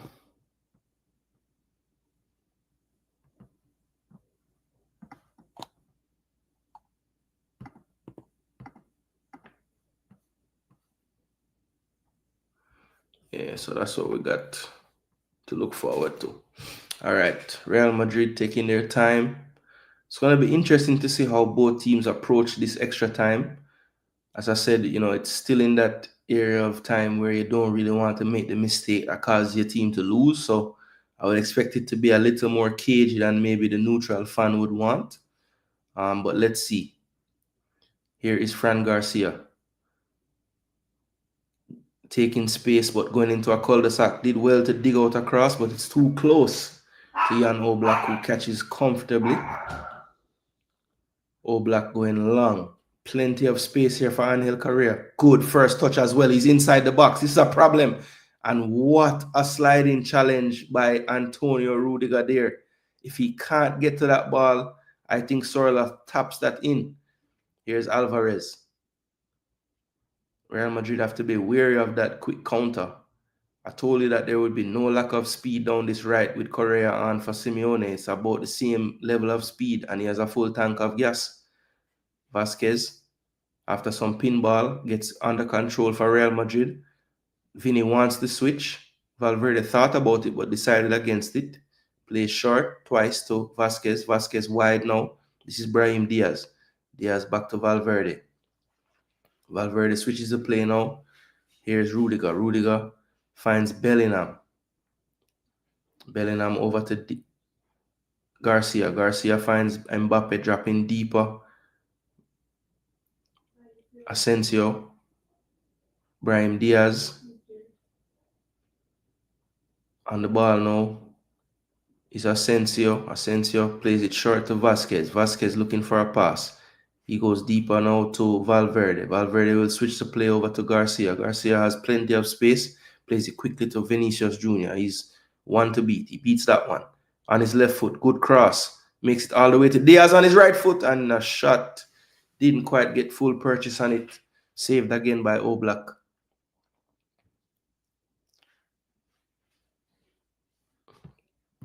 Oh, you're relying on me for the commentary. Or even better. That's a good tackle by Bellingham, but the first initial call was against against Camavinga, sorry. Bellingham is very upset, but it wasn't called on you, Jude. It was Camavinga. Here's the replay of that counter-attack. Brilliant first touch by Correa. Second touch out of his feet.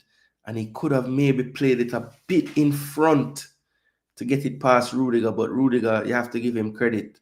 Timing that challenge to perfection, facing his own goal, able to get it out for a corner and not put it into his own net. Correa. Good 1-2. Play down the wing now. Here's Llorente. Llorente whips it into the near post and Sorloth gets his head on it around the penalty spot, but not enough power on the head of Courtois with the catch. And it's a quick counter-attack now for Real Madrid. Here comes Brahim Diaz right at the halfway line. He drops it back to Vasquez. Vasquez now with Valverde. Valverde, Vasquez, and Diaz have really been interchanging on this right-hand side, trying to make space for themselves. Here's Valverde exchanging passes with Diaz. Now Camavinga in midfield. He's going to switch the play now to Bellingham. Bellingham with a lot of space. Looks up, looking for a pass. He switches the play again. This time Diaz infield. He has Vasquez on the touchline. Doesn't use him. Comes back inside. Now uses Vasquez. Vasquez has a one-on-one situation. He drops it back to Diaz. Too much space, I think. But he's closed down now. Wider to Vasquez. Vasquez getting closed down. Stays in possession. Looking for a pass. Back to Diaz. Diaz on his left foot. Looking wide. Plays it wide to Vasquez. Vasquez will probably swing this in. Keeps it in on the line. Looking for support. Doesn't find it. Thought he had some, but he didn't. Here's Alvarez winning the ball. And that's a good ball into the channel to Sorloth. He has one to beat, but not really trusting his pace, so he keeps the ball. Goes back to Alvarez. Alvarez has plenty to switch to. He does switch it. Here's Correa. Good leave by Correa. Behind him is Molina. Molina plays it short to Correa. Correa in space. Has the ball through, but Garcia read it well. Got it back to Courtois, who clears. Mbappe not even challenging really to win that ball, but the second ball drops to Vinny Jr. Vinny running in field now. Passes to Diaz. Diaz has Vinny wide. He uses him. Vinny up against. Good challenge there. Gets the ball completely. And then the player from Atletico goes down with cramp immediately as well. So I think the Atletico team is going to just kick it out for him to get some treatment. Bless up, Chris. Wagwan. Squad a drop Friday, you know. Open up for cost too much after it drop.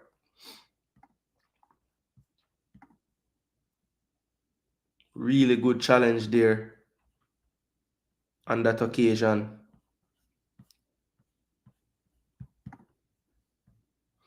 Mandava has really done a good job. Renildo doing a good job today at left back. Kept Rodrigo relatively quiet. Brahim Diaz has been pretty quiet since he come on, and also, Vinny on that occasion had switched over to the right, and he did well in the 1v1. So Renildo doing his job today. Hopefully he hasn't run his race, because I think both teams have made 5 subs, but they are in extra time, so they get one more. You have the veteran Azpilicueta on the bench, who looks like he is coming on now. That's exactly what I was thinking. So Azpilicueta will be coming on. It looks like Renildo will probably have run his race. And Azpilicueta can play left or right back, so more than likely they'll slide him in to play that left back role. So a like for like sub.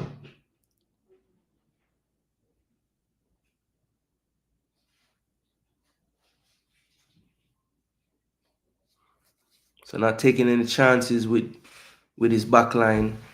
I guess the only drawback to that is for the rest of this extra time now, they'll have to make sure that everybody can stay 100, because that's the last sub possible. So hopefully they have no injury concerns moving forward.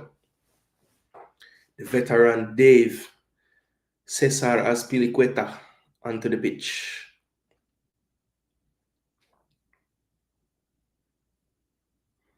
Oblak goes long this time. Has a target now. Hits that target. Sorloth with good hold-up play. Plays it wide. Molina does well to keep it in as well. Plays it infield to Barrios. Barrios looks like he'll be playing this entire match. That's to the far post. A little bit too long, but that was not a bad ball. And Sorloth, if he could have connected that with his left, would have scored a brilliant goal to give them the advantage in the tie. Barrios did well to play that to the far post. And Sorloth just did not get the contact on it, just barely grazed it with his left foot. That's his strong foot as well. Definitely has the technique to score a goal like that, but did not come off that time.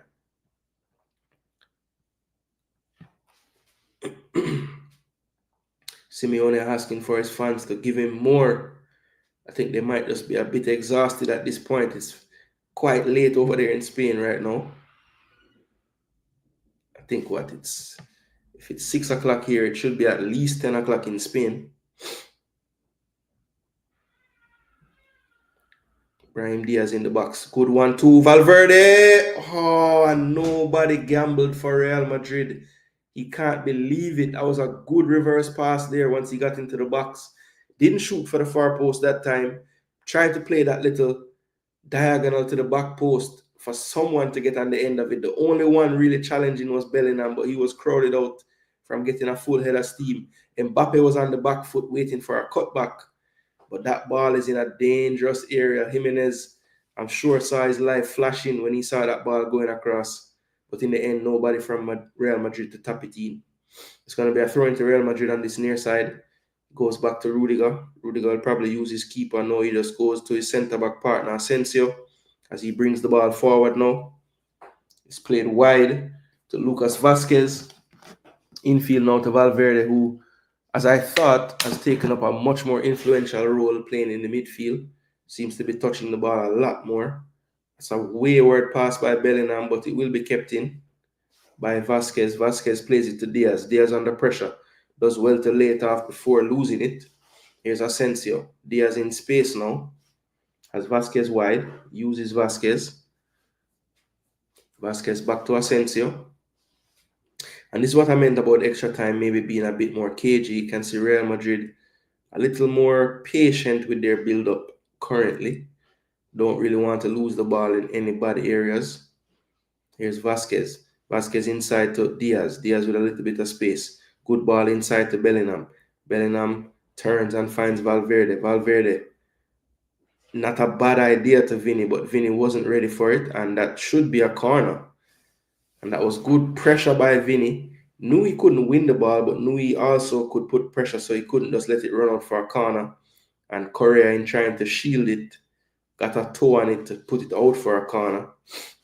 Vazquez looking to play short. Vinny not interested. Wants it to go into the box. Some good targets to hit. Rudiger, Bellingham. Valverde not bad in the air either. But Valverde is actually playing back as a safety for the counter. Correa told to get up that time. Here's Valverde now. This man is full of energy at all times. He plays it wide to Mbappe. Mbappe whips it in. First ball won again by Atletico in the box. They have done that a lot today. Here's the counter attack this time, but that pass is poor. He had all the space of the world on that left side if he could have played that ball better. It's going to be a throw into Real Madrid. Real Madrid got lucky there, I think. Could have been terrible for them. Former Chelsea skipper coming on. Yep. Jano, Jason, you know with the things. Everybody select proper squad except us. Jano, don't remind me. I'm not expecting anything different because I don't see any player make the switch. Yeah.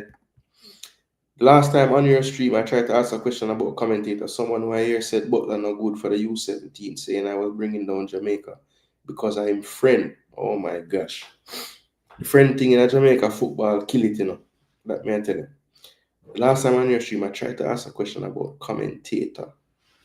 Someone who I hear said Butler not good for the U17, saying I was bringing down. So which commentator? Which comment? You mean you heard the commentator of the actual game saying Butler wasn't good? Or what you saying? Tell me what you're saying there. Atletico can sure hold a lead. Yeah, BM. that really limited. I mean, apart from that one time, Mbappe had a little bit of space to run at them, the man caused a penalty for him. But they have done so well limiting Mbappe getting any ball with any space to run with it. If him have space, him drop so deep, him can't take on everybody from there. The one time him get the ball in the final third, running at the final two defenders, he caused a penalty. But they have done an excellent job limiting that from happening. Alvarez plays it wide. Correa has the overlapping run from Molina. Uses him. Goes into the space. Molina looking to take on Garcia. Doing well here, standing him up. Can he get a cross in? He can't. It's blocked. But he'll win the second ball. Whip it in with the left foot now. And that was curling back towards goal. So easy catch for Thibaut Courtois. We're almost to the end of the first half of extra time, people. We might get to the dreaded penalty kicks in a minute.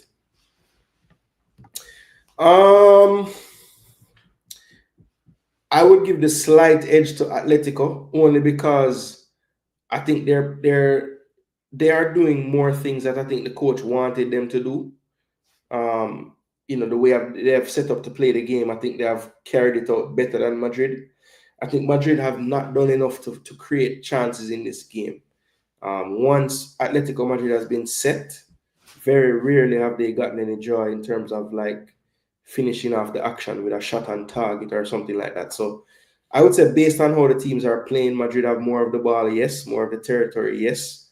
But I feel like Atletico have been more dangerous when they attack. So I would give the edge to Atletico so far. But for all of their, advantage in chances and everything, Real Madrid easily could have won the tie because Vini Jr. had the penalty to put them through and he missed. So I would say on aggregate and on the balance of both games, I think it deserved to go to extra time. I don't think either team really has been so much better to where you could say, yeah, them deserve to win already. Good challenge from Bellingham there. Both teams really working hard right now. Bellingham telling Vinny him have to work harder, which I agree with. It's almost like Vinny feeling sorry for himself so far in this extra time. And since he's missed the penalty, which is why I'm a bit surprised when he made the sub to bring on Brahim, he took off Rodrigo. I thought Rodrigo been playing better in the game, but it's like Vinny is the bigger star, so he got to stay on, I guess. And that's a poor challenge on the edge of the box by Cesar Azpilicueta, the veteran there, not with a smart move. This is going to be a dangerous free kick right on the edge of the box towards that right-hand flank. And Bellingham, as soon as he gets up, has words to say to Vinny. Like, play the ball quicker, bro.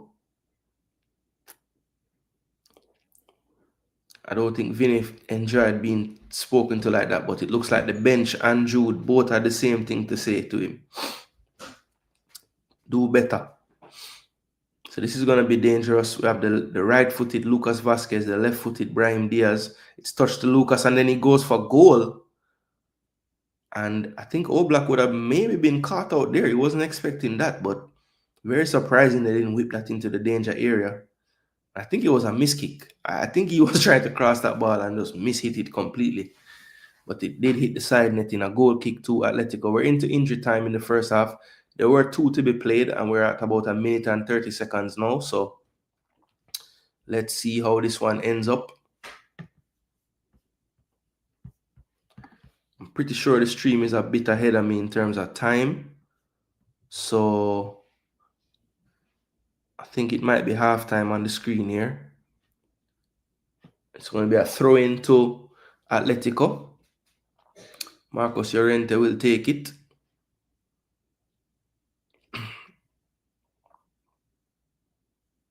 Throws it to Molina. Right back to Llorente. Molina in possession. Good ball into midfield. And that's a terrible time for Atletico to lose. Get the halftime whistle. They had an overload on the right. I think Llorente was about to get played in for a nice cross, but not enough.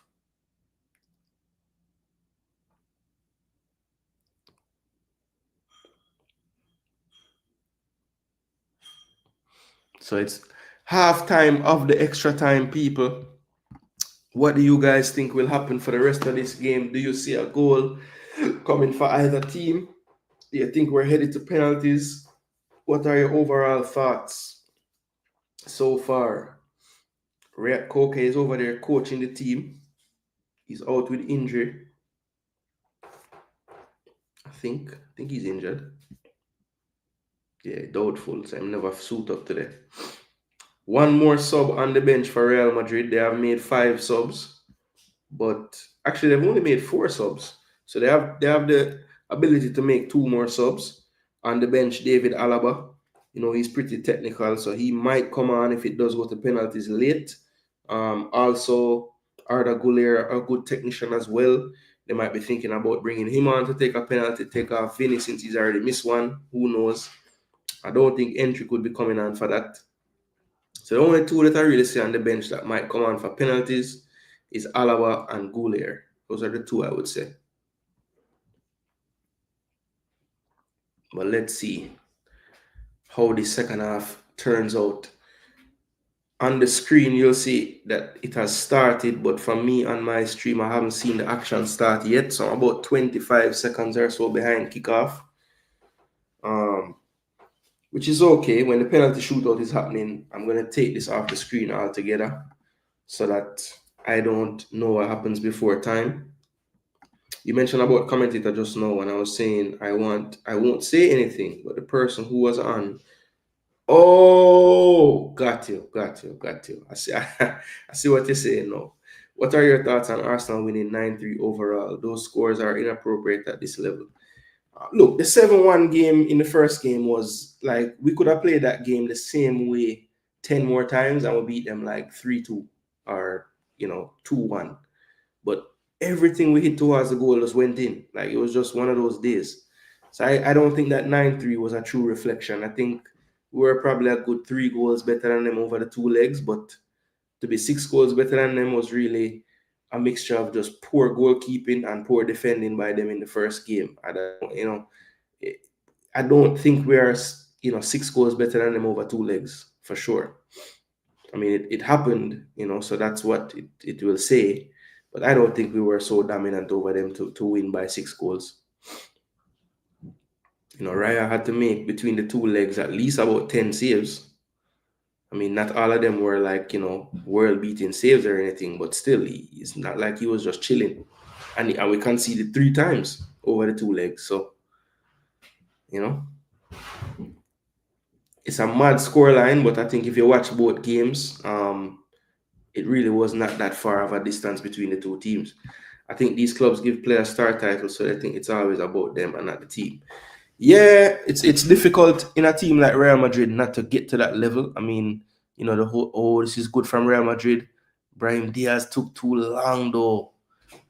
Oh, and I need to see the replay because it looked like it might have hit his foot on the challenge, but they did give a corner. Thought Brahim Diaz, it was on his right foot, which is not his stronger one. So maybe that's why he hesitated to hit it. And it should have been a goal kick. Azpilicueta was dead right. If they score from this corner, you already know. Simeone might blow up the stadium. And this is to the far post. Good first touch by Camavinga, but he's crowded out. Can anybody get off a shot? No. It's cleared. Here's Alvarez. Looking to beat 2 players, but good pressing. And here's Valverde now on the right side. He has a good right foot, but it's good blocking again by Barrios in midfield. This guy has run out. This man run out in tribe today, people. And Bellingham as well. Look at the work rate from him. Oh, that was Mbappe. Wow. Yo, Mbappe putting his all out for Real Madrid right now. Good ball to the far post. Brahim Diaz again not trusting his right foot to hit it one time. And Rudiger was looking for that penalty for sure. It's going to be cleared by Nahuel Molina. But that has to give Madrid fans a lot of joy.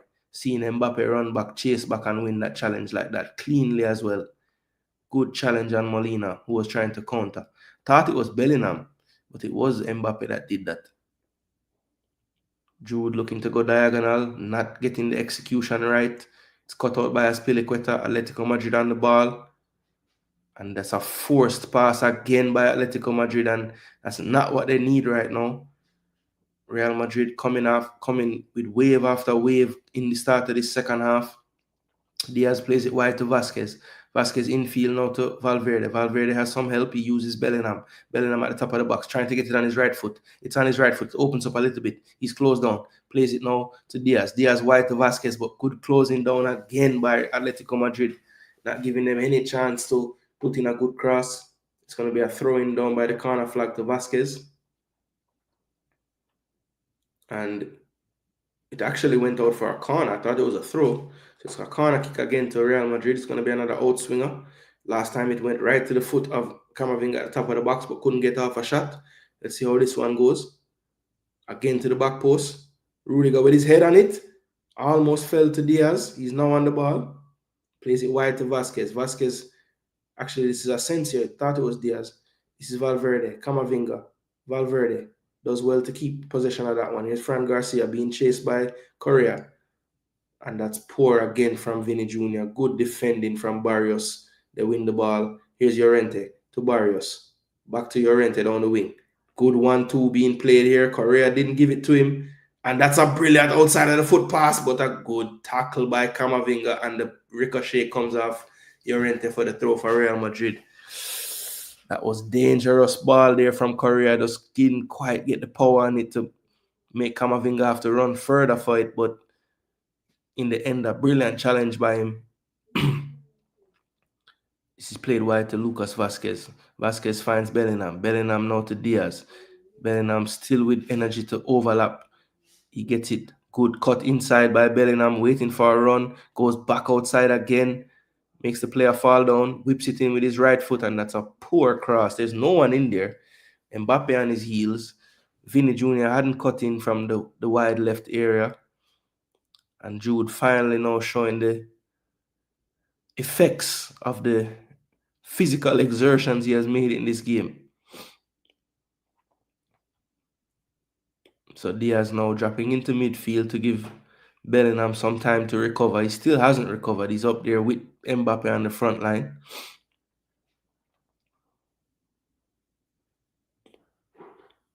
Simeone adamant about something on the sideline, wanting them to attack a certain area of the field.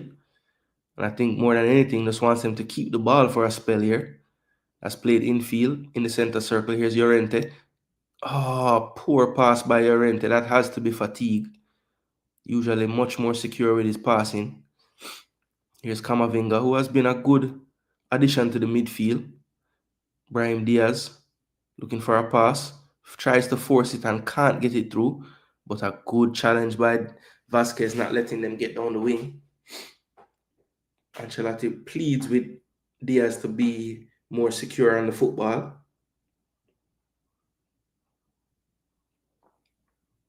And that's going to be a handball to Bellingham, I think.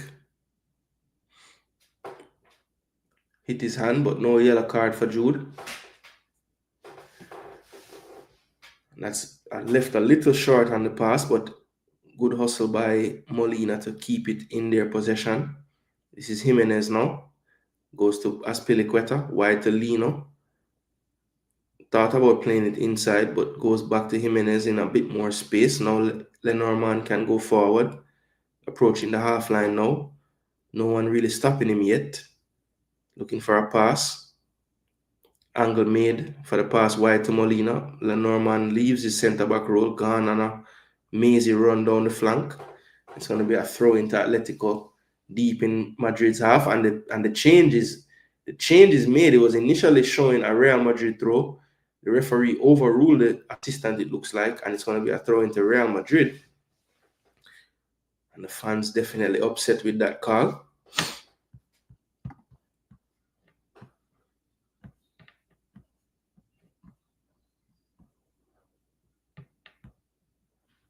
So that's the current players on the pitch, people. They will have to, the 10 penalty takers will be in that, and the Polish official is upset about something. Azpilicueta getting a yellow card for too much talking to the ref, I guess. He's holding his hand behind his back, trying to show a bit of respect, but he's already talked himself into the book. And it was a late challenge on Bellingham. Caught him right on his ankle there as he plays the ball with his left foot. Here's Mbappe into the box, trying to cut back on Jimenez, but he can't. He wants a goal kick again, but I think that time he was wrong. It's going to be a corner to Real Madrid. They've had quite a few corners in this extra time. It's a good ball into the channel to Mbappe, who really almost got the beating of Jimenez, but used all his experience to make sure he blocked that one. Here's Vasquez with the outswinger into the back post. Bellingham gets up for that. It falls to Diaz again on his right foot. Boy, one need to fall to him left foot, man. And a good challenge in the box by Correa, and then he's fouled by Vasquez. And Vasquez holds the ball. And Vasquez claiming he got hit in the side, but why is he holding the ball? It should be a yellow card for Vasquez, because he picks the ball up knowing that it's their free kick. And he's going to give Llorente a yellow as well. A little bit too much force taking the ball from him. And I'm sure they're saying, that didn't hurt. Bit of a clumsy challenge by Correa, But I don't think enough to give a penalty. And then Vasquez falls on the counter, and as you can see on the replay, well, they don't show it, but Vasquez picks up the ball, basically delaying the play. And the frustration of Llorente. So Vinny Jr. is out after all, and Hendrick comes on. So I was thinking maybe for the penalty they would bring on Arda Güler, but it is Hendrick who enters the field of play for Vinny Jr., who I'm sure will be praying to the heavens that they don't lose tonight, because everyone will point to his penalty miss. Still surprised Mbappe didn't take it. What a play by Bellingham. He was falling down but still kept possession. And that's a poor pass that time, though. Looking for Mbappe over the top. Really weary all the players on the pitch now, you can tell. Mainly the players who have been subbed down have the energy to really run any extended amount of time. Bellingham trying his best, but you can see him hunched over there on the field now, just looking like he's really tired. Atletico have an overload on the right. Can they take advantage? Llorente into the space. Molina doesn't use him. It falls into the box, but cleared by Valverde. Lenormand will chase this one, keep it in play. You get a card. Camavinga style of play similar to Karai Anderson. If only they were similar in quality. I tell you.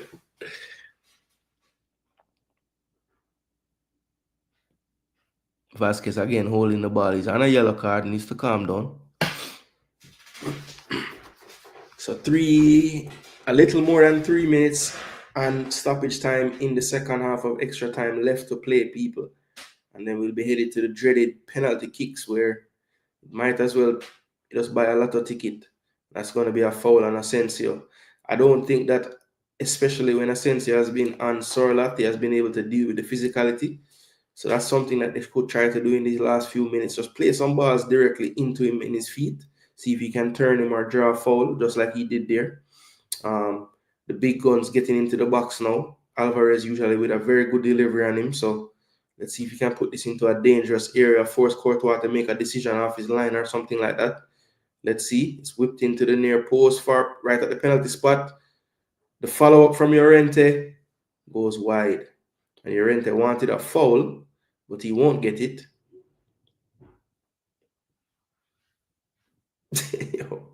Rudy gonna run for slap people in the head back in, man.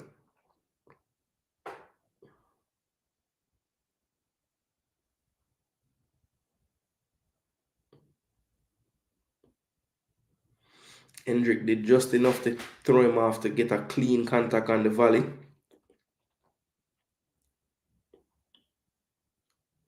Here's Vasquez. Infield to Bellingham. Bellingham turns. Has a runner on the left side. He uses him, but there's too much power on it there. Bellingham has some wayward passes diagonally in this game towards the end of it. I think he's really tired now. Trying his best, still working, but just not coming off like he would want. Throw for Atletico. Good one-touch pass by Sorloth. Brilliant turn by Correa. But again, Camavinga tracking back, gets a foot in to give Madrid the possession.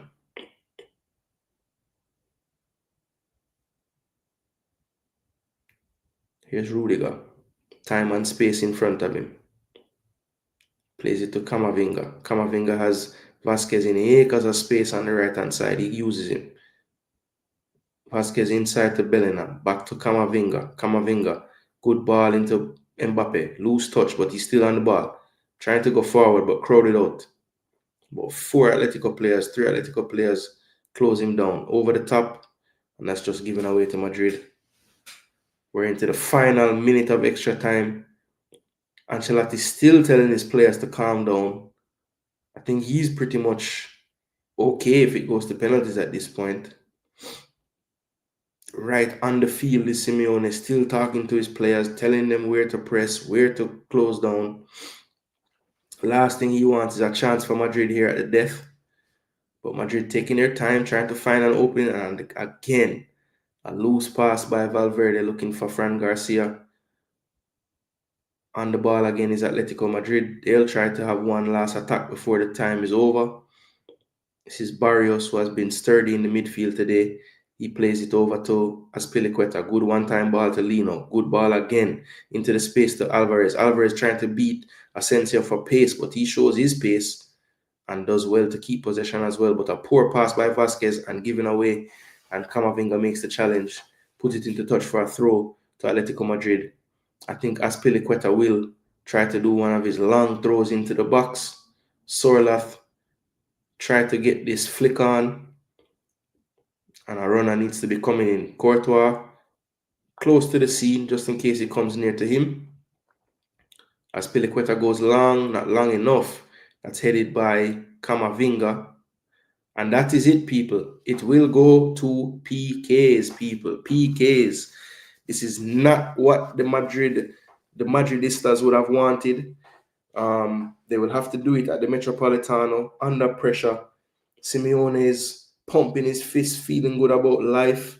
They have done their job. They have turned the tire around, gotten it to extra time, stayed that way in extra time. And it will come down to Jan Oblak, who we have seen in this competition before be the hero. But the man on the other side as well, we have seen him also be the hero in these situations. So both teams don't want to lose is a fair point. I think they have both put in a mighty shift today. But somebody has to lose, and we're about to find out who that's going to be in just a moment here. Very, very short break, people. I'll return very, very soon.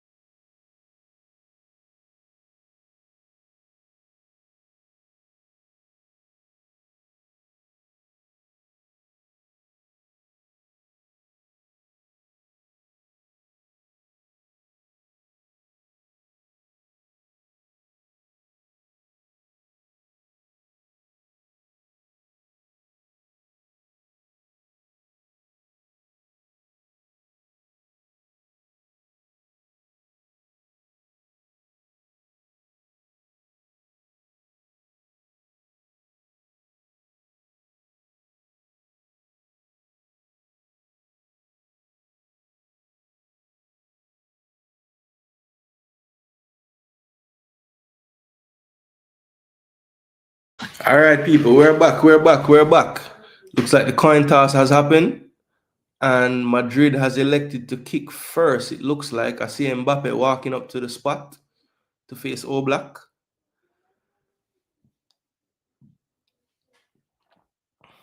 And Courtois knows this set of fans well. You know, he used to play for Atletico Madrid before going to Chelsea, and then ending up back in Madrid at Real this time.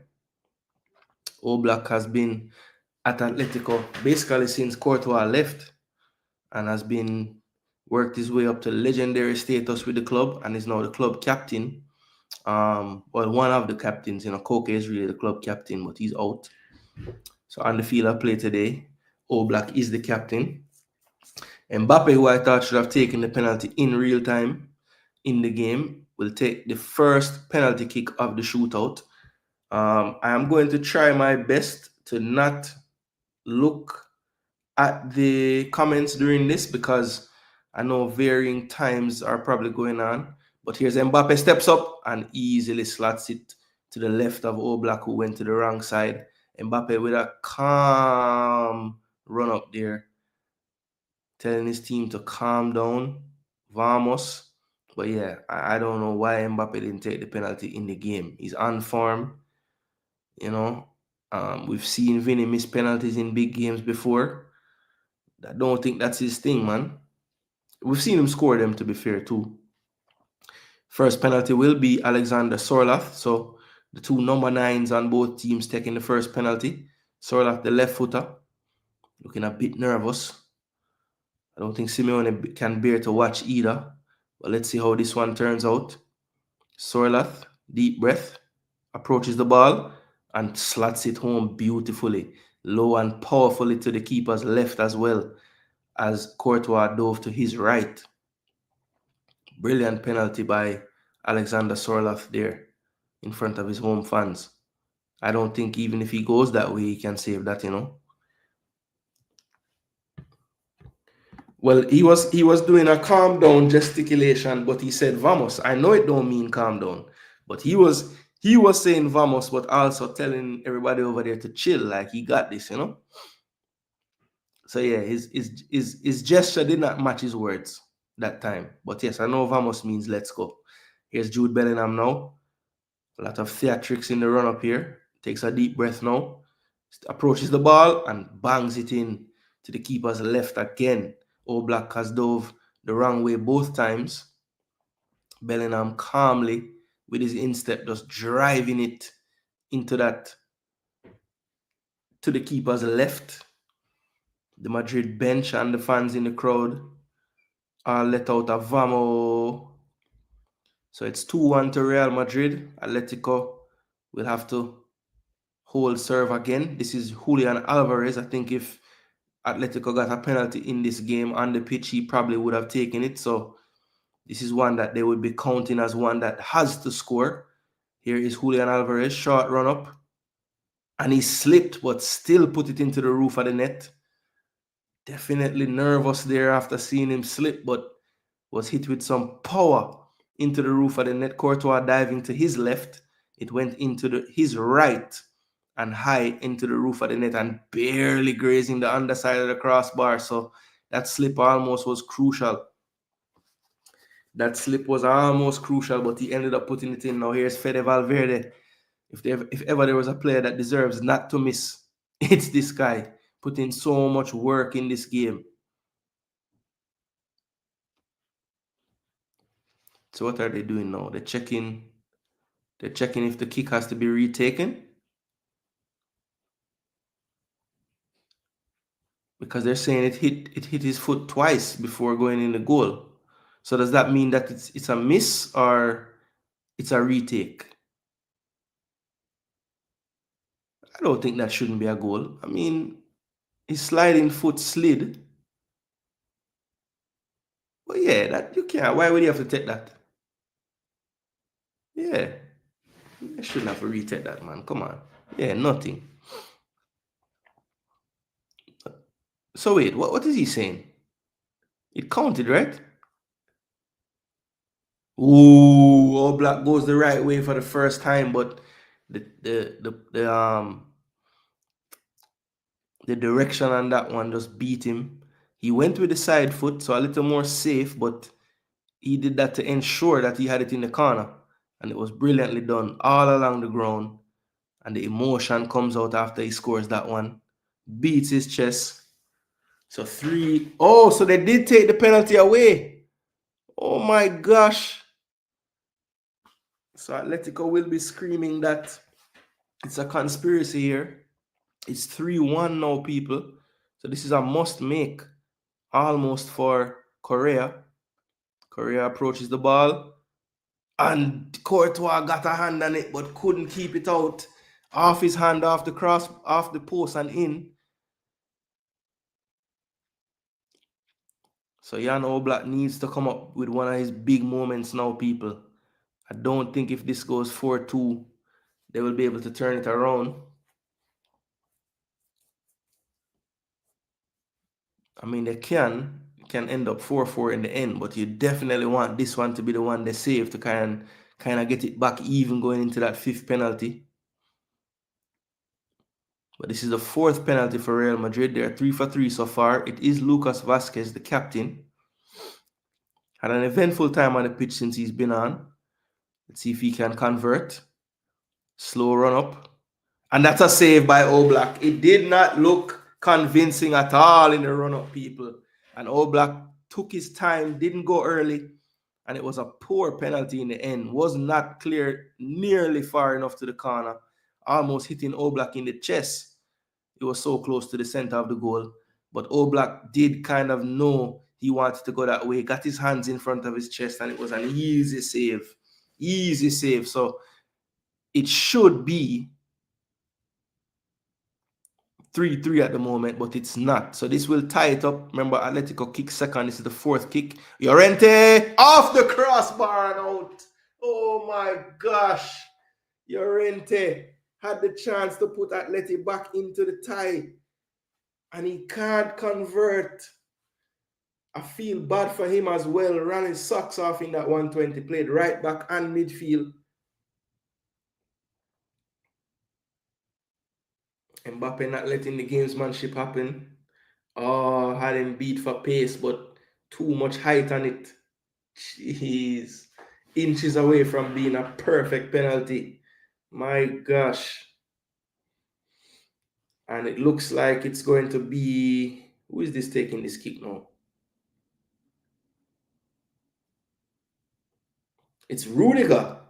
It's Rudiger to win it for them. Let's see Antonio Rudiger. Can he finish it off? Oh, Oblak went the right way, got his hand on it, but it's over the line. And the Madridistas, Rudiger gets to do his high knee celebration. And I don't think the fans will be able to take this one easily because I don't know if they understood what happened on the penalty by Julian Alvarez. It was deemed that he touched the ball twice before it went in, which is illegal. His sliding foot slid. He would have contacted it with the right foot. It hit off the standing leg as well and then went into the goal. And they took the penalty away. Diego Simeone is asking the fans to clap his players as well, even in defeat, for their efforts. And I agree.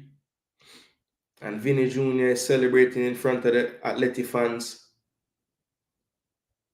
Diego Simeone is livid. I guess the fans aren't showing the support right now. They maybe, I don't know if they're booing, but he's wanting more from them. And Oblak really will regret not stopping that ball, you know. Oh, just the power on it. He couldn't get his hand down in time.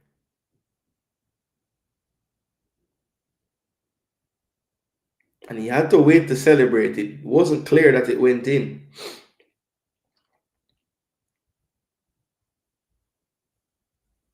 And Real Madrid celebrate as they should. Big win for them in the Madrid derby. Atleti falls just short, and Simeone wants more from his fans. Wants them to clap them off the pitch. They deserve it as well. They played well today. Played well over the 2 legs. But Real Madrid, as normally is the case, find a way to get it done in penalties this time. Would have ended 4-2 on penalties. unluckily missed by Alvarez, who scored, but it did hit his foot twice, they deemed, so it didn't count. And then off the bar, the crossbar by Marcos Llorente, just not enough for Atletico Madrid today. So the quarterfinals are set, people.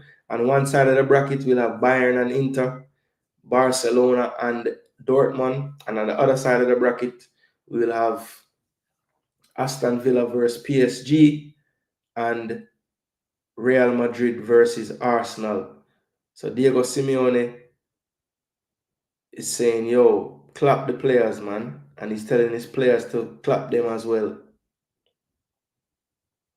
Man say, yo, don't feel bad about your side. Vinny Jr. now go happy till when I man them run out and thump him in the mouth, you know, man. Man just all egg on the man them in the crowd, brother. But that's good. That's good by the Atleti fans there. They are, yeah, man. They fling things after them and all kind of things now. Oh, so close by All Black, man. Jeez. He had a feeling that Rudiger wasn't going to look at him ever or give it away. So he was waiting till the last second, and the pace on it just beat him slightly. Couldn't keep it out, Star. Tough loss, tough loss. Tough loss. I'm going to watch all of the post-match for this because I want to hear what they're saying about that penalty by Alvarez, because he scored it, but they took it away due to they must have ruled that it hit his standing leg before entering the goal, as well as the right foot as well. So tough way to go down, boy. So it looks like the players have finished saluting their fans and they're walking off now. Madrid still on the pitch saluting their away fans who made the trip in their little corridor of the stadium. But Real Madrid is through.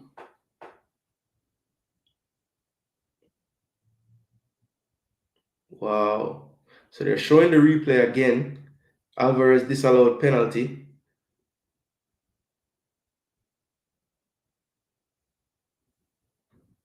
So yeah, his foot did slip. It did brush his left foot on the way to the goal.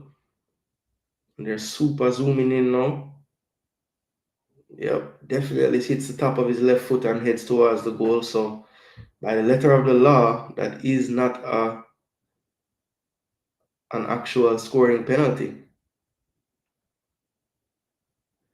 The ball cannot touch you twice before going into the goal. But damn, that's a tough way. I mean, his foot just gave out on him, yo. And he did well to still contact it the way he did. I think that's why it kind of barely went in on the underside of the bar. Hitting that other foot gave it a little more height. And I mean, they're really slowing it down and zooming it in to show that it did touch the other foot. But that's tough. That's tough. Damn, Madrid, LOL. Hate along failed. Well, I didn't really have a dog or a horse in this race, honestly. I just wanted to see a good match, which we saw. But I would love to hear what TT is saying on this broadcast, which will get me a nice fat copyright. So I will not turn it up while I'm on stream, but I'm going to turn it off now. They're talking to the referee official in the studio, the young lady from the US. So yeah, we're gonna listen to what she has to say. She's the rules analyst, Christina Uncle. But yeah, people, listen. It was a marathon. I think it's the longest stream I've ever done. It was 5 hours long, people. I enjoyed bringing you the content, commentary, analysis. We will be back in the first week in April, or second week in April, to give you the first leg of the quarterfinals. We know the matchups are set that Tuesday.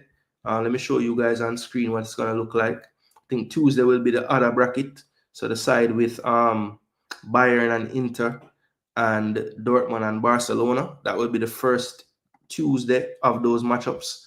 And then after that, we'll go into the Thursday matchups, which are going to be as you'll see on the screen here. So they haven't actually chosen which one is going to be on the Tuesday or which one's going to be on the Wednesday. But Real Madrid, Arsenal, Real Madrid, Arsenal, PSG, Aston Villa. That's one side of the bracket. And then on the other side of the bracket, we're going to have Bayern and Inter and Barcelona and Dortmund. So the quarterfinal round is set. As you can see, they're all showing the same day for right now, but two of them will be Tuesday, two on Wednesday, and they usually flip them for the next week. So we'll wait and see what they decide as far as which games are what day. If I know the competition, typically they try to. I would want to have both sides of the bracket play the same day, so there's no difference in time off and rest and all those things. So hopefully that's how they'll do it. But we'll find out as we get closer which one is going to be on Tuesday and which one is going to be on Wednesday. So the 8 quarterfinalists are as follows: Arsenal, Real Madrid, Barcelona, Dortmund, Bayern and Inter, and PSG and Aston Villa. And of course, one side of the bracket has Arsenal, Madrid, PSG, Villa. The other side of the bracket has Barcelona, Dortmund, Bayern, and Inter. So we have 8 proper teams into the next round. I really don't see much of, none of these ties I think are just lopsided anyway. Madrid obviously would be favorites against Arsenal, but I do feel like Arsenal have the type of defense that can at least, keep the game close. Barcelona will be favorites over Dortmund, but I think Dortmund's know-how in this competition will help them. Bayern and Inter, probably one of the more even matchups of the 4. And then PSG and Aston Villa. PSG definitely will be the favorites, I would say, but Aston Villa has been one of the better performing teams in the competition right throughout. So 4 good matchups, people. I think it will be some really good football when those matchups do come around. But for now, people, that will put an end to this marathon stream. Again, I want to thank all the people who tuned in. Hopefully you guys have been running up the likes throughout the day. One, thanks again for the super chat earlier in the show. We really do appreciate it. And everybody else who tuned in, all the regulars, Hot Chili, Float Management, DJ Gigs, BM, One was here earlier. Chris Smith check in for a minute as well. Talawa TV was praising the commentary because she wasn't watching, so she was thankful for the commentary. So respect to you. Rob Smith came in to make sure him let the Chippy Bailey haters know that he's watching them. Yeah. So big up to everybody that tuned in. Martin passed through as well. Mass Sports World was in the building earlier. Miss Melina Duke was here early on as well when we first started out. So yeah, man, respect to everybody who dropped a comment, dropped a like, shared the content. And if I got any subscribers today, thanks so much for joining the platform. But once again, people, my name is Jason Gooner. This is Jason Gooner TV. And until next time, I want to say peace, love, and blessings to each and every one of you. Big up on yourselves, and we're out.